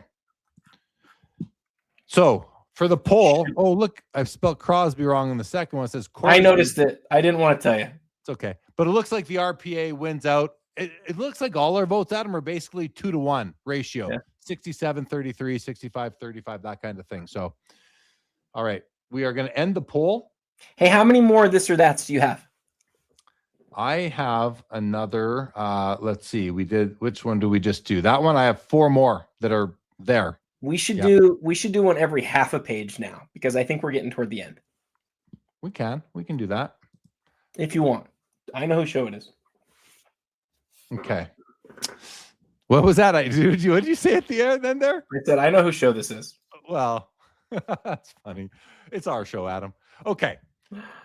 This is the 6th. I think this is episode 60. Like 60. Someone said earlier, it was May 2021. 2, 3, 4, 5, 6. That's 5 years times 12 is 60. I'm pretty good at math in my head. So we've spent 300 hours together doing this show. 60 times 4, 250 to 300. Yeah. I mean, we're at 4 hours right now. Do you think we're actually going to be done? I mean, on average, we're way over 4. It's closer. Yeah, you're right. Yeah. 4 times 60. Yeah, we're somewhere between that 250 and 300 still, wherever it is. Maybe it's 280, but yeah, 4 hours. I was thinking about it before we started that, we've done this like every day for 2 months straight. That's a lot. And as LGJ says, this is a bromance, guys. Full-fledged bromance. You've seen it. You've seen it form. You've seen it flower over 5 years here. Absolutely. That's one of the beauties of this hobby. We get bromances out of the hobby because we meet like-minded people. This hobby is amazing for community, for friendships, for enhancing our lives. Like, you guys get it, right? The hobby is a lifestyle, baby. I can hear Sean singing right now. There we go. All right. 2020 Immaculate Collection, triple auto, Drew Brees, Aaron Rodgers, and Tom Brady. That's quite the trio right there. Wait, we didn't go to the top of the auction. No, we didn't. You're right. We got to do that. I don't know what's moving, but we got to do it. Well, the showcase is number 2. Oh, wait, hold on. I'm in the wrong spot. There we go. 480. That hasn't moved since we last looked. No movement here since we last looked. I believe these are in the same place. Yeah. We saw 310 here. 270 on the masterpieces. 155 on the Brady Gold Kaboom. Oh, look at that, Shohei. That moved a lot. That doubled since we saw it last. Oh, has it? It doubled. Hey, I didn't remember. 270 now on that one. That's the other logo, man. That started the day at like 30 grand or something silly. But look at this. From out of nowhere, I feel like this Transcendent has just come up to the top 6. Shohei and Judge. James Wood at 135. All right, let's go back to where we were. We've got another Ohtani Judge dual memorabilia card 101 at 11,000, and a SB Excitement Veteran Spectrum Jordan Auto at a 5 PSA 9 is at $13,000. This is a fun row. I love that card in the middle, though. Give me the middle card, Adam. I'm a mem guy.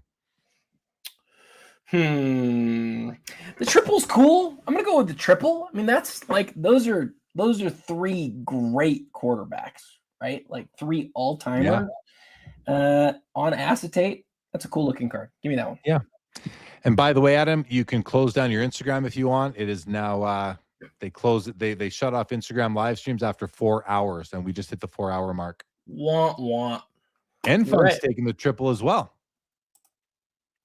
Ooh, look at the quad NFL shield patch here.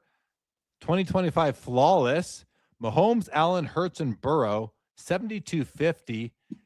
That's pretty cool right there. In the middle, flawless 1 of 1. Ruby Sapphire Gems, Jackson Dart, rookie 4,300. And the green Lamine Liamal from Donruss Optic out of 5 is at 11,500. This row doesn't do much for me, Adam, but that quad shield, although are these, they're not game used, are they? They can't be for that price. So. No way, right? Not from anything specific. It doesn't tell you. Yeah, it's not from any specific game or event.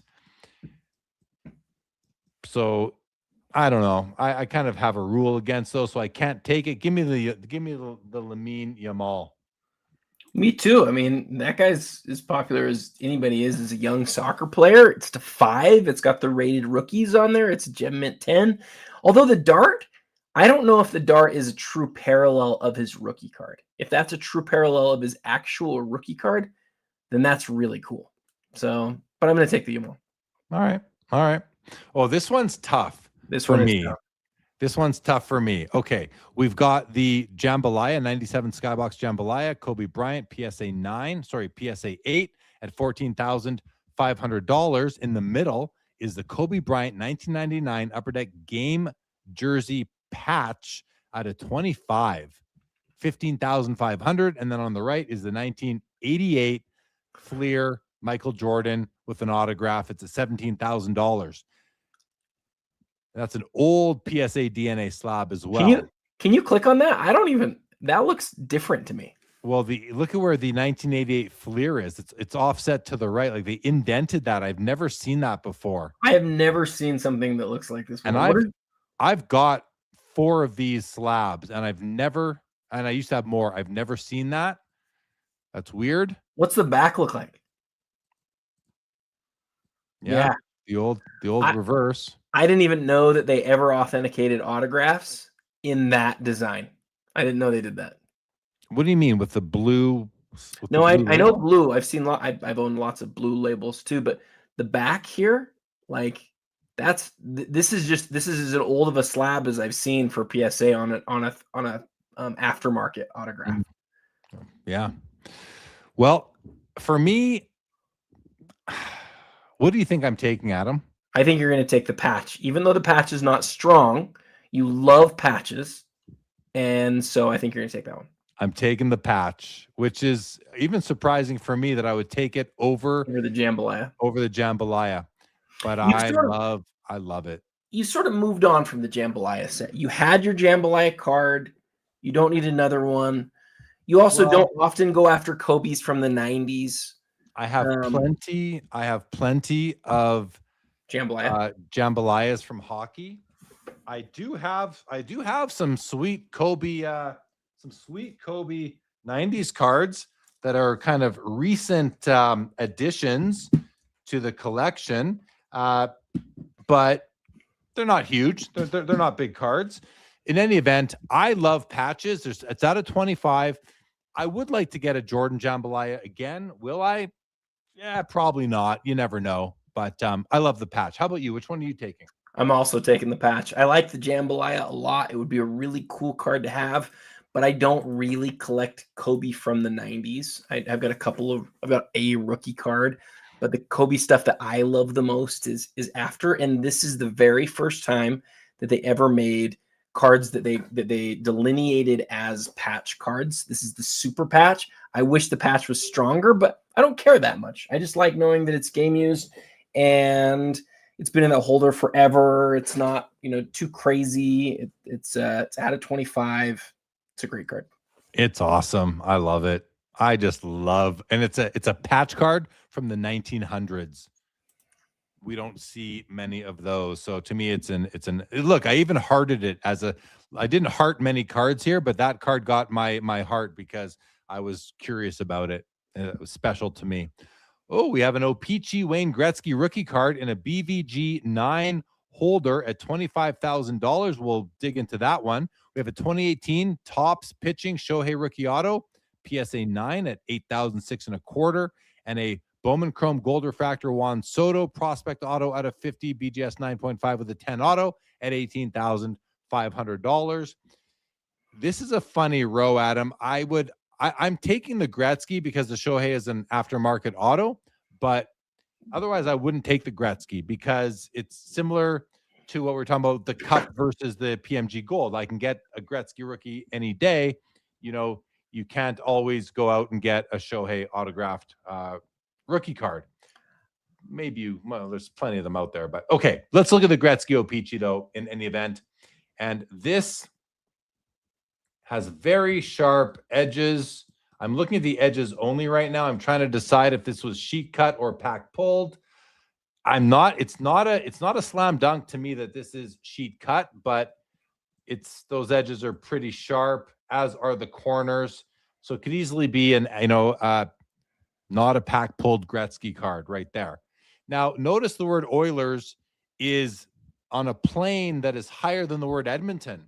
So we're going to see that the oil drop will be situated higher. We also see, look at all this magenta color fringe coming into the white border, the inner white border. It's taking up half, even if not more, of this inner white border. Just look over here, guys. See this side, this white border over here? It's clean, it's white, but you come around, it's half white and half red. That's a problem for me. And the word Oilers is up high. Otherwise, it looks good up there. You have a small fisheye right over there. A couple of little white snow spots over there.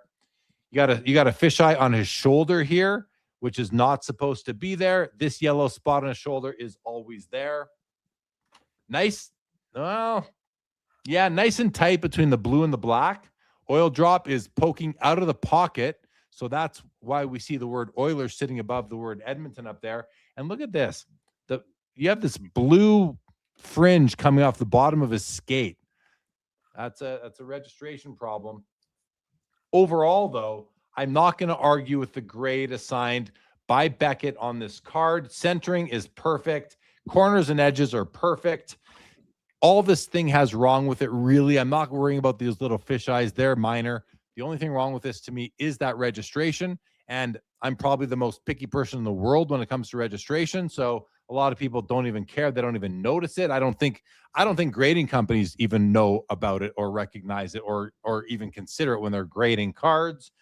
So this is a great card overall, but I'm not certain that it is pack pulled. It might have been cut from a sheet later on. One way to get a bit of insight into that is looking at the subgrades. It's looking at the subgrades. So let's do that for a moment here. Hold on one second. We're going to go back into it because when edges are 10, centering is 9.5, and corners is 9.5. When the weakest subgrade on a vintage BVG card is the surface, and you are wondering if it's been pack pulled or sheet cut, I am now going to lean towards this being sheet cut, because if the surface is the weakest of the subgrades, remember, these were sheets that were rolled up and the surface would have rubbed against other surfaces, which could damage the surface a little bit, little minor surface scratches and those sorts of things. The fact that Beckett awarded this an 8 for surface tells me that there are surface issues that are likely, in my opinion, from my experience, from the card being on a sheet that was rolled up. Okay. And that can cause surface problems. So I'm going to lean towards this is a sheet cut card. A lot of people don't want sheet cut cards in their collection, myself included. This is just not welcome in my collection. I would kick it out. I would kick it out of the collection if I had it, or I would just, pass it on to someone who doesn't care and go buy myself a different card. So anyway, those are my thoughts on that Gretzky card, Adam. I went on for a while. Your response, please. Well, I think it was really interesting is the first thing that I'd say. So thank you for teaching us. Everything that you said to me about it being sheet cut checks out. It's everything that I would guess. If you were to say, tell me what the subs look like on a sheet cut Gretzky, I would describe what you did. And what I wanted to do, and this is a hard thing to do quickly, but if you go to Beckett, you can check the pop report real fast. That's really easy. But what you can also do, and I would have done this if I had a lot more time, is you can take the individual grades and drop them all into Excel and then sort by, edge subgrades. And, I'm just like sort of scanning through all of them right now, and I don't see any. Didn't you say that this has an edge subgrade of a 10? 8. No. So, edges. Sorry. Edges are a 10. Yes, which is a very indicative of a sheet cut card. Yeah. This is one of the toughest cards for edges ever. I don't know. I'm not a total expert on this. And when people say they know something sheet cut, I'm always like, how do you know that? But on this card, Jeremy, how do you get a 10 on edges without being sheet cut? Right. And a 9.5 on centering, right? I mean, centering is going to be harder to get exact than the edges would be when you're cutting it, but it's still very strong centering, and even corners at 9.5. It all adds up to a sheet cut card for sure. So it looks like it's about the right size, right? Like, obviously somebody could trim something to that point, but the point is this: Beckett has labeled it a 9. I think there's a chance that this is one of, there's a chance. Would it shock you if you went through almost 5,000 Beckett graded Gretzky's and this was the only one with an edge grade of a 9 or of a 10? It wouldn't shock me at all. I would have guessed that there were 0. And so just the other sheet cuts, but yeah. That's what I'm saying, though, is it may be the only sheet cut Gretzky, OPG rookie in a Beckett slab. And so, oh no, there's plenty of them. Are there? Oh yeah. There's plenty. Can you share more? I know the guy who cuts them and submits them. Yeah. Oh yeah. It's a well-known. Yeah. When was this one graded? What's the number on it? Is it a 3.7? 000370. Does that give you enough? Yeah, so it's like 15. I mean, it's 17 years old or something like that. It's been in that holder. So I wish I had more time. I'd like to just go through and see how many 10 edge subgrades there are. I would guess that there are very few, and like you say, they're all going to be the sheet cut ones. Yeah. PSA won't grade them, so they go to Beckett. All right, let's keep rolling. Oh, we got the Bo Jackson Topps Traded Tiffany from 1986. PSA 10, $21,000. Oh, I missed the boat on that card. Great card. Milo's the LaMelo Ball, National Treasures, RPA at a 5 at 15,500. And on the far right is the Select Courtside Tie-Dye Prism Luka at a 25. It's a rookie, PSA 10. Pop 3, $13,000. Give me Bo Jackson all day long here, Adam. What about you? I think I also am going to take I was thinking about the Luka for a second, but yeah, the Bo card is so iconic, dude. I know. I love that Bo Jackson card. Absolutely. Okay, Adam, is there enough for you to talk about on this Cooper Flag, the Michael Jordan and the Willie Mays that I can take a 90-second break? You know it. Anytime, my friend. Thanks, buddy. I'll be right back. So the thing that I think when I look at the Cooper flag is, we have seen several other autographed inserts from Topps Chrome of Cooper flag already in this auction, and I haven't ever done the research to know how many of them there are. But what I know for sure about this is that the hobby's grown to such a point, and Topps Chrome is as popular as it is, to where Topps has to look for opportunities to innovate and be a little bit different. They can't just put out the same cards or the same amount. If they made the same quantity and they didn't make new inserts, then stuff on the secondary market would absolutely explode in value, not in value necessarily, but in price. And so, when I look at this flag, I think this is sort of what happens, where they have to make more of these types of cards to satisfy, the demand for the product itself. So I don't know what Next Stop Orange is. I don't know about the geometric parallel, but it is a Cooper flag rookie autograph insert, and it is a PSA 10, and it is limited to 25. I would encourage anybody looking at a card like this to take their time on the Beckett website, look how many other insert autographs there are and things like that. The Willie Mays, as Jeremy has shown us many times, is, hey, look at that. I only made it through the Cooper flag, and you're already back. You're too quick. Well, keep talking. You're talking about the Mays. As Jeremy's told us about many times, we got to look at that nameplate on Willie. And you can see, unfortunately, we've got I call that a fisheye. Do you call that a fisheye? Yeah, I call that a fisheye. It's funny. It looks like a Curious George character or something, that fisheye, the shape of it to me. It's got snow throughout. You can see surface snow on his arm, right up through his face as well. It's nice. It has no print lines, which these cards often have. It's very well centered for the issue. It's got nice edges and corners. It's an old slab, old grade, old slab, but a nice card. I think, back then this was well within the PSA 5 standards. Perhaps the thing that bothers me the most, besides the fisheye and the nameplate, is this fisheye down here on the border. Ooh, right there. Yeah, the surface issues, the snow on the forearm there and up on the neck and his cheek even.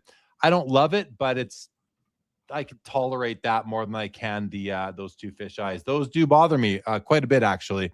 They my eyes, I can't unsee it, sort of thing. 14 grand on that one. Yeah. What were your thoughts on that card?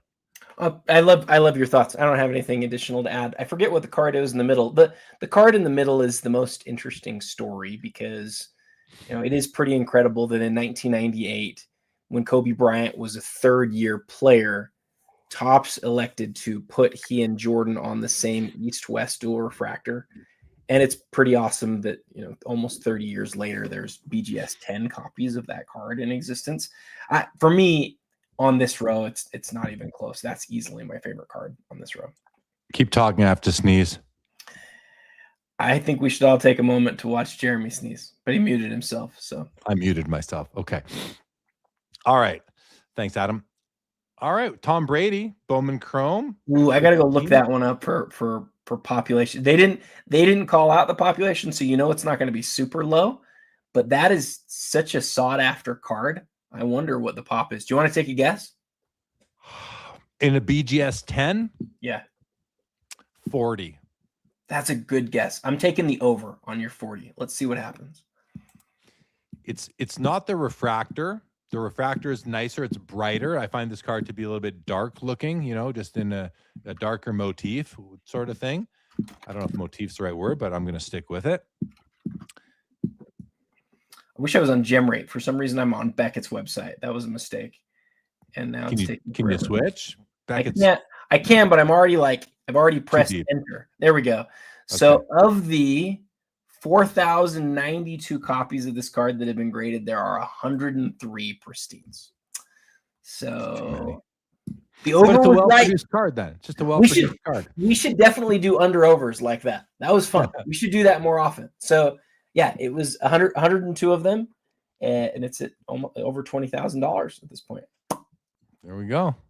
We got the Bowman Chrome batting red refractor Aaron Judge rookie at a 5 in the middle at 20,000 PSA 10 pop 3. I like that card.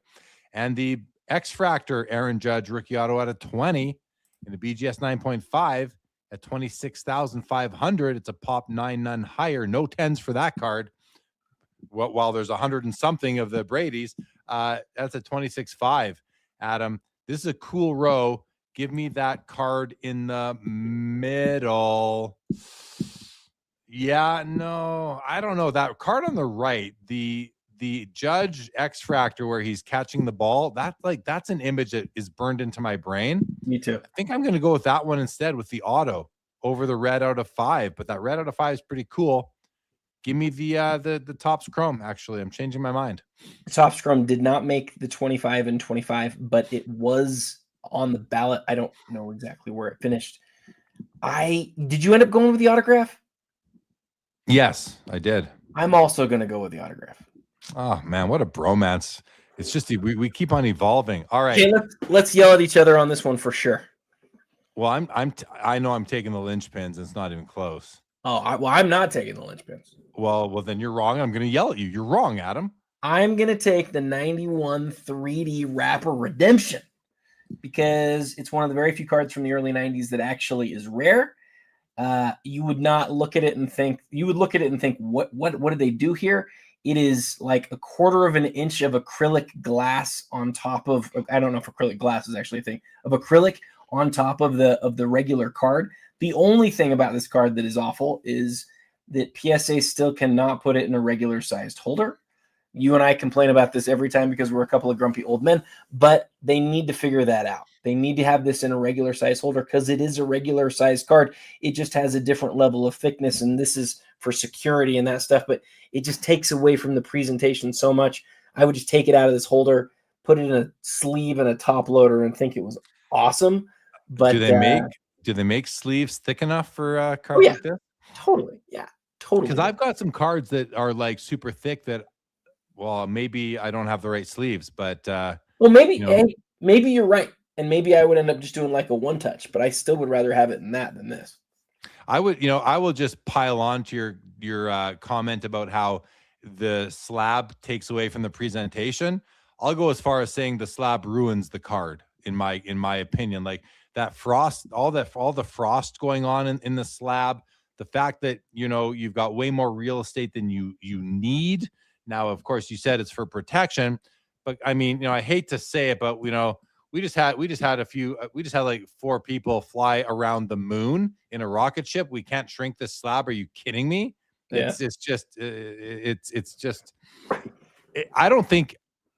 I just think it's a lack. I just think it's a low priority for them to fix this. That's about it. If maybe we just need to keep talking about it on the show. No, I actually don't think it makes any difference for us to talk about it on the show, but it does for me too. Like whenever you see something, you have to like ask yourself why you don't like it. But when we look at a row and we're trying to pick our favorites, and my first thought is, oh, I would like that, except for I don't like how big it is. Like that sucks. It shouldn't be that way. The other win here, and it's funny because it's now under PSA, but this in a Beckett holder is fine.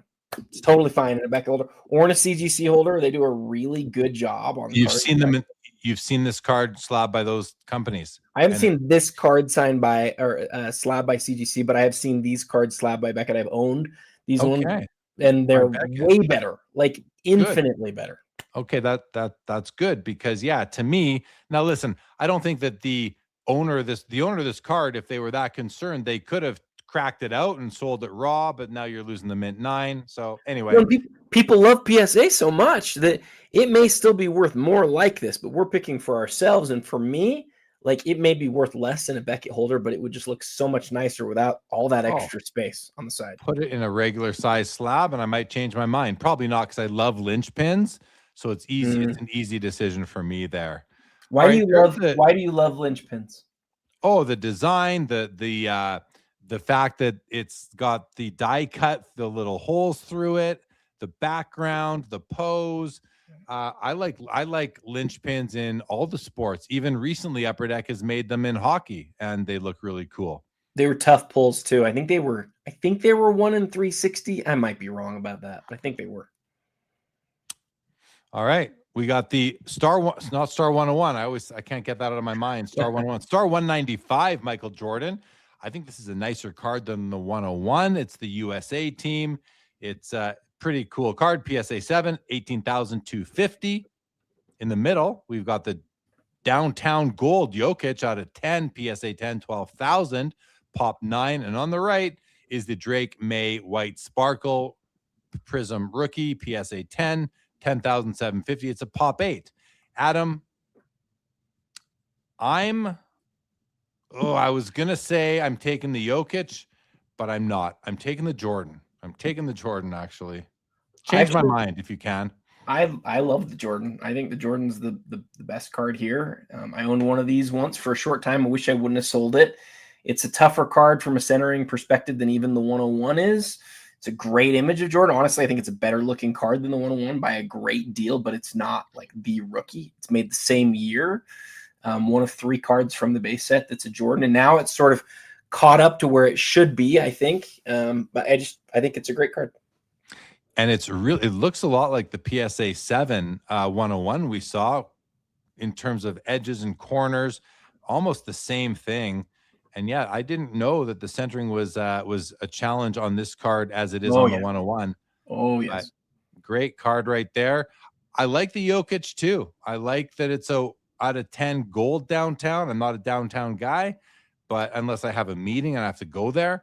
But this is a cool card. PSA 10, I like it. All right, we have the Tim Duncan Jambalaya, PSA 10, a Jordan 86 Fleer, PSA 8.5, and the Haaland Topps Chrome Bundesliga Gold Refractor out of 50, PSA 10, Pop 14, $25,000.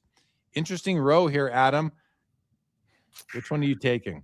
The Timmy and a PSA 10. I'm going to go with the conditional rarity there.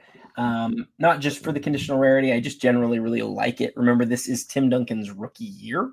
So it's the greatest insert set. And a lot of people think the greatest insert set ever in a super low pop. And it's a rookie card. I think that's an underrated Timmy. But I mean, it is also $25,000 for a 90s insert Timmy, which is a lot. But yeah, to me, that's the card on this row. Okay, I just have to check and see if I would take this Jordan PSA 8.5 86 Fleer. So far, I like what I'm seeing centering wise. I like it. Edges and corners, so far, so good. Registration, not perfect. No, can't take the Jordan. And the reason why is simply because you got this top border here. The black border is too high. You're seeing too much of the image in there. The yellow hairline under there, the blue hairline under the black there. I can't do it. I just can't do it. I am like, I just have this registration thing. So I'm going Haaland. I'm going to go with a Haaland and just take a gamble on the young soccer player. Did you see the Currency Project's comment?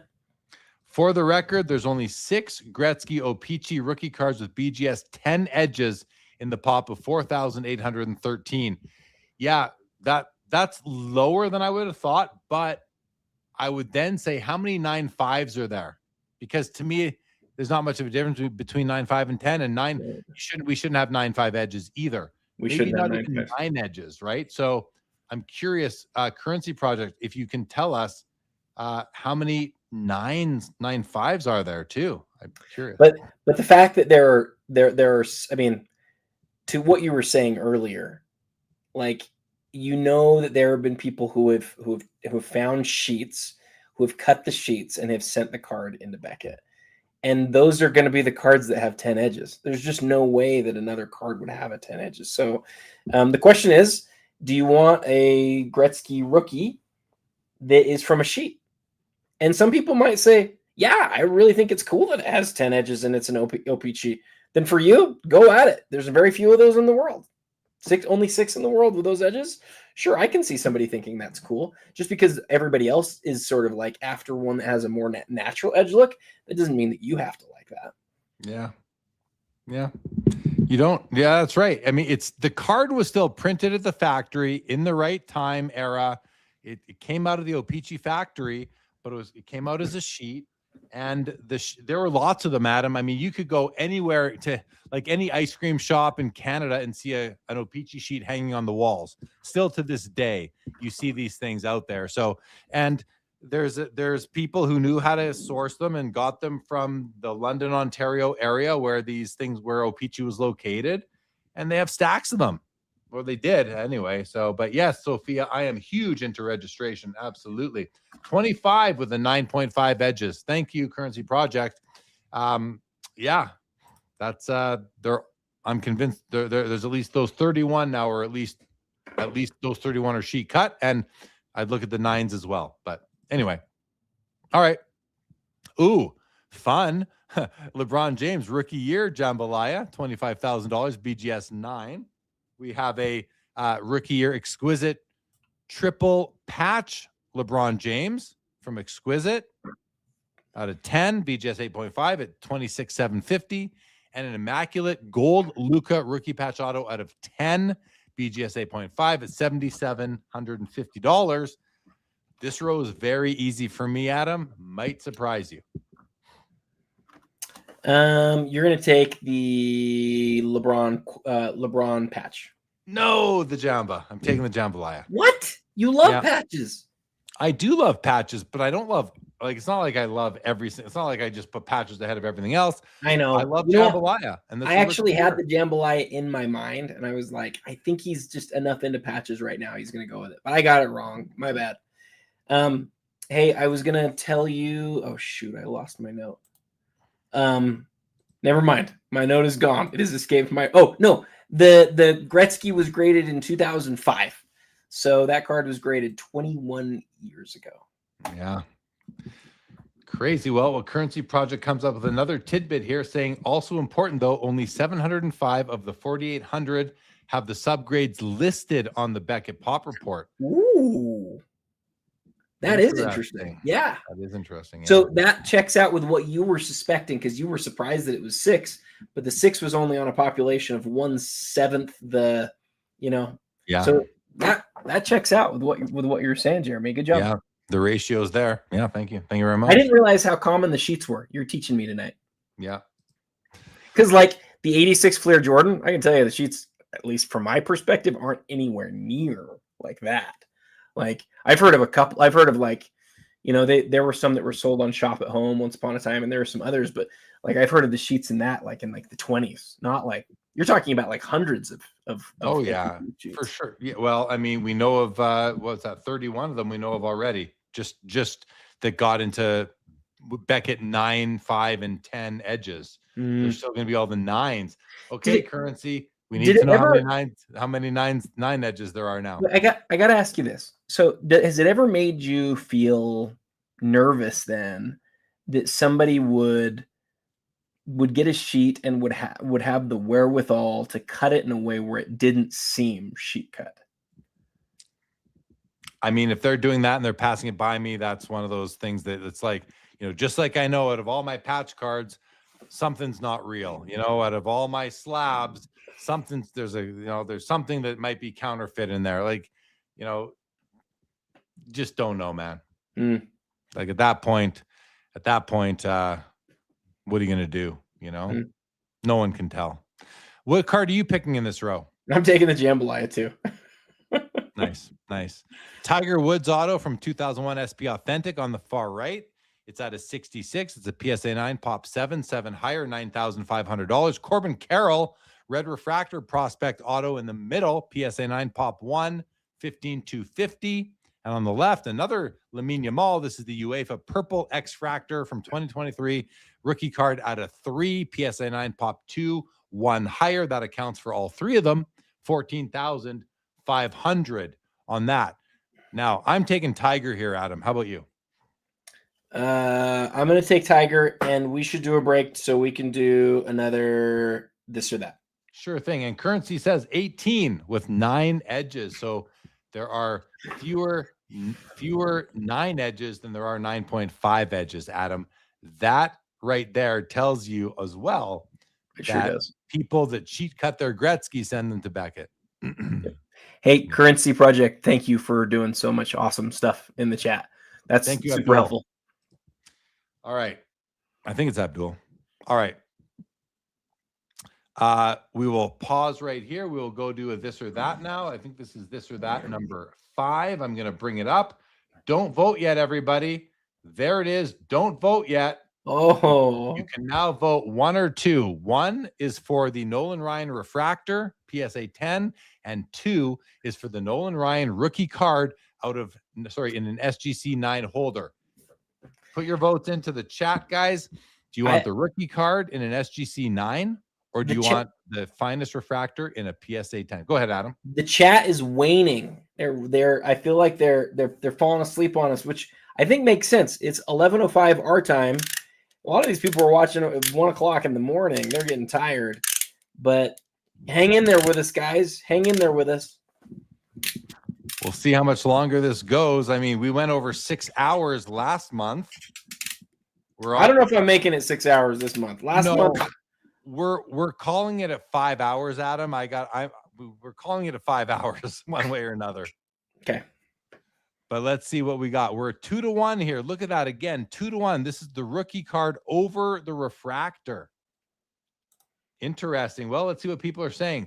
The professor is taking the rookie. Adam is taking the refractor. Pop Junk is taking the rookie. Mollico is taking the rookie. So is DJ Quicksilva. So is Thorson. Sophia is taking the refractor. So is Double O's card guy. I'm not surprised. Look at his name, sort of. Yeah, man is taking the refractor. That's my man, Mo. Currency Project, Cardboard Man, Robstar, all taking the rookie. DJ Quicksilva says, hey, guys, don't give up yet. It's only 7 o'clock here in Hawaii, and it's 1:05 for the Cardboard Man. The doctor is taking the rookie. JS Teal is taking the refractor. The doctor says this is a hard one. It is a hard one, Doc. It is a hard one. I'm with you on that. Absolutely. I'm taking the refractor, guys. I mean, that's so not like me, and I'm almost surprising myself, but I had my Nolan Ryan rookie. I owned it for 10 years or so. I don't have one anymore. I don't covet it. I covet his second-year card now. So may as well go for the rare 90s refractor iconic card, although it does have some greening. I'm not a big fan. I don't think it's really a PSA 10 worthy card. So, excuse me, maybe I take the rookie. I haven't voted yet, have I? Stay with the refractor. Hold strong. You know, honestly, dude, I think that the rookie's more your fit. I do. I think. Oh, look at that. Kevin Walsh says it's his card being sold tonight. Oh, hey, Kevin. Double O card guy says, I don't like dual rookies. Yeah, I don't mind them, but I do prefer single player. But this is tough for me right now. It's just feel like I'm going through a bit of a transition in my collecting. It's been a couple year long transition, but man, oh man, Adam. I would remind you that Nolan Ryan only has one really significant parallel from his whole career, and you're looking at it. So it's a lot rarer than the rookie card in any grade, right? That'd be a fun thing. Should we look up on gem rate what the total? What do you think let's do an under over right now. Okay. What is the total? And I haven't gotten there yet. What's the total 93 refractor Nolan Ryan graded quantity going to be? Do you think total graded across all the grading companies? Total pop on the Ryan refractor. I'm going to go 100. I'm going to take the over on that. Okay. What up, Kevin Walsh? Travis says the rookie card is all me. I know. You did pretty good. The total graded ever, and again, is only significant parallel. 185 cards. 185. 185. Now, what's the Nolan Ryan 68 going to be, do you think? Thousands. 2,000? How many? 2? Oh, way more than that. Way more. 4. I'll bet it's 20,000. Oh gosh. Okay. Well, so I was thinking. I don't know. In my mind, yeah. Did I say 2? Way low. You said way low. 2. I'll say 5,000. It's 32,000, Jeremy. 32,000 Nolan Ryan rookies have been graded. Now, not nines. Not nines. I mean, no. All together by is that PSA or is that global? That's global. This is the combined pop report from Gem Rate. So I said 32,000. Where did I go? Oh, I'm on a different Gem Rate tab. That is not going to help me.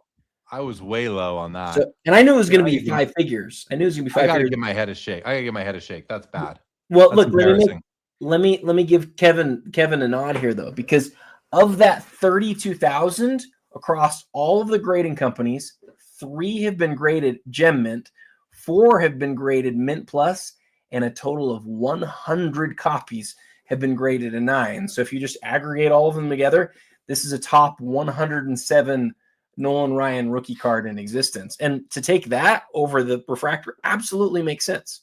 Totally and completely. If it's a 5 or a 6, to me, it just doesn't make sense. I think you're crazy if you feel that. But not so crazy, but. I'm locking in my vote. I'm putting in the chat right now. My vote is now in. You'll see it come up in a moment. Oh, yeah, because 30,000 Nolan Ryan rookies have been graded to 100 and something. 185. Refractor. His most important non-rookie card might be that refractor right there. Right. After his second year, maybe his third year card sort of thing. Yeah. I don't care about the condition scarcity so much, Adam. I would rather have a PSA 4 that looks like an 8, and I don't care about the 9 on that card. I care about the total graded population of that refractor versus the total graded population of the rookie. Other people won't understand that. So you and I are exactly on the same page. It's not as good, not as fun when we're on the same page, but other people won't understand that because they don't know the card, and they'll be like, but this one's so well known. But like, when you break it down, when he actually played, and the fact that he actually got to 93, the fact that that card even exists is incredible. Then you take that low print run. It's just, to me, it's not a thing, except if you love conditional scarcity, the fact that that's a top 100 copy of that card, you can make that argument in the world. I 100% could see how you would take that. I can. Yeah. So that's where I'm at. I'm taking it. Look at Josh's comment here. There's only 240. I didn't know that. There's only 240 1993 refractors. That's like the print run he's saying. I think that's what he's saying. Yeah. Well, that even more solidifies, because there's 100,000 of the rookie and there's 240 of that. I'm definitely into the refractor. Alex here says Nolan's second most important card is the 1991 Upper Deck Auto at a 2,500. That is a great card. It's not the first Heroes Auto though. Is it? No, it's not a Heroes Auto, is it? It's not a Heroes Auto, I don't think. I didn't know he had a 91 auto. I thought it was a little bit newer than that, but I guess I'm wrong. I don't really know. I don't agree with that comment from Alex. I mean, it's a subjective thing, I'm sure, and I feel free to love that card, but autos, I mean, it's just not my thing. It's just not my thing. I think the refractor is a more compelling card for me. That's all I'm saying. But I might be in the minority. I probably am. I usually am with these sorts of things. Pop Junk says makes sense, but I like the history. I think I owned his rookie when I was younger. Totally. Good evening, Bazooka Tom. Currency Project says, is the 1991 auto pack pulled? Good question. Alex, can you answer that? Because I'm not sure either. I feel like it was. I can see the card. It says like 2,500 across it even. It's got like the big numbers 2,500. It must represent, it is pack pulled, says Mollico and Alex. That adds coolness to it for sure, but it's not the first pack pulled baseball auto of all time. I believe that belongs to Reggie Jackson. If it was, that would be more interesting to me. Anyway, 91 Heroes is his first auto pack pulled in Upper Deck. So it is a Heroes card then. Okay. I didn't think it was a hero. It's like the Brady and the Brett Hall. Yeah, that okay. I thought it was maybe different, not a Heroes, but I guess it is. Thanks, guys. Yeah. Still, I don't know. I much prefer this refractor. Okay, we're gonna stop the poll. Lock in the response a bit closer. The rookie card does win out 56% to 44%. Rookie to refractor. So thank you everybody for playing, and we can now hide that poll and move on to this next row. We got Warp Speed PSA 10 at 15.5, Michael Jordan. We got the 53 Tops Mickey Mantle PSA 6 in the middle. Looks like a stunning copy, by the way. And we have a Tops Mystery Finest Bordeaux Refractor Michael Jordan PSA 10 Gem Mint Pop 9 at $22,000. Oh boy, I'm taking Warp Speed here, Adam. Gosh, you and I are just on the same page tonight, man. You know what though? No, gosh, this one's tough. I think I'm going to take the refractor. The Mystery Finest is pretty cool, and it is I think it's Pop 9 is what it says. I'm going to take that. It's close between that and the work speed. I like the mantle too, though. I think this one's just a tough one. The mantle's awesome, actually. Just looking at it, the bottom left corner is the only thing I really see wrong with it, and that's not that bad. A bit of surface issues and there is a registration problem. You see this pink glow coming under the Yankees logo here. I'm not a big fan of that. You see the overlap over here, but when you zoom out, the centering is very strong. The card is clean. Edges and corners look good, except for the bottom left where the red is. This looks like a really nice copy of the card. It's got some edge kind of chipping, some business up over there, and you see the red missing on the corners at the top. So the reverse is having some problems here, but overall it's a very nice copy in the PSA 6. The warp speed, I just want to get I used to have this card in this grade, and I sold it, for I think $4,000 outside the Hyatt Hotel at the National a couple of years ago, and I'd like to get it back. It's a beautiful card. I will get one back one day, but I'll probably be in like a PSA 8 holder and save me about $14,000. So, look at that. Kevin Walsh also. Yeah, we did look at the Jackson Tiffany. We both loved it and chose it from the row, Kevin.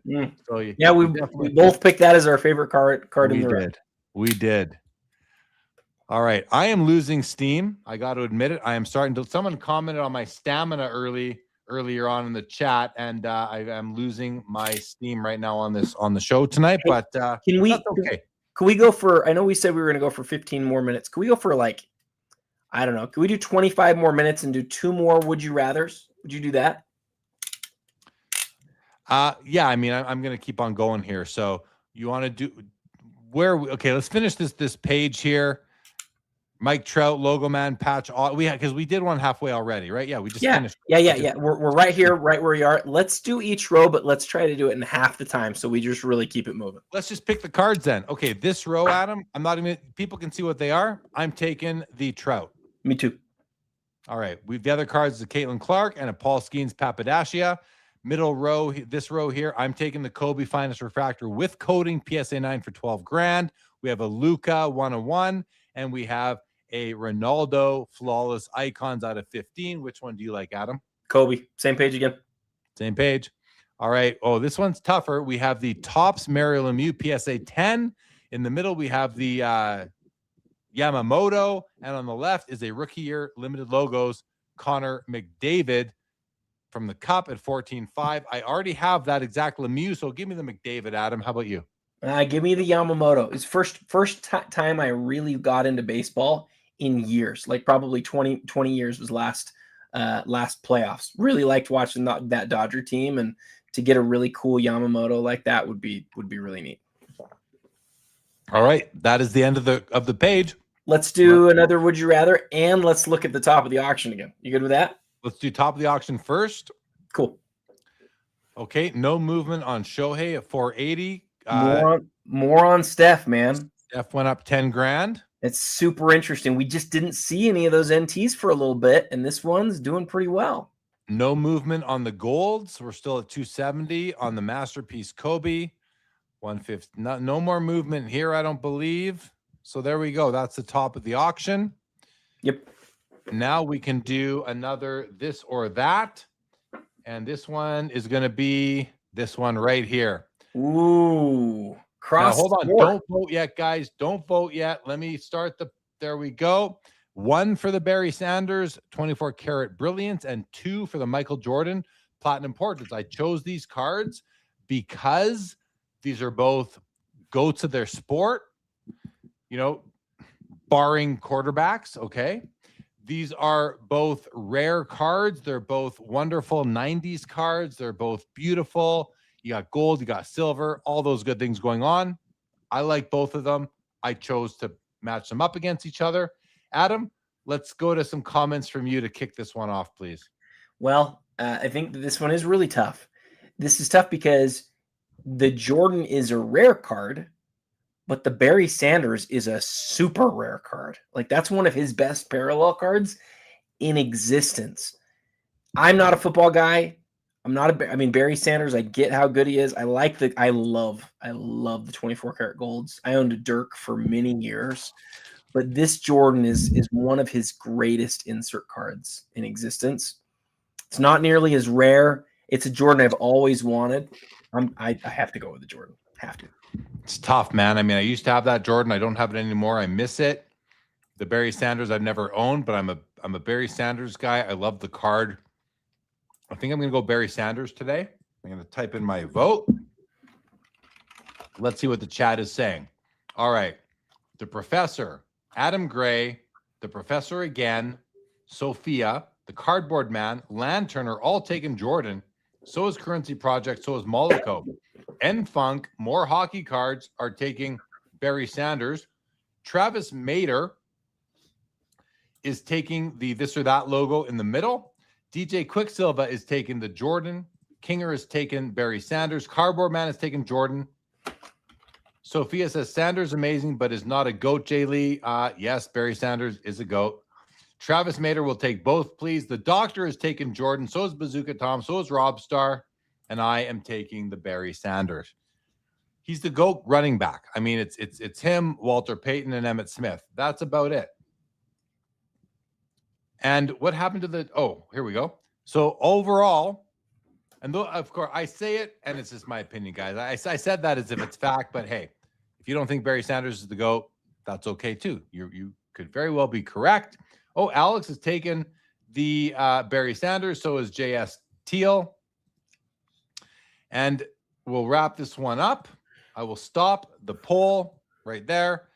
65-35, Michael Jordan over Barry Sanders. Well done, everybody. Thank you for playing. All good, Sophia. All good. Absolutely. Correction. He's not the GOAT. He is a GOAT. There we go. I like that language as well. Okay. Hide that. And let's get back to the auction. We'll now go to page 6. Wow, we're getting through this thing. Where's the how low has the clock got? I mean, listen, the people selling cards, Fanatics themselves, they want to see this thing keep going. They want bids to come in. So I don't want to discourage bidding, but have we seen the clock get low, Adam? Do you know? I haven't watched it super close. I have seen it get under 30 several times. So, like we said, it really could end at any second, but it also could have hours left. It's just hard to know. I'm taking Jason Kidd on this row, Adam, believe it or not. How about you? I looked at the Jerry Rice population the other day on this card, and it's exactly sort of what we predicted when autographed iconic cards started happening. Like there's a lot of this card. It's in the 4 figures. Like there's there's over 1,000 of them. Yeah. Jerry Rice is a great signer, and it's an iconic card. It's the perfect match, right? But I'm with you. It's the Kid here for sure. Yeah, I'm all over the Kid.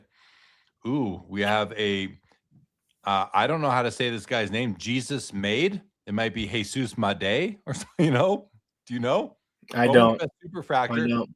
We'll go with Jesus Made. 1 of 1, $9,000. How'd I do, chat? Anyone know how to say his name? How did I do? Oh, Travis, it's not Pringles. I'm actually eating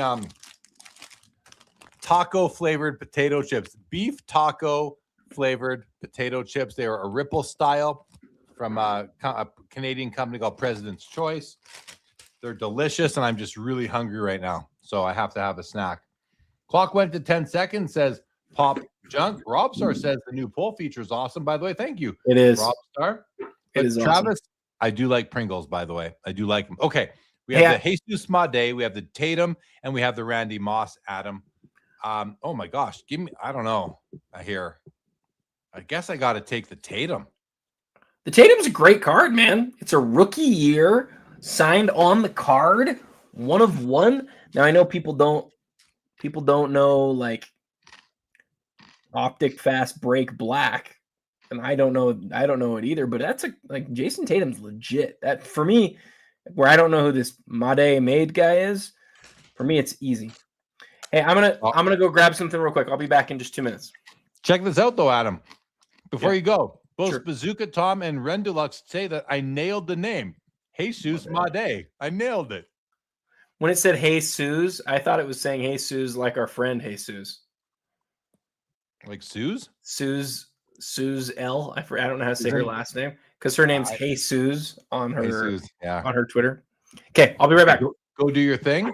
TCG says, are y'all going to the National this year? How about Fanatics Fest? TCG, I am definitely going to the National. The jury is still out for me on Fanatics Fest. I'm not sure about Adam for either, to be honest. I will have to ask him. Yeah, man. Says Halifax Donair chips were did you try them, Mo? And did you like them? Because it's the same. So on the show recently, I showed it on Instagram. Donair flavored potato chips, and they were so good. My wife tried to buy me those ones as well, but they were sold out. So she bought me the where's the other flavor? It's over here. She bought me these ones as well. Korean barbecue. I love I eat too many potato chips, you guys, but I walk like 4.5 miles every day, so it's okay. But I eat too many potato chips, definitely. All right, Jesus Made. That's the big win for me. I pronounced it correctly tonight. We've got a Jerry Rice Gold Kaboom, 10 out of 10 at 13,250. We have a Gatorade Michael Jordan, PSA 7 at 12,000, and a Bowman Chrome Superfractor Dirk Nowitzki, 1 of 1, 2006. Is that a rookie? Like, what's his? Oh no, he's in the 90s. Never mind. I was getting 96 confused with 06. 7250. Ooh, I want to know what Adam would take, but I'm taking the Dirk here. I'm taking the Dirk. What about some of you? What would some of you guys take in this row? I don't want to get too far ahead until Adam comes back. There he is. Adam, what are you taking here? The Jerry Gold Kaboom, the Jordan Gatorade, or the Dirk Superfractor 101? The Dirk by a mile. I took the Dirk too. They'll tell you I took the Dirk too. Is that the only row you did while I was gone? Yep. Yeah, the Dirk, if it was Topps Chrome, I would like it even more, but yeah, man, like that's a huge card. I got to tell you, when we did this show live from New York last month, it was like 6 hours. We were so hungry. Before the show was even over, our handler there, Matt, ordered us hamburgers. He had burgers for us like 5 minutes after the show was over. I got to tell you, Adam, that was the finest burger I'd ever had at that time. It was a delicious burger, and it was 2 a.m, and I needed it badly. DJ Quicksilver, that's your Griffey credentials right there. 21K. Congratulations. Big sale. PSA 10. Beautiful card at a $2.99 pop 3. Way to go. Now, I'm going to tell you something. I think that Griffey should be more expensive than it is. Well, I think Griffey should be more expensive across the board, probably. It's one of the first serial numbered cards. It is as pretty as any set ever made. I'll stand by that. And there's 3 PSA 10s. 3? Yeah. That's a crazy card, man. This is a crazy card. Now I get it's not the rarest insert or rarest card, right? It's numbered, what is it, $2.99 or $3.99? I think $2.99. I love that card. That's a tough one to let go. Well, put that and pair it with the Kobe. Amazing card. Amazing card. But this row is tough. Not the Jordan for me. I'm not a fan of this Jordan. I know it's autographics. People love it, but I love the Wilt rookie. This is a PSA 7. Actually, I own my Wilt rookie is the same. It's a PSA 7.5. And I love it. This one's actually nicer than mine. Mine has some white under the armpit. This one has perfect registration. Oh, like almost perfect registration. It's not perfect. It's 0.5% off, but the color is bold. The centering is its biggest problem, and it's not that bad. I love this copy. Wow, 14,500 on that right now. I'm taking the Griffey. I'm trading away my Wilt for the Griffey. Not that I can. I need to kick in a few grand, but that's what I'm doing, Adam. We're gonna make for terrible TV show because we agree on everything today, dude. But like you and I just gave the same order on these 3. It's Griffey, Wilt, then MJ. You know, it's funny. Like, oftentimes we get into heated arguments here sometimes. So we're getting along too well, Adam. Let me go first on this one, and then we'll see if we end up in the same place. Well, then, okay. I don't want you to. Okay, go ahead. So I'm definitely taking Steph number 1. Second year immaculate. I love the hollow foil around the window. It's game used. It's not the best patch, but it's really nice, and the autograph stays just out of the well. But man, the Powell. Oh yeah, This one's tough, actually. Powell is post-playing days. I'm going Powell second. And then because I don't know baseball prospects as well, I'm going to go this McGonagall, Professor McGonagall, number three. Yeah, I'm taking the Steph as well in this row. Absolutely. I like the looks of the card. All right. We have a Yao Ming numbers pieces out of 11. We have a Tatum rookie auto 1/1 personalized auto, and we have a Eminence Tom Brady auto out of 10. Okay, Adam, I know my order. Do you know yours? Can you look closer at the Brady? I think it might be inscribed. It is inscribed. Yeah. 5. What does it say? 5B. Super Bowl. Oh, that's not a 5. It's an S. Super Bowl L1. What's L? 50? 51 MVP? 41? Yeah. 51. So I know my order. You want to hear it? Let me come up with mine real quick. Ooh, this is actually a pretty good row. This is going to be a tougher one, but I think we're gonna have the same row. I don't think so. I don't even know what I have yet. Give me just 1 sec. I think this one's tough. I have no idea like which is first or third. They're all that close to me. So, okay, I have my order. Okay, I'm locked in as well. We're not going to be the same on this one. This is good. No, well, okay. I'm going Yao, Okay. Brady, Tatum. I'm going Tatum, Yao, Brady. Yeah, totally. I like the Tatum because it's one of these where the inscriptions is really cool. Like he's 10 years into his career at this point almost. There's 9 years. 9 years into his career. He's still with the Celtics. He signed that back in 2017. Most of the times guys go whatever. Like look at the 2017 draft. Nobody's with their team anymore except for Tatum, right? And like maybe a couple of other guys. So that's why I put it there. But it's tough. Like I just as easily could have put any of the other two. Does this change? Does Moliko's comment change your Brady weight at all? I mean, I love the Brady.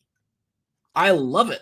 He has more of that same sort of stuff. It doesn't surprise me even a little bit that Brady's the most expensive here. Not even a little bit. And the Yao, like I've owned a couple of different Yao number pieces. Those are tough cards to find, man. Tough cards to find. I think they're all really easy here. I really like all three of these, and we've had a lot of other rows where I'm like, which one do I pick? I like all three of these cards. I don't like the looks of the Brady card. I don't love the looks of the Tatum card either. And I love the looks of the Yao. Plus, I'm tall. Me and Yao are both tall. So we have that in common. I guess I could say that about every basketball player though, but all right, let's keep on rolling here. James Wood, Ronaldo, and the Griffey medallion out of 100. Oh, this one's so easy. It's the Griffey. It's the Griffey. It's the Griffey, then the Ronaldo, then the Wood. Yeah. Same. Yeah. Same page. Ooh, Ray Allen. We're going to be different here. Well, I'm taking the Ray Allen. I'm not. That's easy. Why not? Well, I might put the Ray Allen third. I really like the Wemby here. Like, I don't understand. Usually I can sort of understand what the hobby's doing. I don't understand how the hobby views Wemby at all. I just think the hobby's crazy. Like, here's a guy. He can't sign for Panini because he's Topps exclusive. He doesn't have any NBA license stuff that's autographed. And so if you want licensed, then you have to get non-autographed. Well, to me, then the obvious move is you want the Wemby stuff that's really like rare and from significant brands, specifically that are like parallels of the base set. That is what this Wemby is. It is the number to 10 parallel of his National Treasures rookie card. But this is so Jeremy, this to me is the stupidest thing. Okay. And I shouldn't say this because I shouldn't say stupidest. People have their own opinions. Wemby has 2 cards in the regular set. One of them, because NT always has RPAs, right? One of them has a great big patch on it that's not associated with anything. He never wore it to anything. And it's the same rarity as this card, and it's worth way more than this card. This card is in the checklist first, though. This is the first Wemby National Treasures base card. Now, this is the out of 10 parallel again, but I would way rather have the regular Wemby from the base set, like way rather than the one with the fake patch that's later on in the base set. I don't get that at all. This is exactly the sort of Wemby that I would want in my collection, like a high-end brand, really rare parallel of a base card rookie. And historically, that's the sort of thing that's won out. But so far for Wemby, I just feel like the whole hobby's been drunk, man. I don't get what they're doing. So for me, it's Wemby, and then the Mahomes is so fantastic in hand, dude. It is fantastic in hand. And to me, the Ray Allen's third. Wow. I can't believe this Wemby is $46,000. A base card out of 10 is $46,000. I think with what his other stuff is selling for, it could be even way more than that. Wow. Like some of the stuff of his that's selling for crazy money, like that's the same rarity as a Prism Gold. You know what a Prism Gold Wemby would sell for if it hit auction right now? I don't even want to guess, man. It's a lot. Yeah. It's a ton of money. That gold wave today, last we looked, was 125 grand. That card's at a 25. Is a gold Prism Wemby like $1 million right now? So this is actually a steal at 46K. Well, it's the same rarity, and they're probably the two brands of the Panini era, and they're both of the gold parallels to 10. It's 5%. I mean, I don't really know about that $1 million. That's probably crazy, but given what other stuff is selling for, I'm telling you, a gold Prism Wemby, if it came to auction right now, would be a lot of money. A lot of money. I'm still taking the Ray Allen. Hey, is the Ray number 49 out of 50? Can you check that real quick? Ooh, that's a great is. question. Bet it is. Maybe I'm wrong. 33. I'm wrong. Wait, is that his jersey number? What's Ray's jersey number? I don't know. Is it 34? See, 34. Yeah. One off. Yeah. Yeah. All right. What do we got next here? We've got a Jokic rookie auto out of 99. We've got a Luka flawless emerald out of 5. And we've got a Ashton Flood LeBron James 1 of 1 from Panini Obsidian. Electric Etch Ashen Flood. I don't know what that is. I don't know either. Which one are you taking? Ashton Flood was a player. Well, give me the Luka in the middle here. May as well bite the bullet. Take a Luka. It's not like I'm biting the bullet. It's a nice card. And is a game used? Yeah, I think it is. Does it say? It's flawless, so it's game used. Flawless NBA is right there. Yeah. Give me that. Well, that's an easy choice for me. I'm taking Jokic. I'm taking Jokic because it's recognizable. He only has a few rookie autographs. Definitely Jokic. And Pop Junk is clock is there's a bid. He's watching the clock. We might be there. We might be ending here pretty quick. But Thorson, I am eating banana chips and I'm trying to mute because I know you guys don't want to hear me chomping. And plus it's Jeremy's show. Jeremy can do whatever he wants. Can you hear me chomping? Yes. I love you. Well, and I'm chomping on taco flavored potato chips. Beef taco, President's Choice, Thorson. I cut half the top of the bag off so that I could actually get into the bag and not rustle the foil too much. So there's, you know what, Adam? I just noticed no hollow foil on this chip bag. No hollow foil. Bull crap. Get that thing out of here. Garbage. What is going on? Sorry that you guys can hear me chew, guys, but a man's got to eat. A human's got to eat. And I'm hungry. All right. Jordan Crunch and Munch, 85 star, PSA 8, 16.5 with eye appeal. Emmett Smith, 24 karat gold brilliance. And a rookie year limited logos, Kevin Durant out of 50 at 13, 250. I'm locked in, Adam. I'm locked in with my choices. Over to you. Let me know.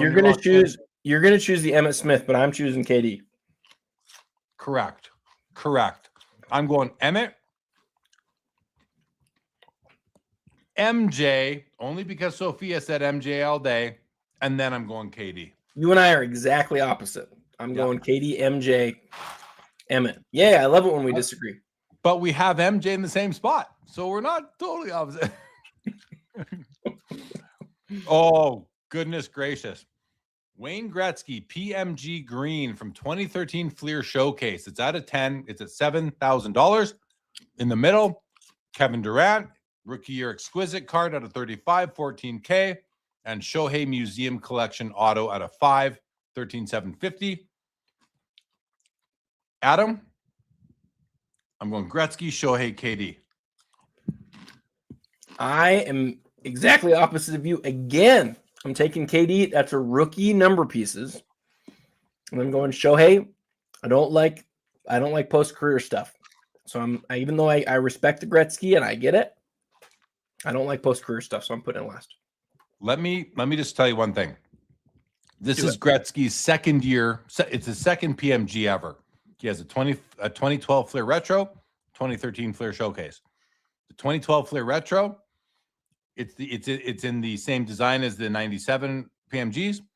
He's in an LA Kings uniform. He's generally preferred to be by not everybody, but a portion of the hobby to be in an Edmonton Oiler uniform. Does that change it at all for you that he's it's his first Oiler uniform PMG? Makes me understand why it would change it for you. But I would like a Shohei autograph, and I really like the KD. Okay. So for me, it's still that order. Sorry. Thorson says that Gretzky is arousing. I know, Thorson, it's arousing me. Trust me. I'd love to grab it. It's at 8,400 right now, converted to my currency. Just can't do it right now, but I'll take the Gretzky. Wemby, Skeens, and Nick Kurtz here, Adam. The Wemby's out of 50. The Skeens is out of 5. The Kurtz is out of 5. I'm not big into any of these cards. Like, I respect Skeens and Wemby. Absolutely, even Kurtz. Can I sell you on the Wemby? You don't need to. I'm taking it. I'm sold. First year Topps Chrome Wemby out of 50 gold. Easy. Yeah. He has other years of Topps Chrome, but none of them are NBA licensed. This is the first one that's licensed. Yeah. And it's cool, man. I mean, like his I don't know if you've been watching, but his Chrome stuff is selling, man. It is selling. I'm actually surprised this is as low as it is. Yeah. Ooh, this one's fun between the Maze and the Kobe. How good is Sengun? It's pronounced Shangoon, like a Shangoon. Offensively, marvelous. Not a sexy game, but like I'm going to score and you're not going to be able to stop me sort of game. More Jokic than like KD, if that makes sense. Problem is he plays on the Rockets and KD's with him, and man, everywhere KD goes, they just can't win. So, but Shangoon is awesome. The pick here for me though is the Kobe for sure. Yeah, the Kobe's cool, but I think in this row, I think I'm going to go with the Maze. I've had this new liking for the 52 Topps Maze, and this is a nice copy. I had the Jordan or the Kobe 3Ds. I had one. I think I forget who I had. It was one of the two. I don't have it anymore. Must have been Jordan. And it's a cool card. I like the cracked ice effect on it. No, give me the Kobe. I'm switching. I'm switching to Kobe. Kobe, then Maze, then Shangoon. As Malco says, Crab, Shangoon.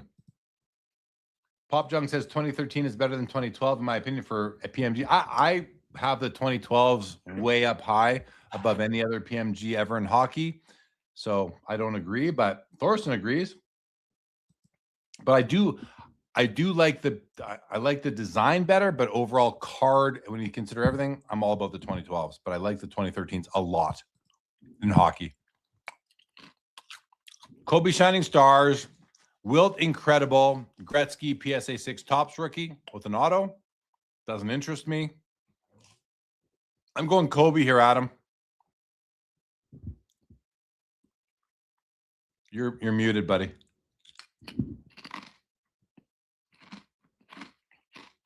Still muted.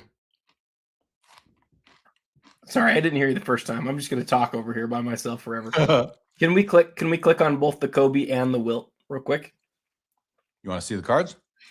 Yeah, so the Kobe story is there's a regular Shining Stars insert that's really cool looking, but this is the Pulsars, I think.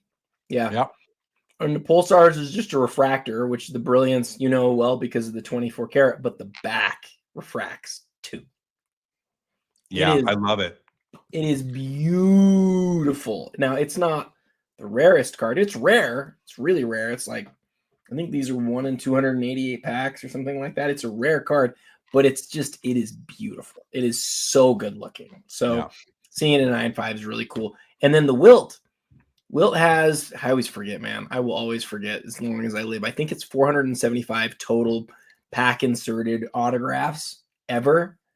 And I'm going to tell you what, very few of them have that nice blue signature like that. That is why I didn't talk to Ryan or Fanatics about this, but I suspect the reason that this got the eye appeal sticker is because of that autograph.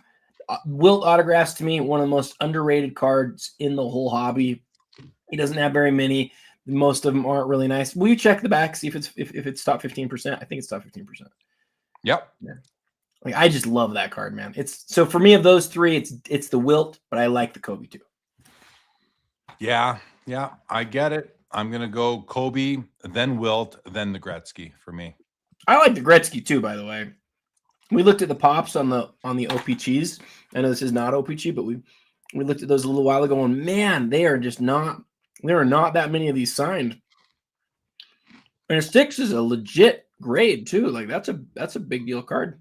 Yeah. Yep. Messi 101, Curry 101, Justin Jefferson, Prism Gold out of 10, PSA 9. I'm taking the Steph Curry. Oh, that Messi is tempting.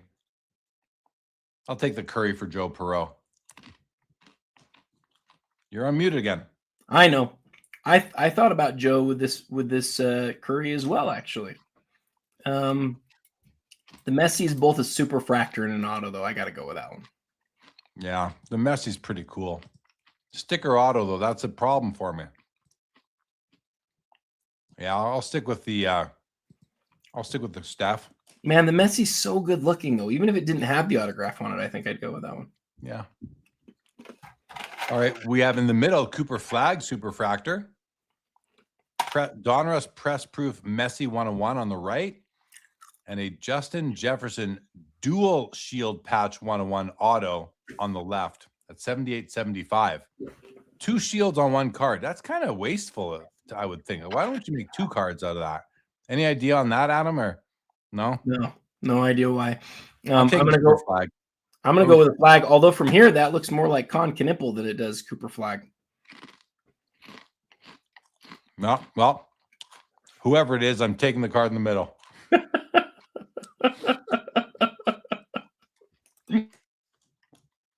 There you go. There's a nice Kevin Garnett 101 exquisite auto.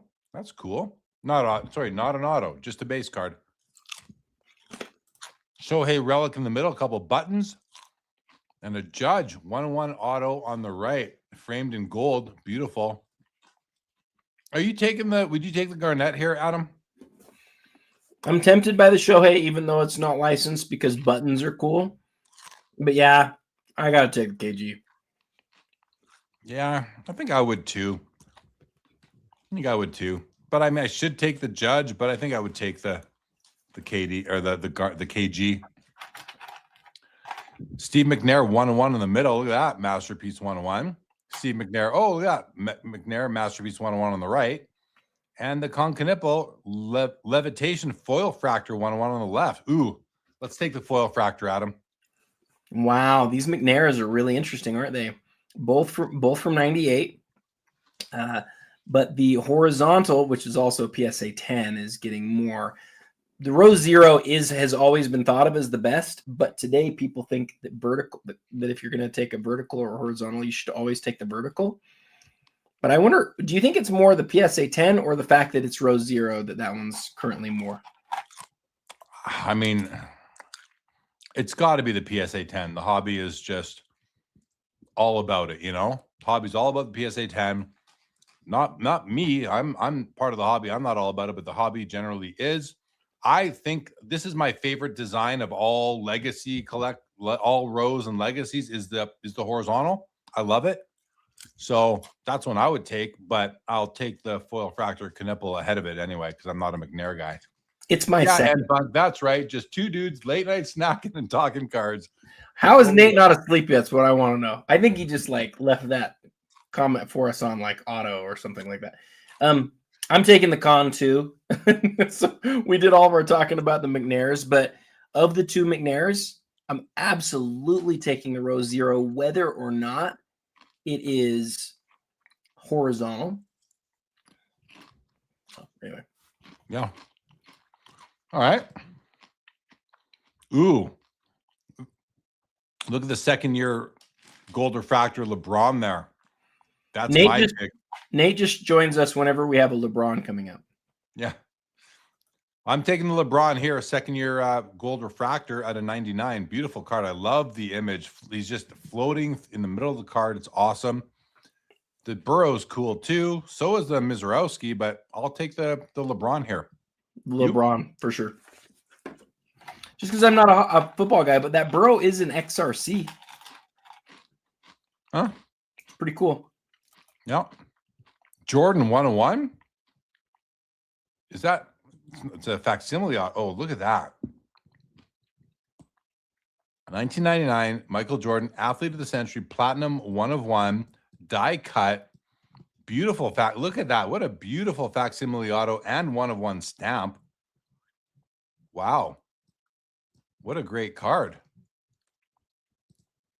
$9,500 on that. We got the complete 87 Fleer basketball set with stickers in the middle. And we got a Tom Brady Immaculate Collection comeback auto on the left at $7,250. I'm taking the Michael Jordan 101, and I'm going to present it as a present to my friend Hoge, Chris McGill, for his Michael Jordan 101 collection as a goodwill gesture. So, Chris, here you are. Michael Jordan 101. It's all for you. Thank you. I wonder if Chris is winning this card right now. So remember earlier with the Wild MJ, I talked about how there were like all of these sets in 99 that were MJ only. Yep. That is what this is. This is a beautiful set. The cards in hand are gorgeous. I'm with Jeremy on that 100%. I can't remember how big the set is. It might be 90 cards, but every card in the set is MJ. So there's like 90 different 1 of 1 MJs. Hey, Chris is listening to you. I got Joe the courier a few pages ago. I'm getting Chris this 101. Will you get me a gift? Come on, man. What the heck? Pick me a Kobe or something. Generous. Well, we'll see. We'll see if how your behavior is for the rest of the show. Jeez. Okay. So now is this a complete set of 87 Fleer, and are they all graded? 4 PSA 10s. There's no way that's true, right? There's a zillion pictures here. Can we just look through them real quick? The whole set's graded of 87? Are they all 9s and 10s? I see 9s. With 4 PSA 10s? I'm buying this set, and then I don't know what I'm going to do with it, though. I have zero interest in all but maybe 2 of those cards. I just had this like obsession with buying sets and then piecing them out one card at a time. I've done it a few times. It's been years since I've done it, but I've always had success with it. I haven't always had success. I've had success with it sometimes. And so there's part of me that wants to sell this whole set and then keep the MJ sticker 9, which is my favorite card, in there, and then just be happy with that. That's kind of what I want to do. I don't know why I took you through all that, but there you go. I'm buying the Jordan. I'm giving it to Hoge. I'm going to buy this set here. What I'm going to do is I'm going to sell the Jordan sticker on the market. I'm going to give you the other 131 cards for you to piece out. And then I'm going to take the Tom Brady. I'm going to give the Brady to Mollico because Mollico loves factory sealed cards. So I just gave away this whole row. Happy to do it. Oh, this is a better row. I like this row. I don't like this row very much. I don't. You got a prism. You got a prism card with a jersey and an auto. Just like it just doesn't make sense. That's my least favorite card on the row. Get off that one and go to the other. This card is just butt ugly. Like, let's just be fair. It's just not a good looking card. Go over to the other 2. You've got the ugliest Pelé rookie card that exists, in my opinion. And then you got a a Hank Aaron rookie card with a bunch of scribbles on it. Like, not for me. Not for me. This row. But if I have to pick one, I'm taking. You're picking the Pele. Wait, what? The Hank. I'll take the Hank Aaron if I have to pick one of them. No, I do not like that Pele card at all. There are so many Pele cards I prefer to this one. This isn't even. I don't even know what this is. It's a thumbnail. Like, I don't even know what this is. When you say thumbnail, what do you mean? I mean, it's small, like my thumbnail. You know how many Alifable Leger Pelés there have ever been graded across all the grading companies? Well, you know what I know is that I know that we talk about it every month. That's what I know. So It's I don't in its highest grades, it's the highest selling soccer card publicly ever. I think still, unless something passed it, which is highly possible. This is your answer, by the way. We do not talk about this every month. There are 239 ever that have been graded. What's this one? A 1.5? Yeah. So there's 58 that are graded lower. There are ones and authentics. Across, I'm talking about all the grading companies. So I know we're a little bit punch drunk. Somebody was saying that. The story on this card truly is that it's like considered like the iconic soccer card. Now I'm sort of with Jeremy. There's a lot of better looking Pele cards. I like the Aquarella. I like the Aquarella a lot more. But the Aquarella is also that like perforated edge thing.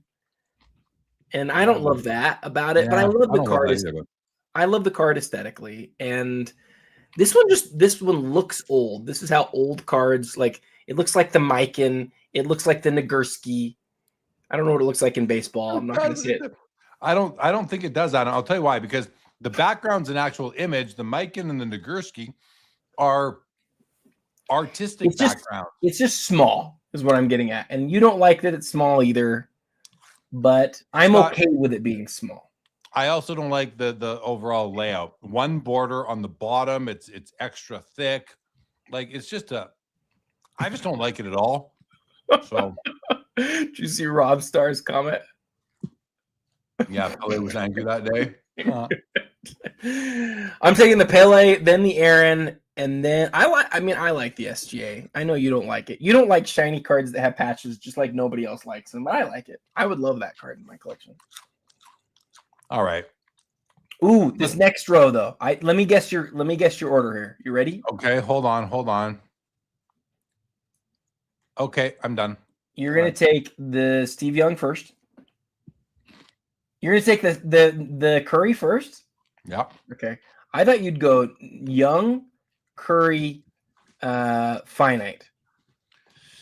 Well, I'd go Curry, Steve Young, Josh Allen. Okay. Yeah. So you and I are in the same order on this one then. I like the Steph. You know what? There's one thing wrong with the Steph. They did all of these like now and thens. And I get that it's now and then. I get that's what it's called. But doesn't it feel like it should start like on the left-hand side of the card?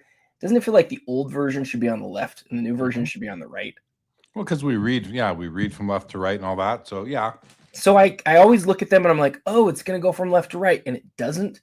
And I get it because it's now and then. But couldn't they have just called it then and now and then done it the right way? They should have. Yeah. That's what they should have done. There's a lot of things Panini should have done.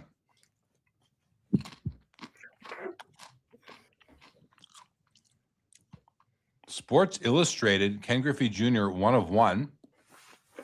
PSA 8. SGA Rookie Patch Auto, Hollow Silver, out of 25. PSA 10. And a Max Clark Red Refractor Prospect Auto out of 5. I guess I'm taking the Griffey here, Adam. I don't love the looks of this impeccable. So I'm going with the Griffey in this row. I had a 2017 impeccable of Donovan Mitchell that was the same set, and it was really nice in hand. And I don't think the images do it justice, and you won't be shocked as to why. It's because the foil's in holofoil. But I'm definitely taking the Shea this row for sure. Nice pick. I'm taking the bonds. I love the caught on the fly cards. And it's like a PMG. It's out of 50. It's just a cool looking card. Did you see what the 101 version of this just sold for? No, I did not. Sold like last week. It was the most expensive Barry Bonds card ever. Wow. Sold for $270,000. No joke. Mojo or no joke? No joke. 5 days ago, sold for $269,000. Well, So you get this one for $8,000 or so. one thing that Chris talked about on one of his shows recently is he said, would you rather have, and this is a fun question for you.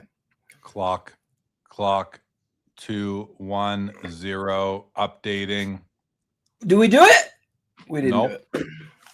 So flag. Chris said, he asked this question. Would you rather have, what do you think should be worth more? The combined total, and I'm going to butcher this, but the combined total of like all 50 of a parallel or just the 101 version? Would I rather have 50 of the same card or the 101? So say that there's like, let's just take this PMG, for example. There's 50 of these. And then there's the one that's the Gem Masters. Would you rather have the one Gem Masters or all 50, number 1 of 50, 2 of 50, 3 of 50, all the way to 50 of 50? What would you rather have of those two groups? Or what do you think should be worth more? It's not even close for me. What is it? The 101. I don't need 50 of the same card. Well, Like, but you what's the can't. You can't. And there's people who put together sets, right? Would you say you'd rather have the 1 Prism Black over the 10 Prism Golds? Yeah. I don't, because first of all, yeah, because number one, why do I need to be such a hoarder? So why do I need to be such a pig about it to have all 10 and not let anyone else have one? There's people that want them too. You can go sell 9 of them. You can sell 10 of them if you want to. The point isn't what you actually want in the end. It's like, what do you think should be worth more? And Chris, and like Chris, you agree. It's like, I think it should be the one big thing should be worth more than the combination of all the other ones. And I thought about that a lot. I don't really know if I have that's a different question, or at least I'm now seeing two different questions here. One is, what do you think should be worth more? And one is, what would you rather have? So I would rather have the 1 of 1, but what do I think is worth more? Well, should be worth more. Should be worth more. Okay. Well, the 101, you have a smaller pool of people who can even bid on it, who can even own it. Whereas the 1 out of 10, the ones out of 10 or out of 50, you're gonna have a lot more competition. More people can bid those up. So I would expect that the aggregate value of the 10 or the 50 would be worth more than the 101 in some cases, but in other cases, the 101 should or would. I don't think there's like a universal answer for this question. I think there's too many factors at play. A lot of variables. Yeah. So it's a hard question to answer. I don't think I have one answer for all of us, for all the cards, but I'd rather have the 101. If we do this right here, this Barry Bonds PSA 5 after buyer's premiums currently at like $9,000. So that's $450,000 total for all 50. That's a lot more than the $270,000 the 101 went for. But it's an interesting way to think about it, because I think you're right. It's gonna go back and forth a little bit. I would think in general all of the individual ones are worth more. And the reason that I like that is because there's a bunch of people putting together those sets and players collections and things. And there's very few people who really have to have that 1 of 1, but it's an interesting thought exercise. Here's an interesting thing. I'd rather have the 1 of 1 than all 50 of these Barry Bonds PMGs, but I'd almost rather just have one of these Barry Bonds than the 1 of 1. Like I like having a card that other people have too. I enjoy being part of a club where I can say, hey, we're card bros. We both have the same card. Whenever I see someone post a card where I have a copy of it, I always hashtag card bros. It's like a fist pump, you know? When you're the only one that owns something, I think that can be kind of lonely in a way. It just depends on what you want out of the hobby, what you want out of your collection. So Well, I would rather have the 1 of 1 than all 50 of a card, because owning all 50 of 50 made or 10 of 10 made, I'd feel like a greedy jerk, if that was my style. But at the same time, I'll take one of those 50 or one of those 10 and be just as happy as I would with the 1 of 1. And now I can kind of have people over and we can talk about owning the same card, and maybe we'll order pizza. I want to make a goal with you right now. You want to what? I want to make a goal. Okay. Let's see if we can finish all of these items before this auction's over. Because we don't have that many more left. We can rapid fire this. We can do this in the next 3 minutes. Ready? Go. The KG by a mile. Same here. That was one of his first 1 of 1s. The Kobe by a mile. It's from the very first year of National Treasures. I might take that Messi if it's not a sticker. It's a sticker. Yeah, I'll take the Kobe as well. Wemby Kaboom, because that's going to go down as one of his most iconic rookie cards. Okay, sold.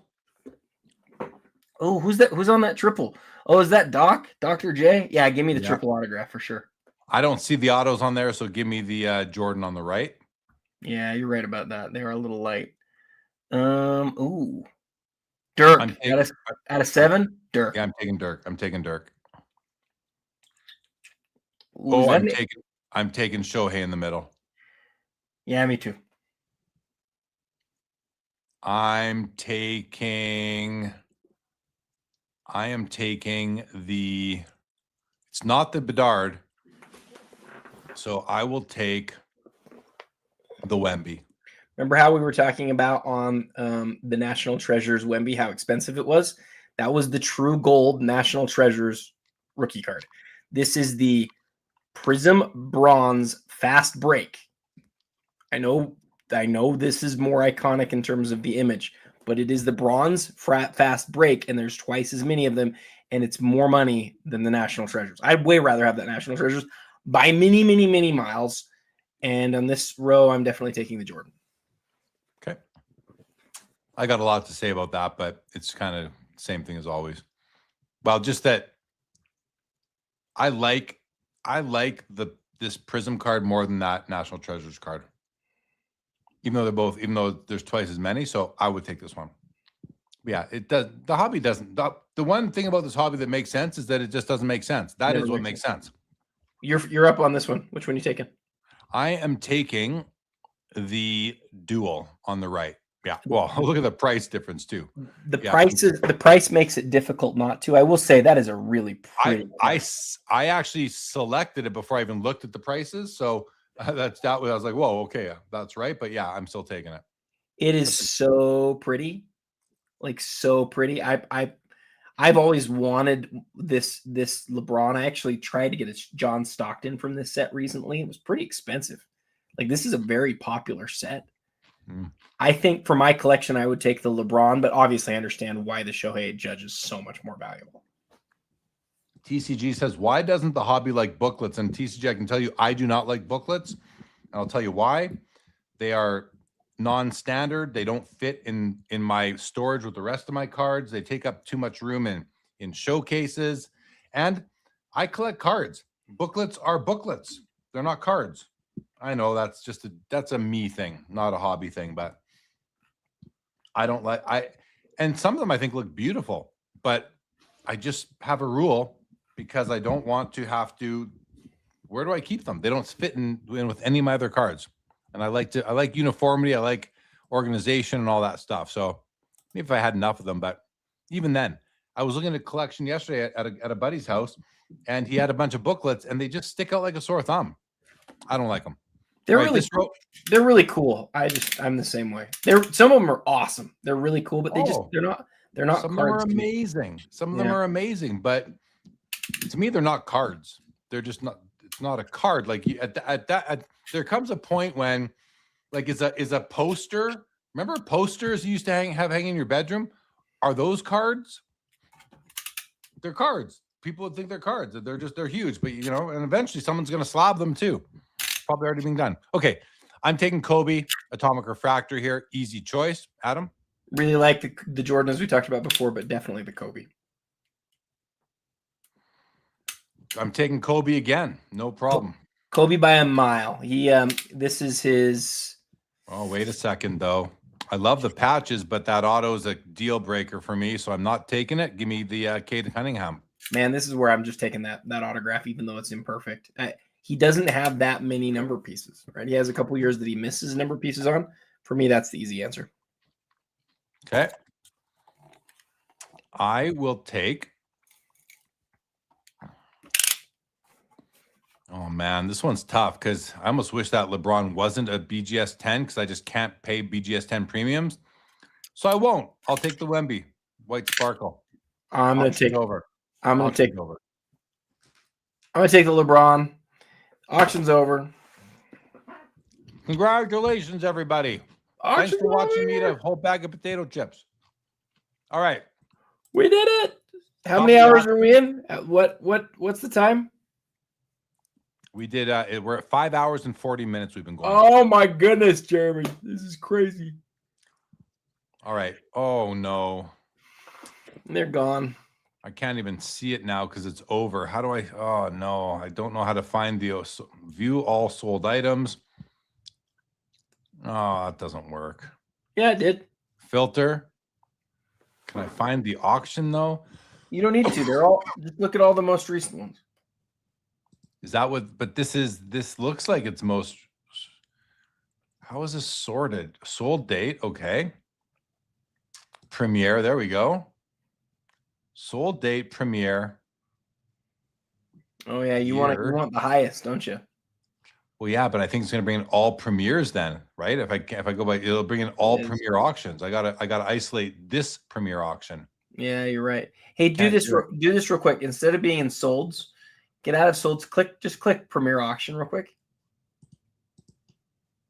Sometimes this is different on phone and on here. So yeah, see, it worked. Oh, there we go. Okay, go by highest price. Okay, there we go. All right. Oh, and there's the Charizard because I filtered out non-sports because we don't do non-sports here. Okay. Shohei 576, Steph 384, Steph 372. The top row, Steph wins. I mean, he's almost 800 grand there to Shohei's 575. The dual 360, Shohei 3.25, Kobe masterpieces 3.25, LeBron gold 288 to Steph's 372. That's a $90,000 difference, basically. 325 here on. Oh, we did that one. Brady Kaboom gold 186. The flag gold refractor 162. Wow. James Wood MLB debut 162. Shohei Aaron Judge transcendent 156. Shohei 156. 150 on the Mahomes. 138 on Wemby, 132 on the 52 tops mantle. Wow. Look at the Jackie PSA 7 did 132. Holy moly. Wow. Wow, wow. 126 on the LeBron Superfractor, the new Superfractor. And so on and so forth. Yes, Rob Starr. Love when Adam said 25 more minutes and then you powered through another 45. You bet. Pop Junk won the Gretzky Oilers patch. Congratulations, Pop Junk. I think what a great win. What a beautiful pickup. I love it. 84 grand on the gold Crosby. I want to see what you pay. Let's actually just do this. No, I'm not going to start searching around. Okay. Congrats, Pop Junk. Very happy for you. Very nice. Adam, let's wrap this up, guys. Fun show. Had a great time. Thank you, everybody, for joining us. Thank you for tolerating the last couple hours where we were kind of losing our marbles a little bit. At least I was, but we had a good bag of potato chips. We had some fun. I got to buy presents for all my friends here tonight. That was great. You didn't buy me a card. You bought one for everybody but me. I would like to present you right now with a Steph Curry National Treasures. Adam? Could I have the Shohei? Nope. What about the gold refractor? Yeah. Okay, that's a deal. All right. Thank you very much for accepting my present. Mollico, good times. Thanks for being here. Kinger, thanks for being here. Kinger, thanks for being here. Everybody else, thank you for being here. This was fun. I will be back on Saturday, 2 nights from now, for Sports Cards Live. We're going to have a great show on Saturday night. Come and join us. We'll be back here about a month from now for another Premier Auction. If you are going to be at the Sport Card Expo in Toronto, the end of this month or beginning of next month, come see me. I will be there hanging out. Going to be a great time. All right. We got the polls happening. Thanks everybody for joining us. We will check you next time. Have a great Friday, guys. It's the end of the week. Enjoy the tail end of the week and have a great weekend ahead. Thanks for tuning in and being a part of the Sports Cards Live community. Don't forget to like, subscribe, and most of all, keep collecting. More great content to come. Sports Cards is a lifestyle.